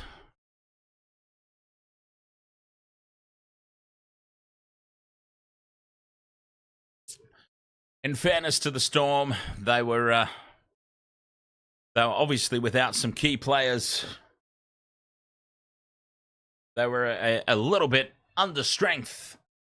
Wasted Water Sports under strength t-shirts now available.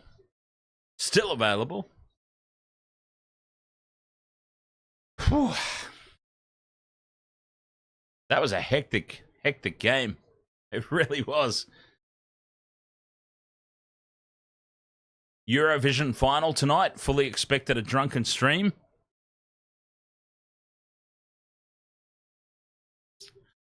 Tupou Harwood says Sharks had a gimme this weekend and almost blew it. In total fairness to the Sharks as well, when you lose your halfback without preparation, See, the Panthers moving forward, right, and Broncos moving forward. Broncos, they know they're without Adam Reynolds. Panthers know they're without Nathan Cleary. They've got time to prepare for it. The Sharks lost Nico Hines on the day of the game. The Sharks lost Nico Hines in the warm-up to kickoff. So in the circumstances, yes, Melbourne were without their halfback as well. Jerome Hughes was out, but they were able to prepare for that. Nico Hines' absence was really unexpected. So, in fairness to the Sharks, they did really well considering that.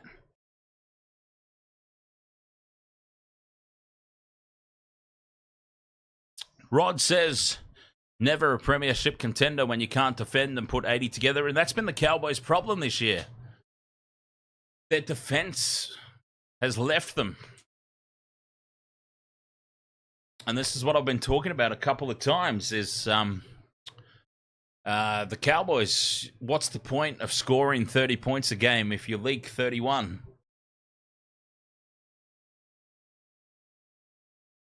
Right? So, defense has really let the Cowboys down this season. Yeah, they've been really disappointing. I certainly had the Cowboys fighting for the top 8 this year. I really did. They just haven't put it together.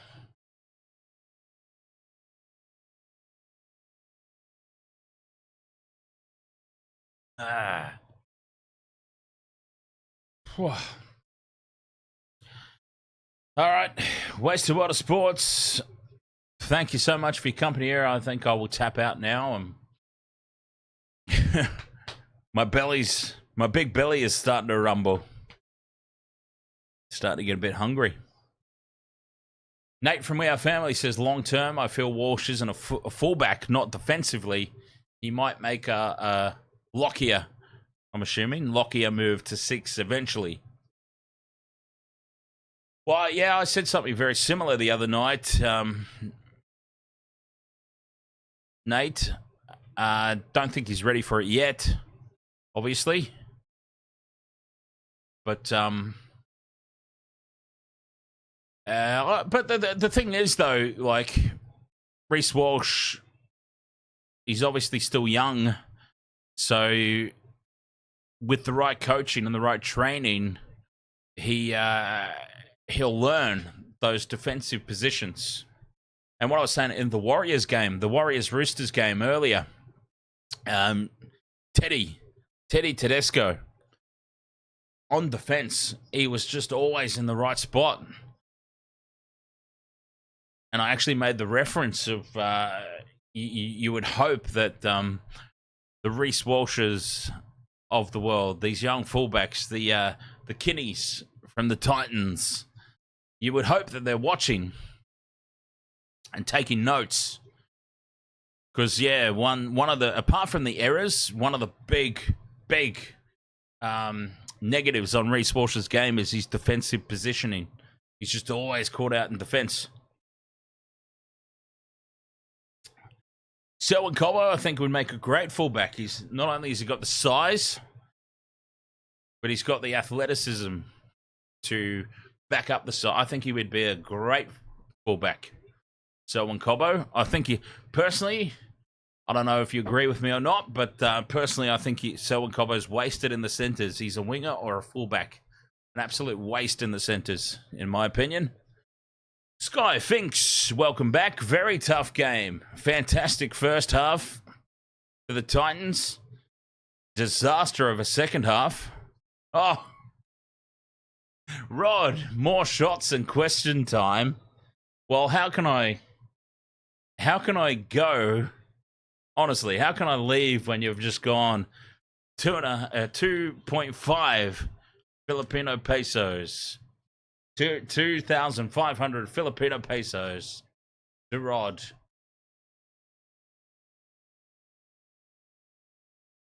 All right.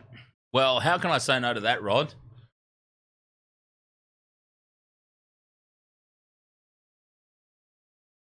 Well, because I'm old and I've got a Nana's bladder, let me go have a piss. And I'll come back. At the very least, I'll come back for the duration of your super chat there, Rod. Thank you very much. I mean, I can't say no now after that generosity. I'll have a quick break, though, and we'll be right back. Waste of Water Sports. Why not?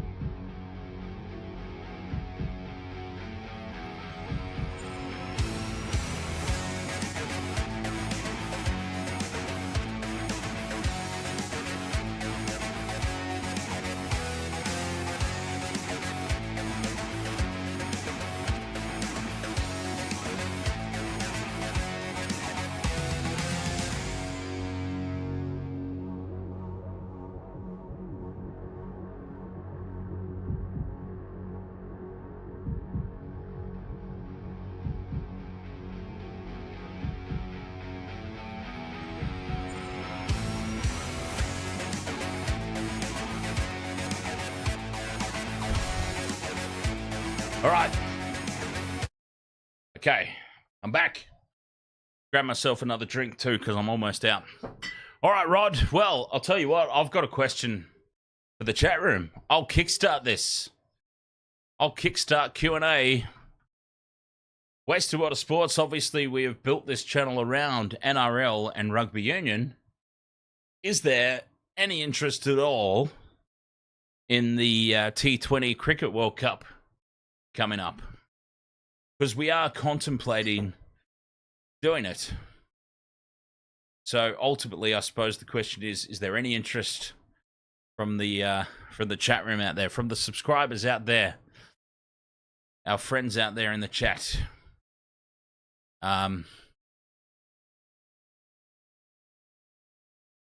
With Walsh says, let's go mighty strip. Rod says, do it, brother. Defunk says, yes.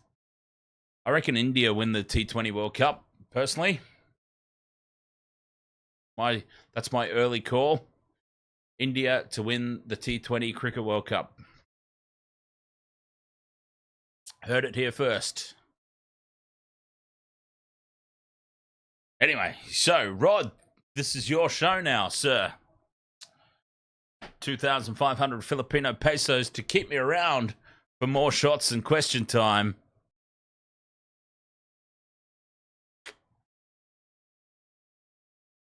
It is now officially your show. Lead the way, my friend. What do we got there? Disney Plus, Let It Be, new documentary. Witness the legendary Beatles' final recording sessions. That'd be pretty cool. Might have to check that out. Name my origin side.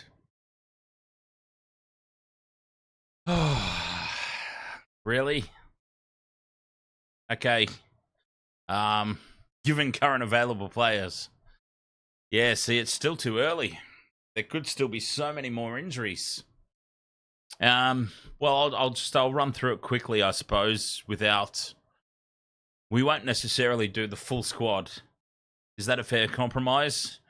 But I would say name, even current injuries aside. Okay, let's approach it with this angle. Current injuries aside, okay? It's time for Teddy to step down. Dylan Edwards, fullback. Walk-up starter to the squad, I say. I think with the outs, some of the injuries that have happened, Brian To'o obviously gets a wing spot. That goes without saying. Brian To'o's on one wing. I would actually say that the centres combination, Bradman Best and Stephen Crichton. So Teddy, To'o, Best, Crichton. The other wing, the other winger. I mean, I don't think Fox has ever really let New South Wales down. So let's go Edwards to all best, Crichton, Addo-Carr. Burton at 6, Mitch Moses at 7, Api Coruscant at 9. Payne Haas is in there for sure. Payne Haas is a walk-up starter. I would actually have I would have Cam McInnes on the bench because Cam McInnes can not only cover hooker, but he can play in the forwards as well. So I'd have him there. McInnes definitely gets a bench spot.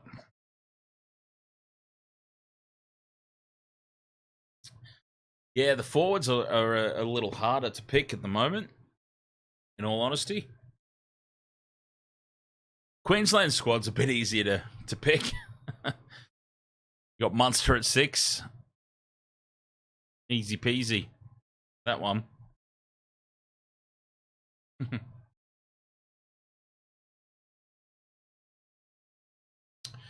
14's an interesting one because honestly, I probably would have had Matt Burton as 14 initially, but he's the starting 6 now, in my opinion.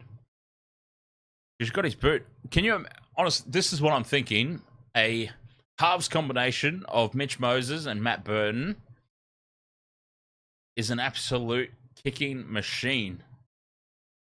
It'd be a little bit different to Origin as we know it. But imagine a kicking duo of Mitch Moses and Matt Burton. Mitch Moses kicking to the corners, Matt Burton putting those high looping bombs up. It'd be a nightmare scenario. And especially when Reece Walsh is pretty much guaranteed to be the fullback for Queensland. And Reece Walsh, as we have just discussed in the chat room, is quite often caught out of position or makes mistakes coming out of territory. With those two kicking down to Walsh, turning him around, putting pressure on him under the high balls. But anyways, at the end of the day, it doesn't matter who the Blues pick in the back line if the forwards don't stand up. One thing about Queensland is no matter who Queensland pick, their forwards are 10 out of 10 every single year. Queensland have quite often had a back line that is just a 10 out of 10 to complement the forwards as well, and that's when they went on that run of 8 in a row. But sometimes for Queensland, the backs are a little bit loosey-goosey, but their forwards are 10 out of 10 every single year, no matter who they put there. Lindsay Collins. Who's Lindsay Collins? We found out who Lindsay Collins was, just as one example. So you know for sure the Queensland forwards are going to stand up and put in a 10 out of 10 performance. New South Wales need Payne Haas. I am putting Payne Haas at rep level on last call. This is a controversial statement, I know. It's a huge statement. But I am putting Payne Haas on last call. This is your year, mate. If you do not stand up in 2024, you are not getting back into this team easily. Payne Haas needs to actually take his club form into Origin. He's never done it. Never. And New South Wales constantly lose the forward battle and ultimately lose the match and the series. It has to start up front. Payne Haas has to want it. Payne Haas has to want this more than anything in his life. He wants more than a premiership. More than life itself is a little bit extreme, a little bit of exaggeration, but Payne Haas has to want this. We are putting faith in Payne Haas. I'm putting the rocket up him and saying, you need to want this. State of Origin 2024, all the headlines, all the media attention, all the reviews of this game going to be talking about you. Put that out to him simply. And if you don't take it, you're going to have a hard time winning this jersey back.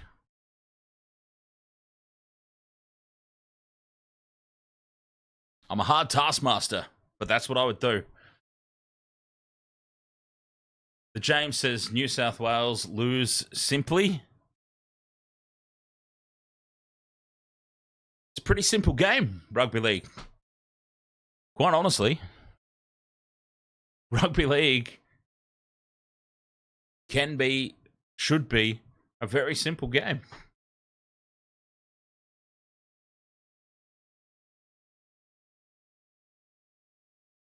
It's one through the forwards.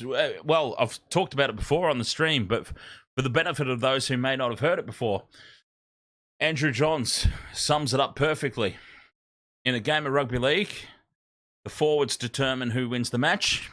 The back's determined by how much. You can't really argue with that. Doesn't always work out that way. But at the core, it's quite a statement. Nathan John Barter. Ahoy there, mates. Welcome along. But anyway, injuries aside, honestly, even if New South Wales were at full strength, I'm standing by my prediction of Queensland clean sweep this year. They've just got such a squad, Queensland. Not just the starting for 13, but the squad. Just immaculate. Cherry Evans, Munster, Ben Hunt when he puts the maroon jersey on, Harry Grant.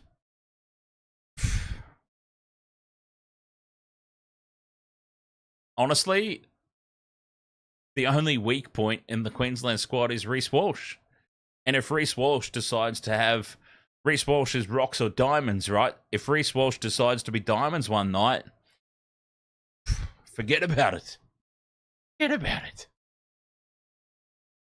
We're just lucky that he is more often rocks than diamonds.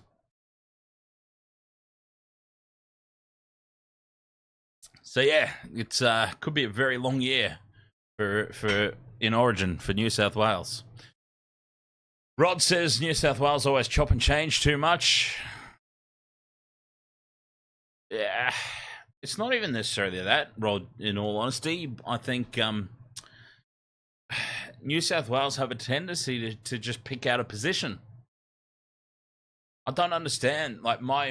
If I'm coaching a rugby league team, God forbid I'm ever coaching a rugby league team, but I'm just saying, if for whatever reason I'm in charge of a rugby league team, the last thing I'm doing, I understand the concept. Like, the concept for New South Wales has become take the best players, take the biggest names and the best players, squeeze them in.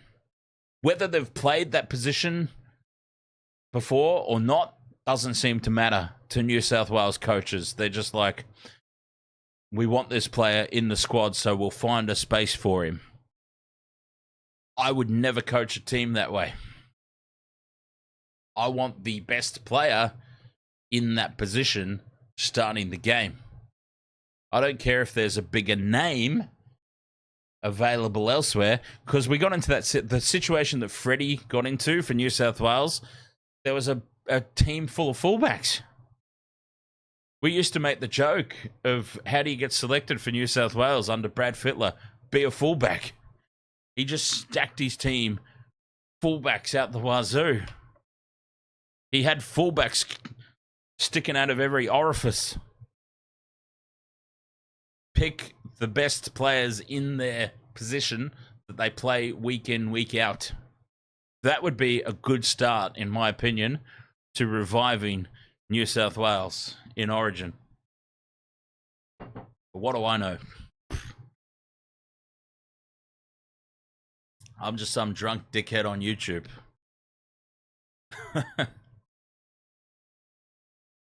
But that's where I would start. Pick players in the position that they actually play week in, week out. It was almost career suicide on poor Nico Hines last year. Last year, Nico Hines gets thrown out with 10 minutes to go in an Origin game in the centres. He's never played a day of centre in his goddamn life. And he gets thrown out into the centres by Freddie at Origin level with the game on the line with 10 minutes to go. It was almost the end of that kid's career. I'm so glad as a Sharks supporter that he has found a way to bounce back. But that honestly could have destroyed his entire career by throwing him out there in that situation. Freddie completely... I mean, Freddie had already lost me, to be honest, but in that moment, it was just confirming what I already knew. Freddie has no idea. He was not cut out for that gig at all. Saifidi can't be picked. No, I don't think so. I think we've moved on from Saifidi and the likes.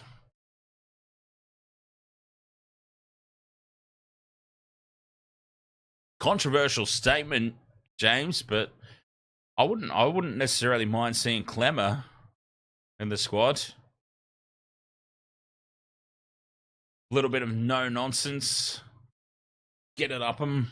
Bring back the Biff.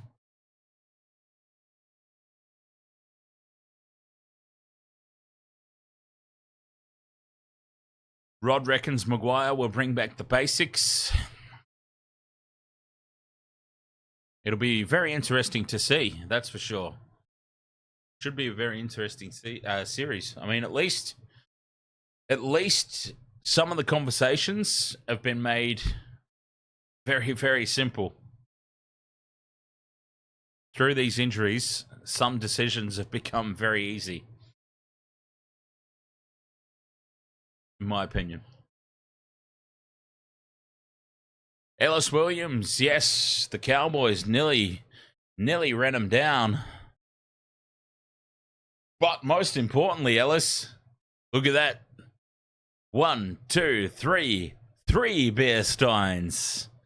Why did I just turned into the bloody, that bloody Count Vampire off Sesame Street.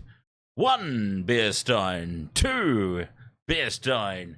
3 beer steins. Ha ha. Same game multi. Up. Winner.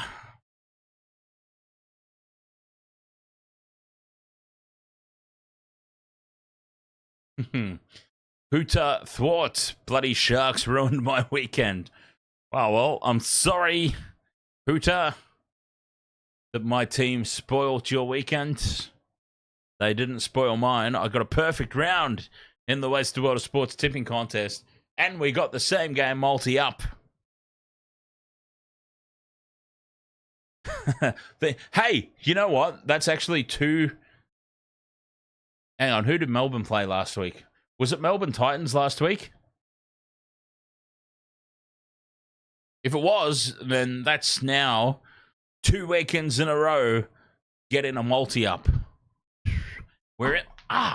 Jesus. We're in the green. We're officially in the green for the year. Ha-ha. Nice. All right, I'll calm down.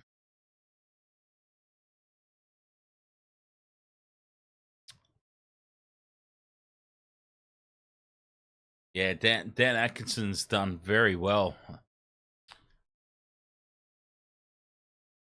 I think, in all honesty, what's his name?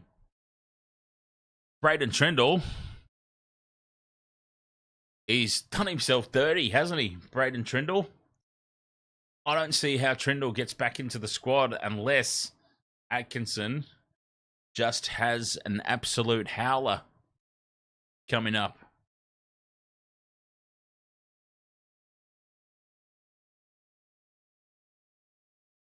Braden Trindle might have just done the Sharks a favour, in all honesty.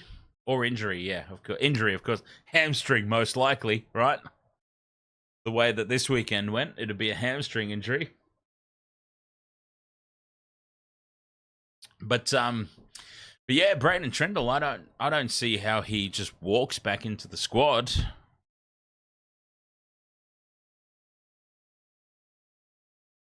Atkinson's been doing well.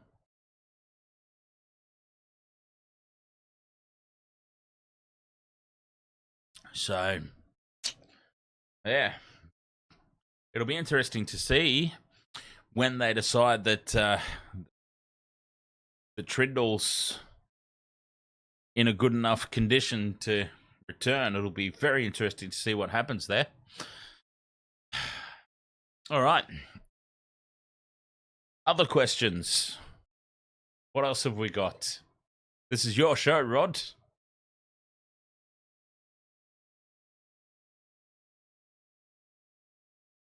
All your show at the moment, my friend. I will suss out the Waste of World of Sports tipping contest. I know that no conspiracies. Conspiracies are not good content for YouTube. Whoops. Yeah, conspiracies are not good content for YouTube.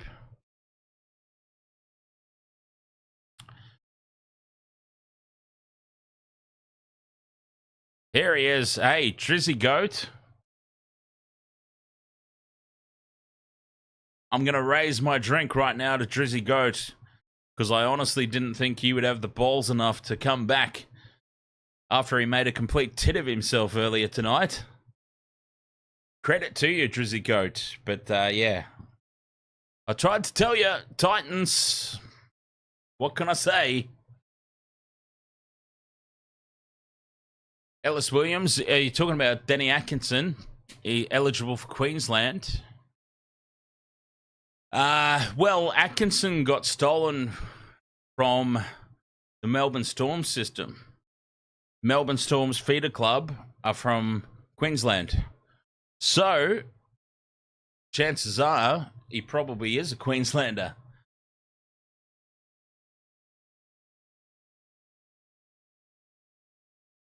Chances are, I'm not sure.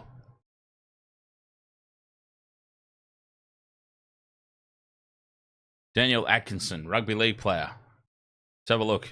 Oh, apparently he's Italian as well. He can play internationals for Italy. Yeah, oh, he's born in Brisbane. Yeah, so there you go, Brisbane boy.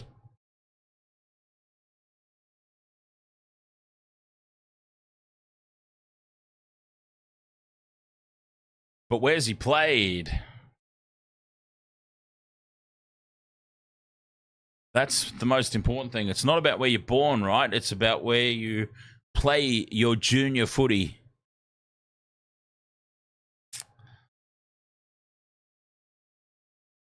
We can pull those strings. That'll be interesting to suss out. Brisbane, yeah, Brisbane born, but he's represented Italy. Depends where he's played his junior footy, I suppose.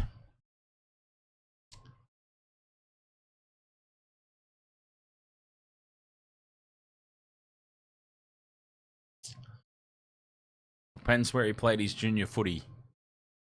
But yeah, at the end of the day, as Ellis says, even if he is eligible for Queensland, he's in behind. He's in behind Dearden and Ezra Mam for sure in that list.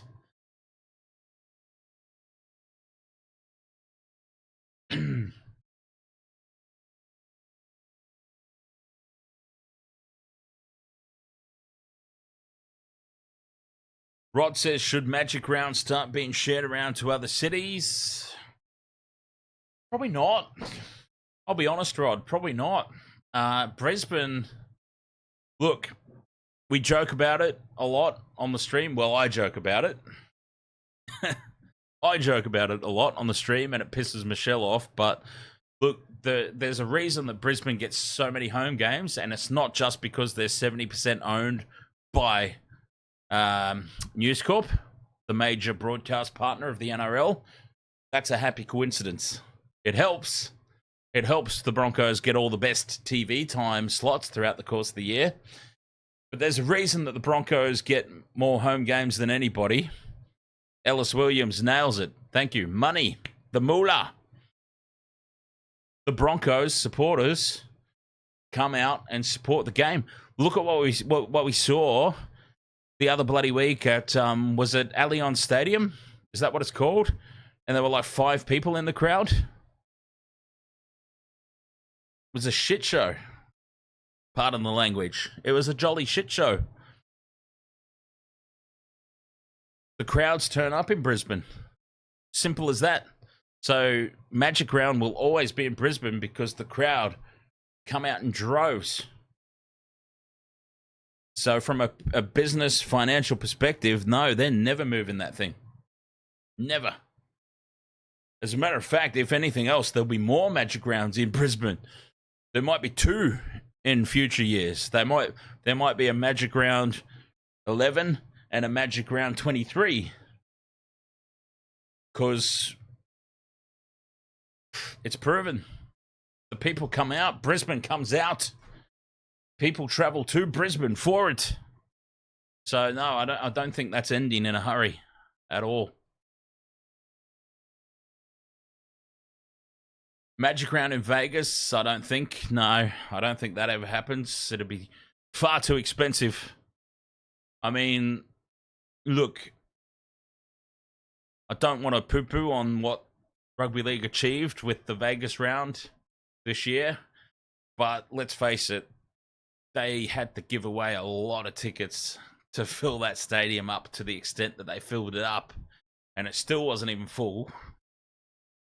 And no, I don't think you have a whole weekend there. Stick, at least for the next 5 or 6 years, try just the 2 games and see if it catches on. Because if you suddenly sent everyone over there, that is a black hole of finances right there. If you send everybody over there for a whole weekend. Maybe a smaller stadium, yeah, maybe. But I think Rugby League is financially viable enough to take the hit for one round, for 2 games, 1 round. Give it away, give the tickets away. I think do that for 5 or 6 years, and then who knows? 6 years down the track, maybe the locals are coming out, and you're not giving tickets away anymore. You're actually selling them. But you've got to start small. You can't. There is no way that you can throw a Magic Round to a non-rugby league country like that. You would just be, geez. I mean, honestly, if you want to give money away that badly, give it to me. That's what I would say. Hey, NRL, well, don't even give it to me. Give it straight to Destiny Rescue. Send it straight on over to Destiny Rescue. Saving kids all over the world from sexual trafficking and slavery. If you want to burn money that badly, give it to them, please. You don't have a Magic Round in US at the moment.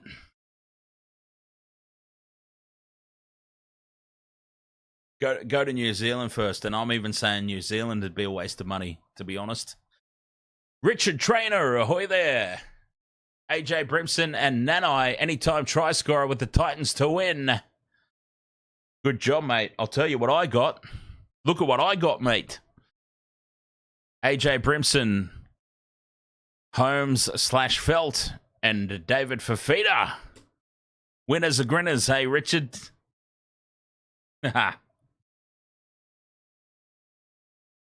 right, I'm going to have a quick break. I'll be right back. Keep those questions up. We are here. You can see up the top, Rod, the champion that he is with the 2,500 Philip. Is it that obvious, James? I've been trying to contain myself as well. I've actually been trying to present myself normally. That's scary. See up the top there, that 2,500 Filipino peso super chat. I'll be here at least for the duration that's there. I'll have a quick break though, but load those questions up if you want. Up to you. I'll be right back.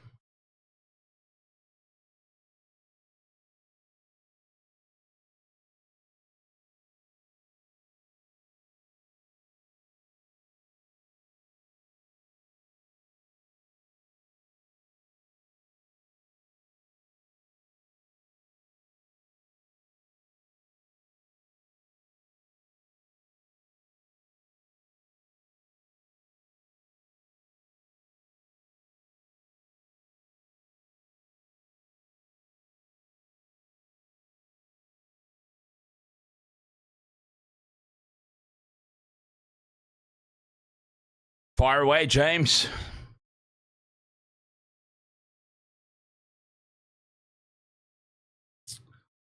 What do you got for me?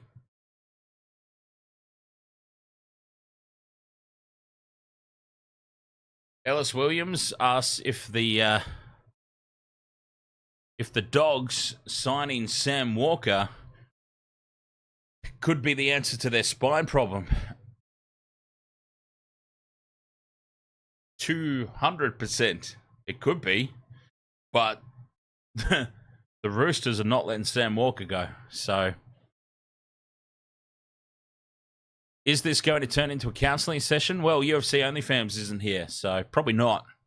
Because honestly, obviously that's not even a crack at UFC OnlyFans. All I'm saying is UFC OnlyFans is the only one that seems to ask non-rugby league related questions in these streams. Wasn't having a go at him at all. I'm just saying he seems to be the only one that wants to talk about life. Everyone else just wants to talk about footy, which is fine. Rod says, should Fox 360 be canned and another show replace it? I like NRL 360, Rod, to be honest. I think Braithen Astor is actually a very decent host. Gordon Tallis has taken way too many blows to the head, and he's pretty terrible. I don't mind Buzz for the comedy value. I like NRL 360, honestly. So no, unless we're going to replace it with Wasted World of Sports, I think it stays. Bona May Bacolord says shot.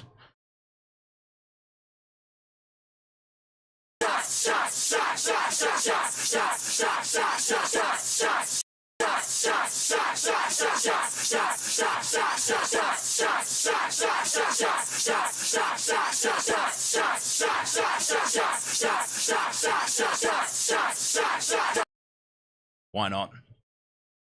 The James, you like Tallis on 360? He's a complete blockhead. The only thing I don't like about Gordy is that I've talked about it before, so you probably know this already, but for the benefit of people who haven't heard me say it before, Gordon Tallis is the only person I know on these shows that will change his own mind mid-conversation just for the sake of having an argument, usually with Buzz. Gordon Tallis will say something, and then Buzz Rothfield will even just hang on the borderline of almost agreeing with what Gordy says. And then Gordy will just go, no, hang on, what I actually meant was, and then he'll share a completely different opinion purposely so that he riles old Buzz up.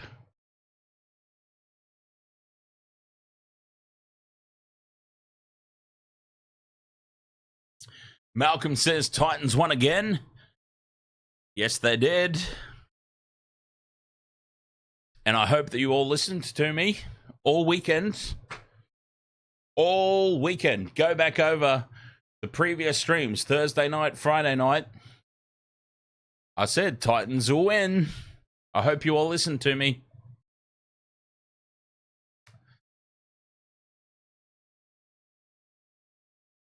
So yeah, for that reason, sometimes I just can't stand Gordy. I've got absolutely nothing against the guy. I actually would, if I were to ever have guests on this show, I would love to have Gordon Tallis on the show just to spitball with, just to have some drinks and talk utter bollocks would be great. But my criticism of him is exactly that. He purposely changes his mind mid-conversation.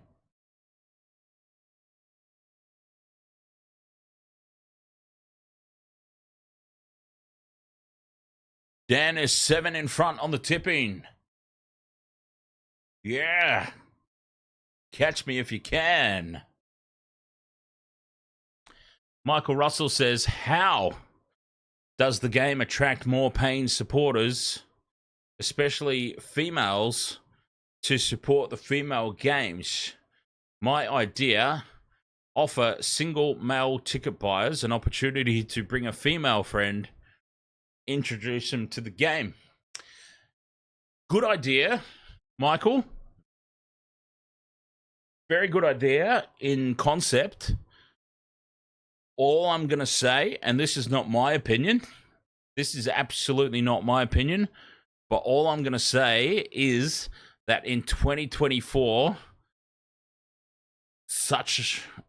you'd have to be so careful marketing that in 2024. You'd have to be so careful marketing that because we're in a freaking snowflake society. I'd be very careful with the wording and the marketing of that, but I think it's a good idea. And it's not about it's not profitable long term, James. But the concept is give one away, get one in the future. Essentially, that's the idea. I completely understand the concept that Michael is proposing. All I can say, and as I said, this is not my opinion at all. But you would have to be so sensitive with you'd have to be so sensitive with marketing that. Yeah, you've got to be so careful these days. Hey, it's crazy. The world is crazy at the moment with the snowflake society that we live in. You'd have to be so careful. You would have to do that in a way that is worded so carefully. Yeah, I'd be nervous about that. I'd be very nervous about that. But I think it's, at the core, I think it's a good idea. Yeah.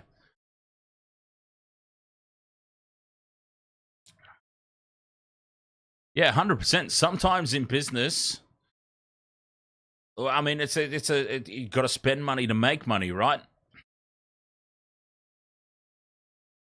If you're giving away tickets to introduce people to the product, it's essentially marketing budget. I completely get it, Michael. Completely get it. But yeah, just it's a sensitive topic in 2024. That's all. Half price for lesbian couples.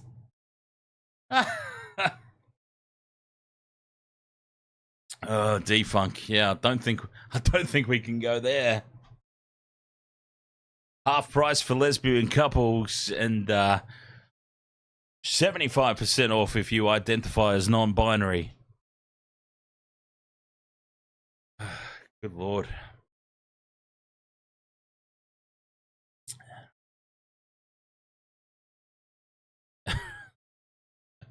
All right, let's get off this topic. Let's go back quickly to potential guests on this show. Gordon Tallis would be a riot. I reckon that'd be a laugh. MG would be a riot. That'd be a lot of fun. Who else do you reckon would be a laugh? Cameron Munster on a show with Michelle would be hilarious. Because I would just be so curious to see if she even said anything.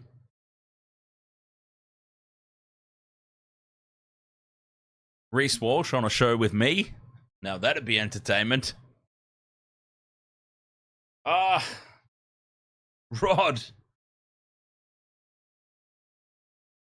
Why do I get the feeling Rod's not going to let me sleep tonight? Cheers. Oh, hang on. Salamat or kamusta? No. Oh, I don't know. One of those. Thank you.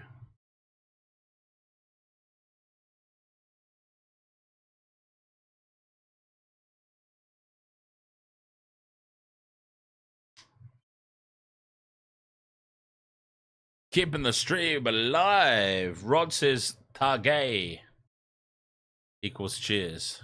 Targay?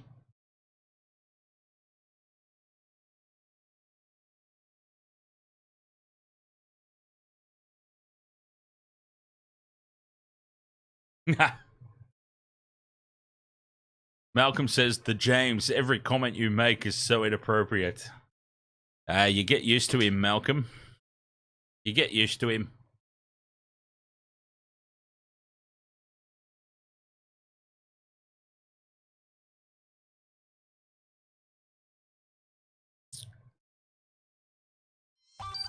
Oh, Targai. Targai is the approximate pronunciation. Targai. Oh, wow. Crazy weekend, huh? Sharks defeat Tapoof. Hey, remember those little footstools? Yeah? Remember those little footstools, right? Used to be called poofs, yeah? They changed the name. They weren't allowed to call them poofs anymore. Don't know what they call them now, but they still exist. Ellis Williams says, this is how I would have the commentary team. A play-by-play, a colour / bracket comedy commentator, and a guru, a guy with NRL experience. So you would have Vossi,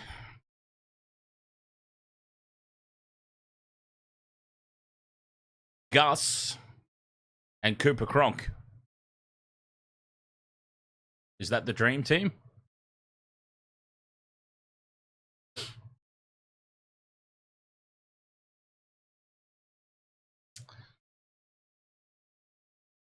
I mean, of active commentators. Obviously, if we're talking historical, if we're going historical commentary team, right? You would obviously have Rabs, yeah? You would have Rabs doing the play-by-play. You'd have Billy J. Smith on colour. And the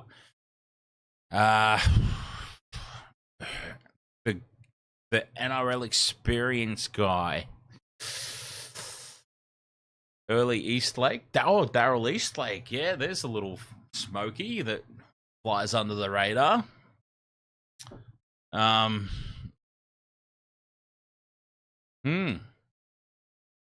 Michael Russell says, I think he meant you and a pro doing the show. I'm not sure if that's what he meant, but I was also not going to include myself in that. I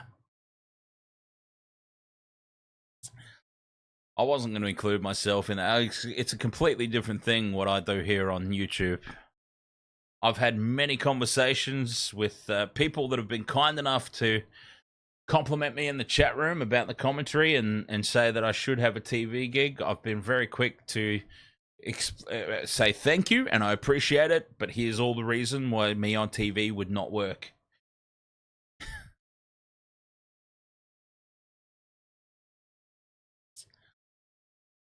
There's a list. There's a Chris Jericho-sized list of reasons why me on TV. I'll tell you what, though. I would have a hell of a good time hanging out with Andrew Johns. Holy hell. Can you imagine me and Andrew Johns getting together for a party? Forget about it. You'd probably never see us again. We would disappear into the netherworld. Ellis Williams says Isaac Butterfield should be a colour commentator for the NRL. That's a name I haven't heard for a while. Who used to play, right? Butterfield, Knights forward? Or am I... I love Silverchair, the James. Love me some Frog Stomp.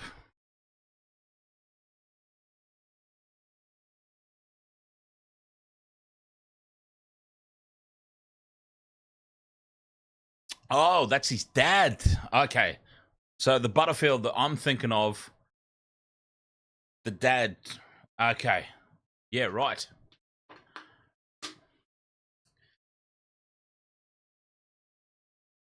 Love Silverchair, the James.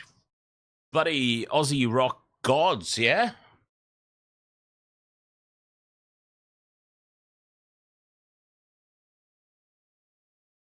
Hey, James, can I tell you my least favourite Silverchair song? And the reason why it's my least favourite, and this is going to give it away, the reason why it was my least favourite is because it was just everywhere and it got annoying. Although, having said that, I do still listen to it every now and then now. I refused to listen to it back in the day, though, when it was just everywhere. No, not the year 2000. The anthem for the year 2000. That song used to be to tears. Because it was just everywhere. I will listen to it every now and then now, but... Here's a controversial opinion, James. A Smokey for my favourite Silverchair song, Without You. Little Smokey for one of my favourite Silverchair songs. There you go. Michael Russell says, why? You are so colourful, not obtruse, overly offensive or aloof. The nicknames show that. Yeah, well, the thing... Michael's going to make me go over my list again.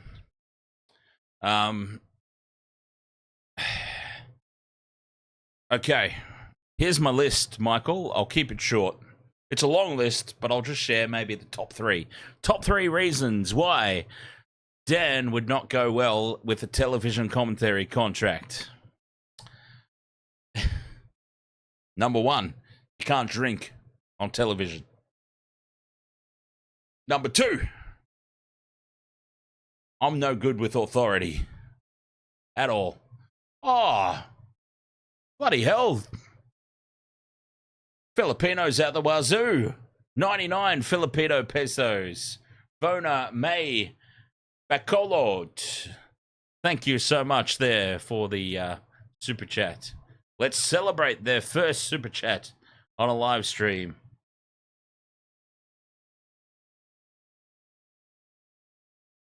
Okay, so number 1, you can't drink on TV. Number 2, I'm terrible with authority.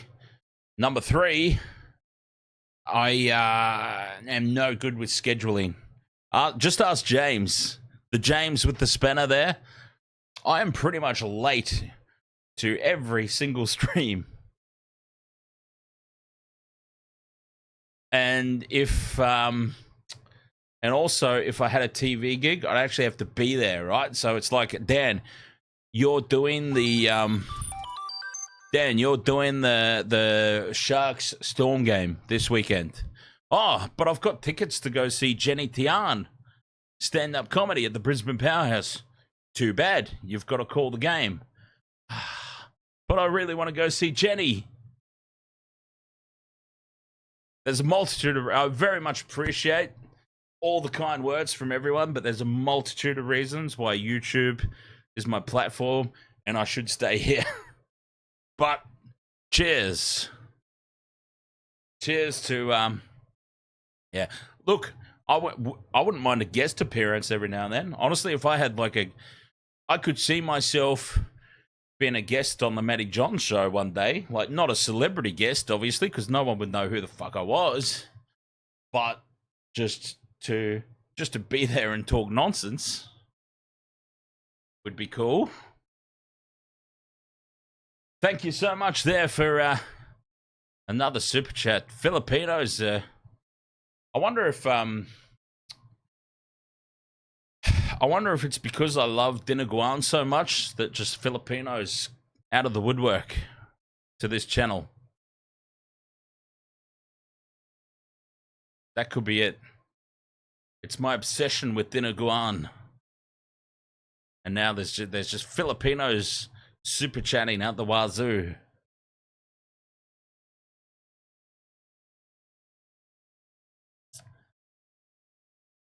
Could be it.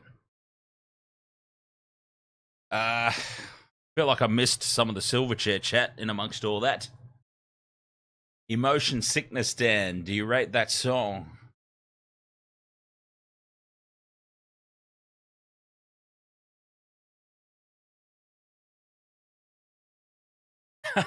Oh, Ellis says you could be one of those flogs in the crowd.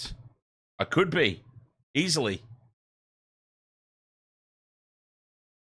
Ellis says, I love Freddie, but his voice is too calming for commentary. I could be tired while watching the game, and his voice puts me to sleep.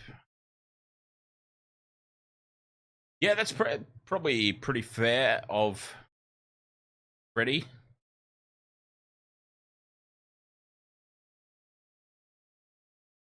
Actually, yeah, that's actually pretty fair. I also don't know. I don't think Freddie also did himself many favors with his Origin gig, to be honest, because he was such a terrible. He turned out to be such a terrible Origin coach. It just makes you question everything he says now, because he'll share an opinion, and you're like, don't know whether to listen to this guy or not. This guy put Damien Cook in at the centres at Origin. This guy put Nico Hines as the other centre in Origin. Whereas at least, listen to me, I'm the top of the Wasted World of Sports tipping contest. Not sure if I've mentioned that yet tonight. Might have done a couple of times. But yeah, definitely Wasted World of Sports T20 World Cup is coming up. It's a little bit of a weird time zone. There would be some awkward starting times and whatnot for the T20 Cricket World Cup, but I do reckon we sneak in a few. I think it's plausible. Something a little bit different. We've tried a couple of different things. NRL and Rugby Union, obviously, are the big numbers, the big money makers for the channel, but definitely keen to explore the opportunities to branch out. I mean, if we ever, as I said, if we ever got to the situation where this became a full-time gig, then, I mean, that'd just be great. But as I said, I don't want it to affect anything else that's already sort of going on in my life there. So, Vona May, feel free to fire a question in. I mean, you've got top billing with the super chat there. Vona, I think Vona May might be one of those people that's more like, I would just like to super chat, but I don't. I'm just happy to sit back and listen to all the utter bollocks that's going on.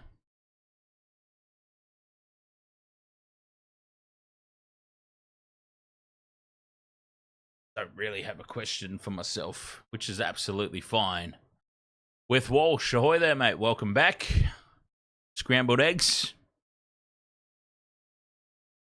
Changing your name, trying to hide from James. I love it.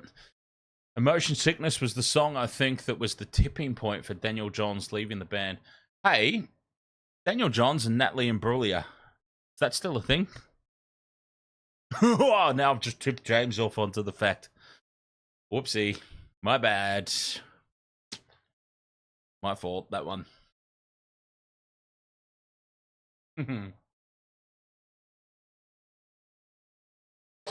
Vona May, 999 Filipino pesos. Honestly, hey, Rod, or Vona May is welcome to answer this as well. How have we found me in the Philippines? I'm just curious. How has the Wasted World of Sports found its way over to my friends in the Philippines there. Honestly, I love the Philippines. Vona must be the partner of Rod, says the James. Fair call. Could be a fair call. We'll let Rod confirm or deny that, and I'll just continue to drink. Oh,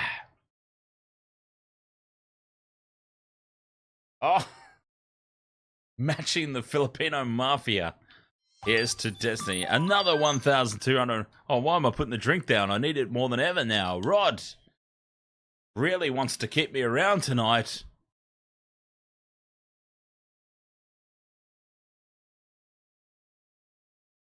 Oh, Christ. Okay, that was a big swig, that one.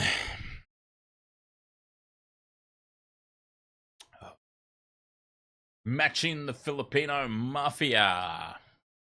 Here's to Destiny. Cheers, Rod. Very much appreciate it. I'll tell you what, Rod. I'm going to say when. It's not even a question of if, honestly. I don't think it's even a question of if. When I do eventually visit the Philippines, we're going to party up a storm, something fierce, yes?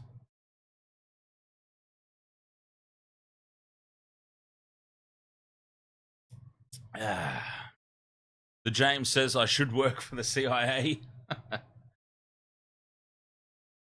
Maybe you do, James. And you just haven't told us yet.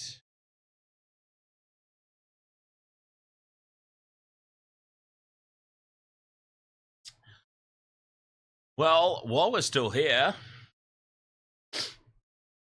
let's fire up what we've got coming up next week.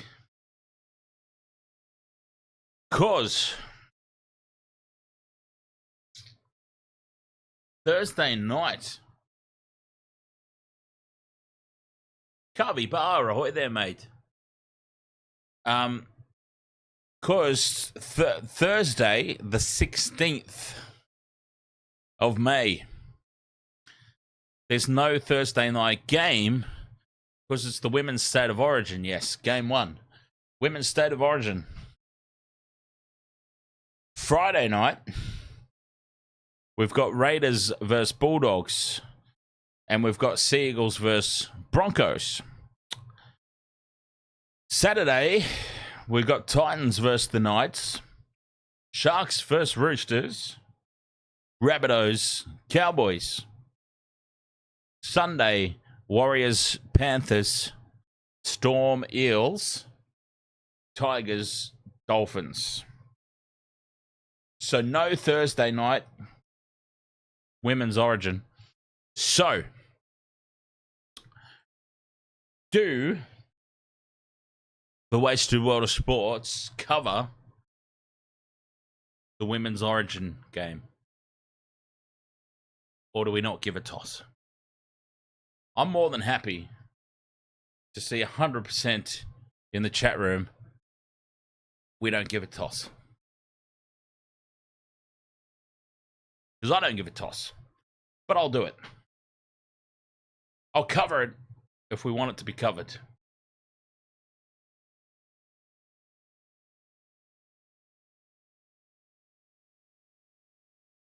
But I'd be lying if I said for 1 second I was particularly interested. Just saying.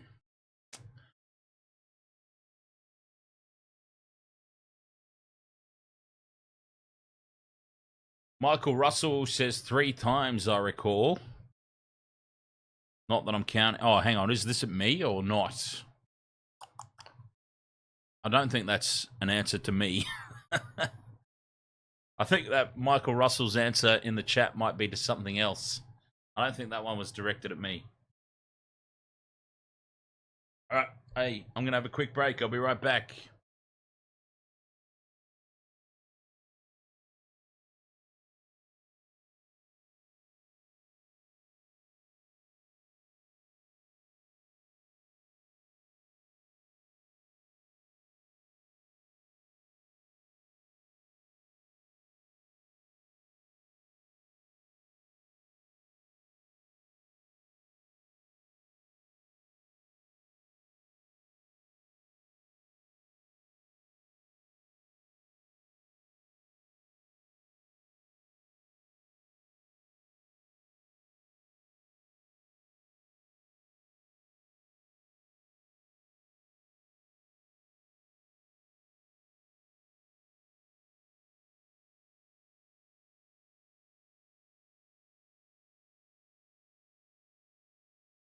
All right, what do we got going on?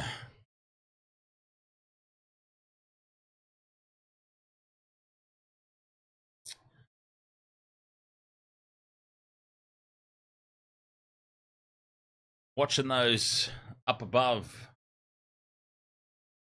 Watching those lines drift down.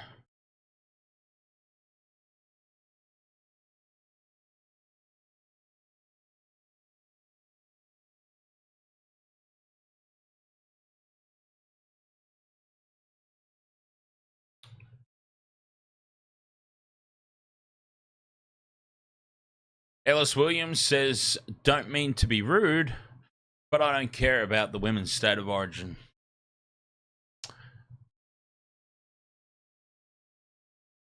I'm not even going to say a word.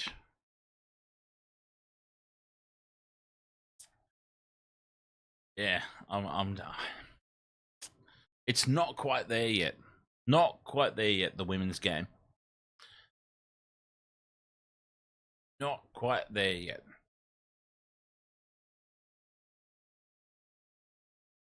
Anyone who has an avatar of my face is in for an immediate banning from the channel. What do we say? Should that be a new rule? Scrambled eggs? Scrambled eggs pretending to be UFC? Should we make that rule? Rod asks if I have an AFL team. I don't really follow the AFL, Rod, anymore, but when I used to just casually watch it, when I was little, the Essendon Bombers, I liked Carlton as well. My dislike of Brisbane teams meant that I went for Collingwood in those years where it was Collingwood versus the Lions in like back-to-back grand finals. But no, I don't really. I don't honestly really have an AFL team. I don't follow the sport. Best All Black side / era of all time. Oh, well, you can't go past the Richie McCaw, Dan Carter led era of All Blacks teams.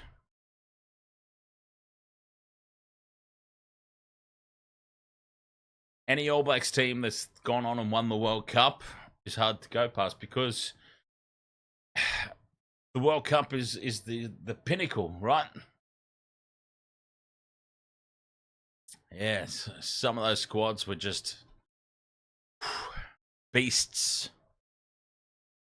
Nonu, Smith, multiple Smiths.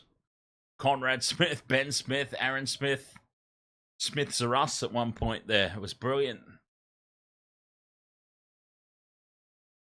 Yeah. Most dominant international team in history. I hate to admit it, but you've got to... Oh, hang on. Is that a question or a statement? If you're asking me a question, I think it'd be hard to go past the... It'd be hard to go past, as much as I hate to admit it, the Steve Waugh-led Australian cricket team, right?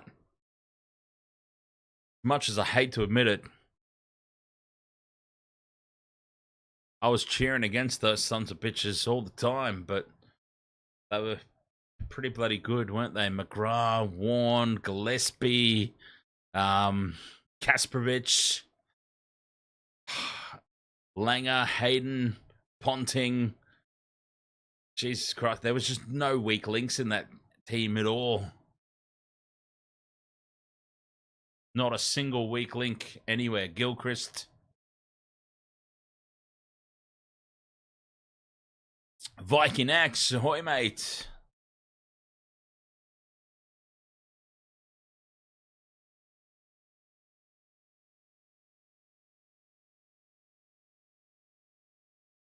Ellis Williams says, I'm calling it now.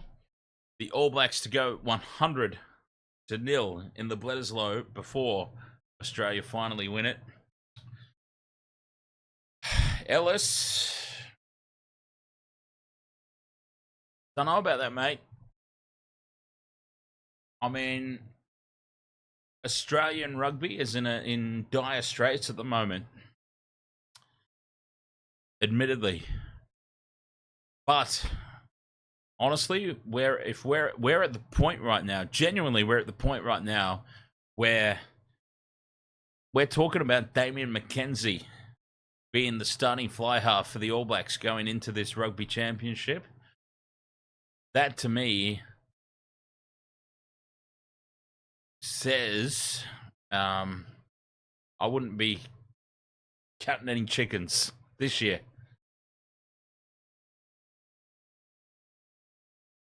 If Damien McKenzie is the starting fly half, I'm very concerned. Not to suggest for 1 second that Australia will win, but they would certainly have to back themselves. I mean, Damien McKenzie is a proven flake at international level at fly half. Catch you later, D-Funk. Cool.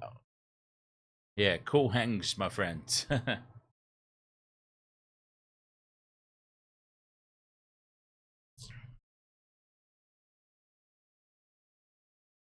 Damien McKenzie's a fullback. He's not a fly half. It's as simple as that. Simple as that.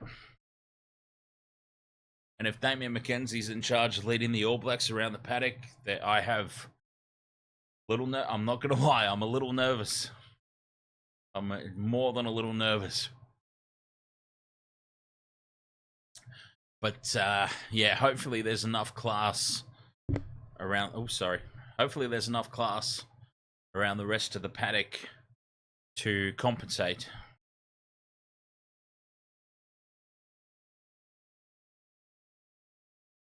That's, yeah, that's just my 2 cents. Scrambled eggs, ahoy! He's gone back to his proper name. Thank you. Makes it a lot easier.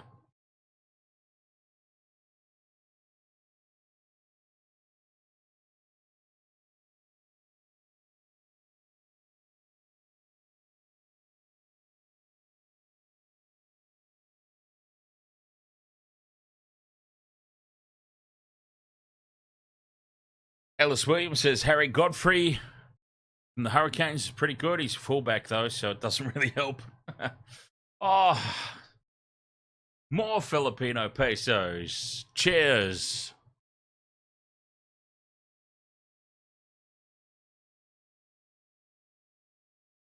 Cheers, Bona. Keeping me around tonight. I mean, you understand if you guys want me to stay here that badly that you're super chatting. I need some excuse me. I need some topics of conversation. Got to keep the questions rolling in the chat room. I'm running out of things to say. Quite honestly. I'm out of things to say.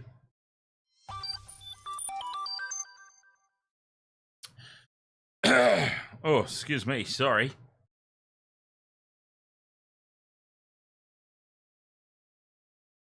Rod says, Dan, we could just donate direct to Destiny Rescue, but we love you, brother. Thank you so much, Rod. I appreciate that. And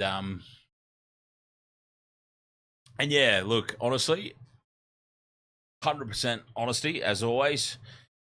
Should the situation arise where maybe, you know, I accidentally break a microphone and I need a studio upgrade, I do use some of the resources for that as well, of course.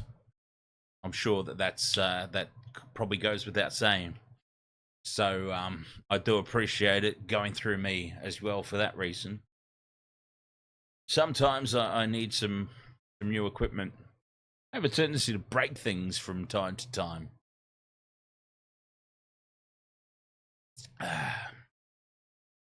Ellis Williams says the new Planet of the Apes movie I heard was great. Can't beat the classics. That's what I say. Apart from that atrocious Planet of the Apes where they... which one was it? See, the original Planet of the Apes, brilliant. Okay, you look back on it now and you go, geez, those costumes don't really stand the test of time, do they? But they were fabulous movies. The one The one where they were off, it might have been number 3, yeah? I'm thinking maybe number 3. They were off the Apes Island and they were in civilization. It was like Planet of the Apes in New York or something. It was as atrocious as that bloody Jason Takes Manhattan, Friday the 13th bollocks. In my opinion. Yeah, you can't beat the original Apes movies.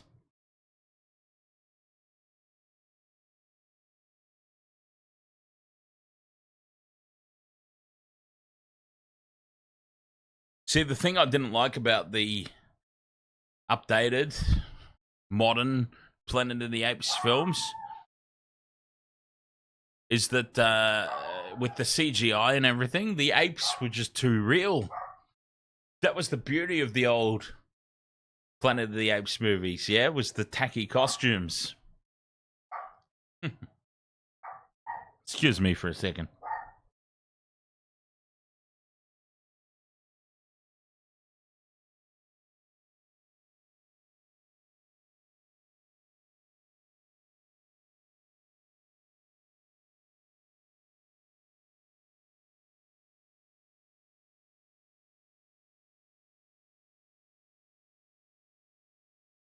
What's all that commotion, huh? What's all that barking out there? Hey? What's all that barking? Possums? Cats? Was it cats? There were cats? Possums? What was out there? What did you see, huh? What caused all that commotion?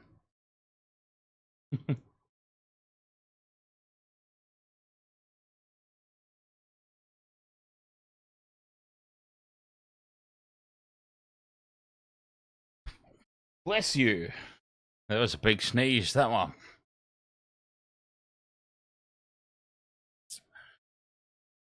Michael Russell says, best football memory you would tell your kids about. Mine boasted an easy win going to see the Broncos play Manly when the grass hill was still around. At Lang Park? The old Lang Park Hill. We lost 8-25, still laughing 23 years later.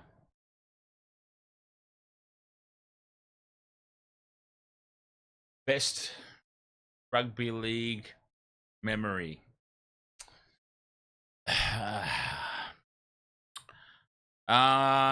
Okay. Maybe not the best memory, but maybe one of the most embarrassing rugby league memories. The Old Panther. Obviously, people know the Old Panther from the Generations vodcast most Sundays. So probably not the best, but an embarrassing one of my childhood. The Old Panther used to take me out on Sunday afternoons to the like the Queensland Cup. I suppose it was still called the Queensland Cup back then, because I was a big fan of the Valleys diehards. The Valleys diehards. That was my team. Yeah. So Dad used to take me out. The Old Panther. He'd take me out to the Valleys games wherever they were playing. Not most Sundays, but a lot. We'd go out, we'd catch the Valleys diehards game, and it was a traditional thing. It was tradition that I would have a hot dog at the game. And we went, it was Valleys versus, I think it was Valleys anyway, because it usually was. Might have been the West Panthers, maybe, I don't know. But there was this we went out one particular day, and it was a Sunday tradition. Valleys diehards. Little Dan had his hot dog at the footy, cheering on Valleys, and we went to this one particular game, and we went up to the kiosk. Oh, we're sold out of hot dogs. Would you like something else? No, don't want anything else. Didn't want anything else. Little Dan didn't want anything else. Oh, boy. Dummy spit of all dummy spits, yeah? Pretty much cried for the entire second half. We went back to our spot to watch the game. I'm crying. Like, oh, they're out of hot dogs. Didn't get my hot dog. Dad, the old Panther, we had to stop in somewhere on the drive home to find my fat ass a hot dog. So, yeah, not an embarrassing story of my childhood from the footy. Not necessarily a best memory, but yeah, there you go. That'd be my story.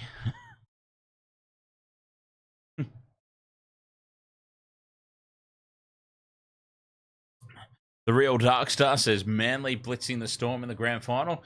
Yeah, I suppose if we want to talk about a best story, it would be like I go for the Sharks. I've only got one. 2016, Andrew Fafita barging his way over, scoring under the post to put the Sharks in the lead in the 2016 grand final. That's all I've got at the moment. Although the Sharks are doing all right this year, maybe, just maybe, there's a glimmer of hope for 2024. But yeah, 2016, that's probably my only real good story because the Sharks have only ever won the competition once. So, yeah, best of the best. Maybe that would be it.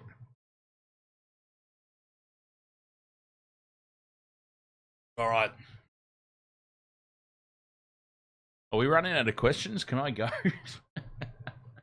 No, it's all good. I'm having fun. I'm happy to stay. I'm just... Yeah. I feel like we are rapidly running out of topics, though.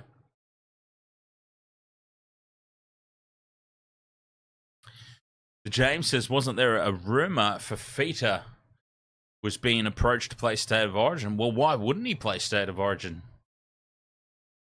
If he's available. Richard Trainer says, winning my third consecutive grand final back in the day. There you go.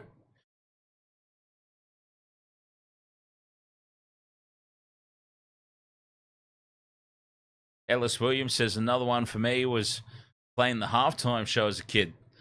The team was getting smashed because no one else wanted to run the ball, so I did. Very nice. Well, yeah, actually, that reminds me of one. When I was a junior, we got to play on Lang Park. When it was still Lang Park, we got to play halftime on Lang Park. And I've also played innings break, Kanga cricket on the old Gabba when it still had the dog track. Mr. Ed's Dead says, my dad would take us and get White Castle burgers after the games. I still get the craving thinking of my dad. That's awesome, Mr. Ed's Dead. That's brilliant, man. White Castle, I only know, like, we obviously don't have White Castle here in Australia, but obviously I know of White Castle because of Harold and Kumar.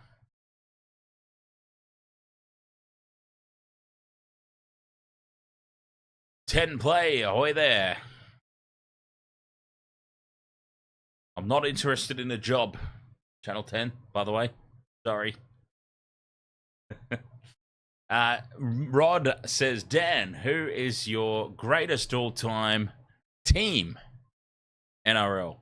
2016 Sharks. Goes without saying, right? No, honestly, I think the current Panthers have a claim to that. I think the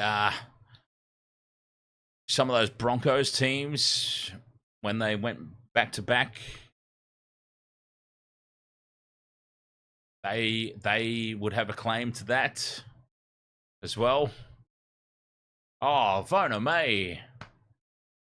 Another 999. You guys really don't want me to leave tonight, do you? Cheers, Vona.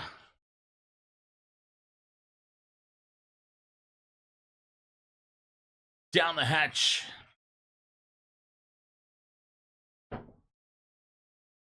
I may as well pull up a seat and get comfy.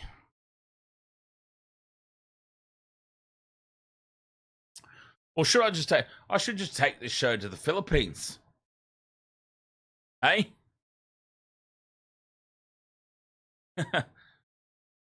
Let's just move the goddamn studio over to the Philippines. Richard Trainer says, let's talk top 4. Okay, well, Panthers, with or without Nathan Cleary. Panthers will be in the top 4. Sharks, maybe? Proving a case for being in there. But I would say at the start of the year, I think my tips were Panthers, Rooster, Storm. I think I had Manly in the top 4 at the start of the year, so I'm going to change my mind about that. Let's say maybe, Panther, Rooster, Storm, Shark. Because I think the Sharks, that was a real statement victory for them over the Storm this week. Even though the Storm were depleted, the Sharks had some injury concerns themselves, so they could be a genuine threat this year. Don't want to get ahead of myself, being that that's my team, but yeah, let's go Panther, Rooster, Storm, Shark.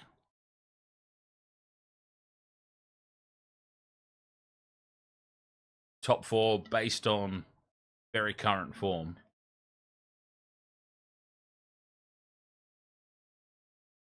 Richard says Rooster, Penrith, Dogs, Dolphins. Very ambitious.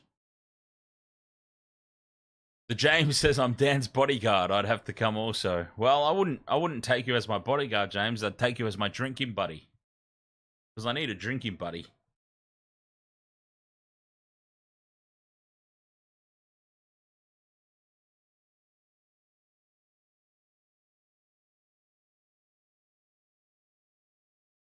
And my full-time drinking buddies need to be able to talk conspiracy theories behind the scenes with me. Otherwise, they wouldn't be able to handle me and my bullshit. Well, it's not bullshit. Most of it. Some of it's been proven already. The rest of it, we're just waiting.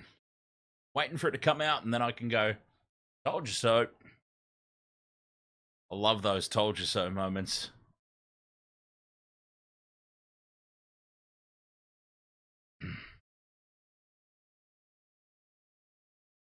What is it that Jesse Ventura says? It's not a conspiracy theory if it's a fact.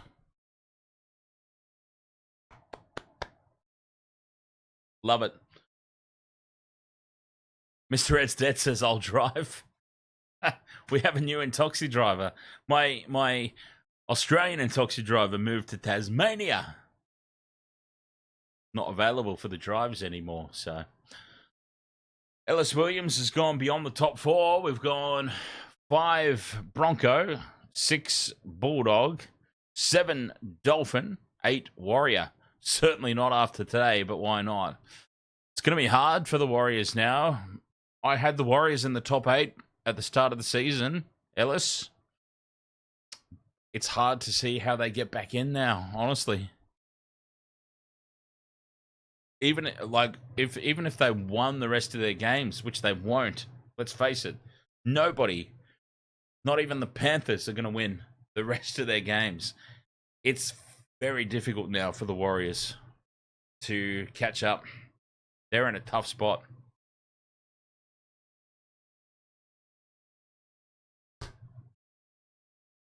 Michael Russell, cheers, mate. Catch you next time, yes?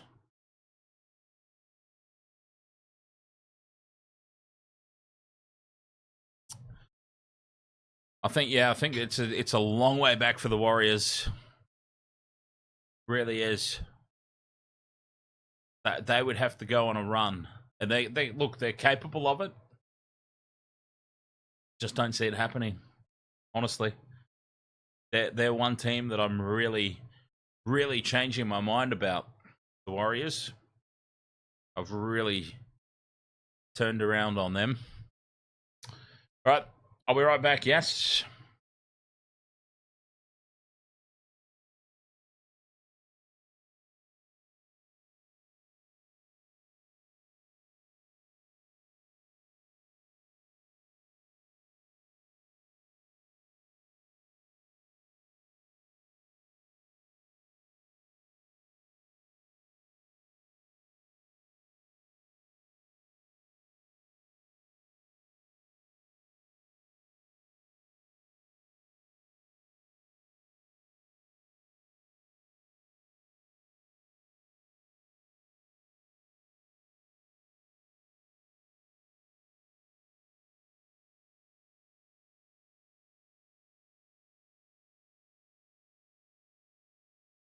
All right, what have we got?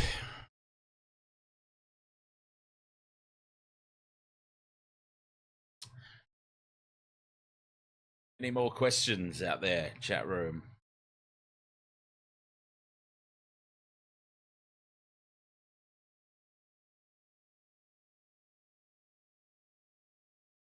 Because Dan's getting very hungry.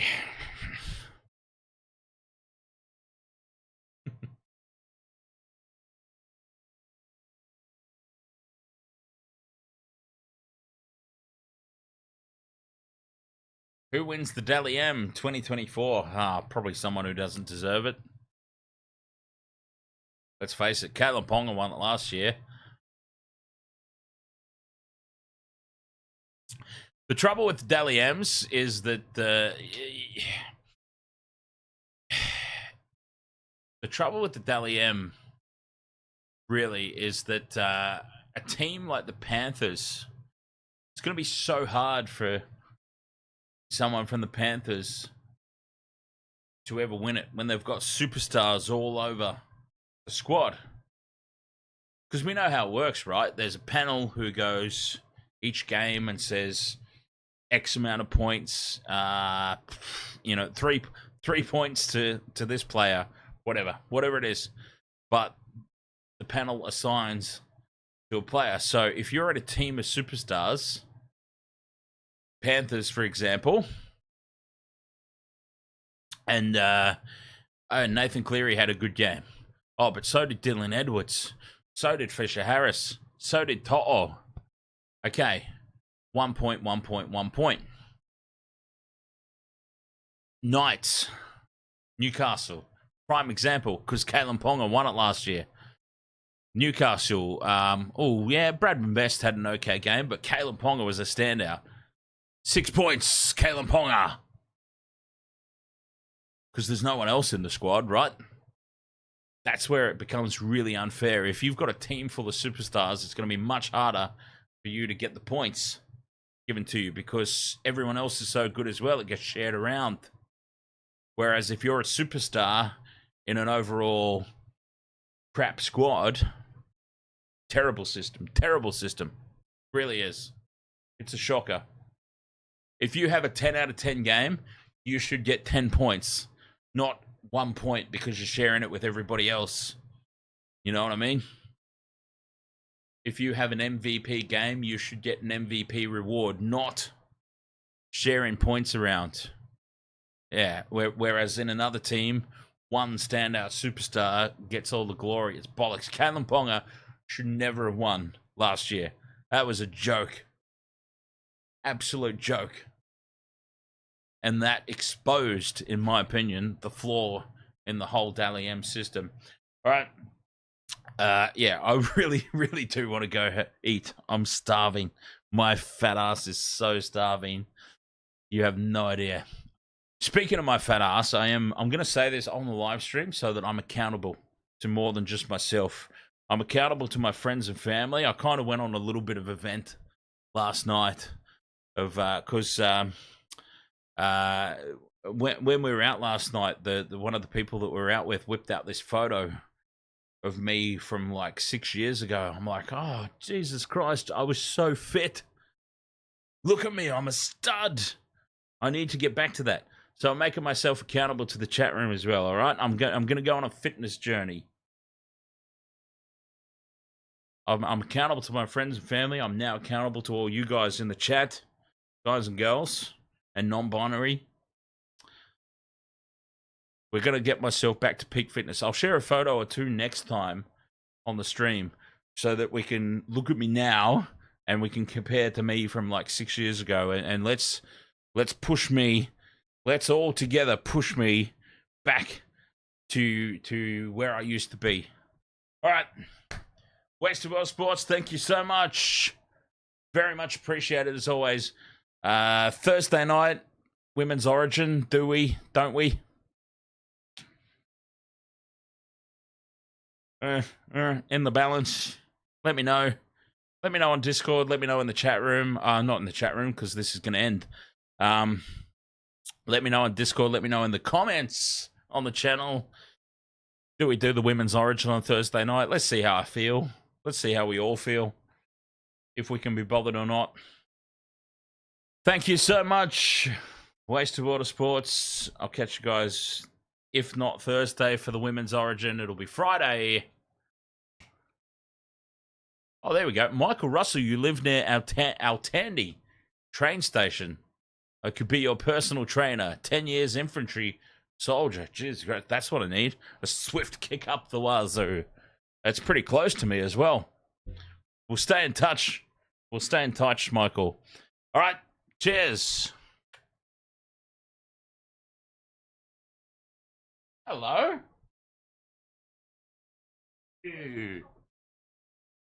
You heard, it's hilarious. She knows. She knows the sign-off.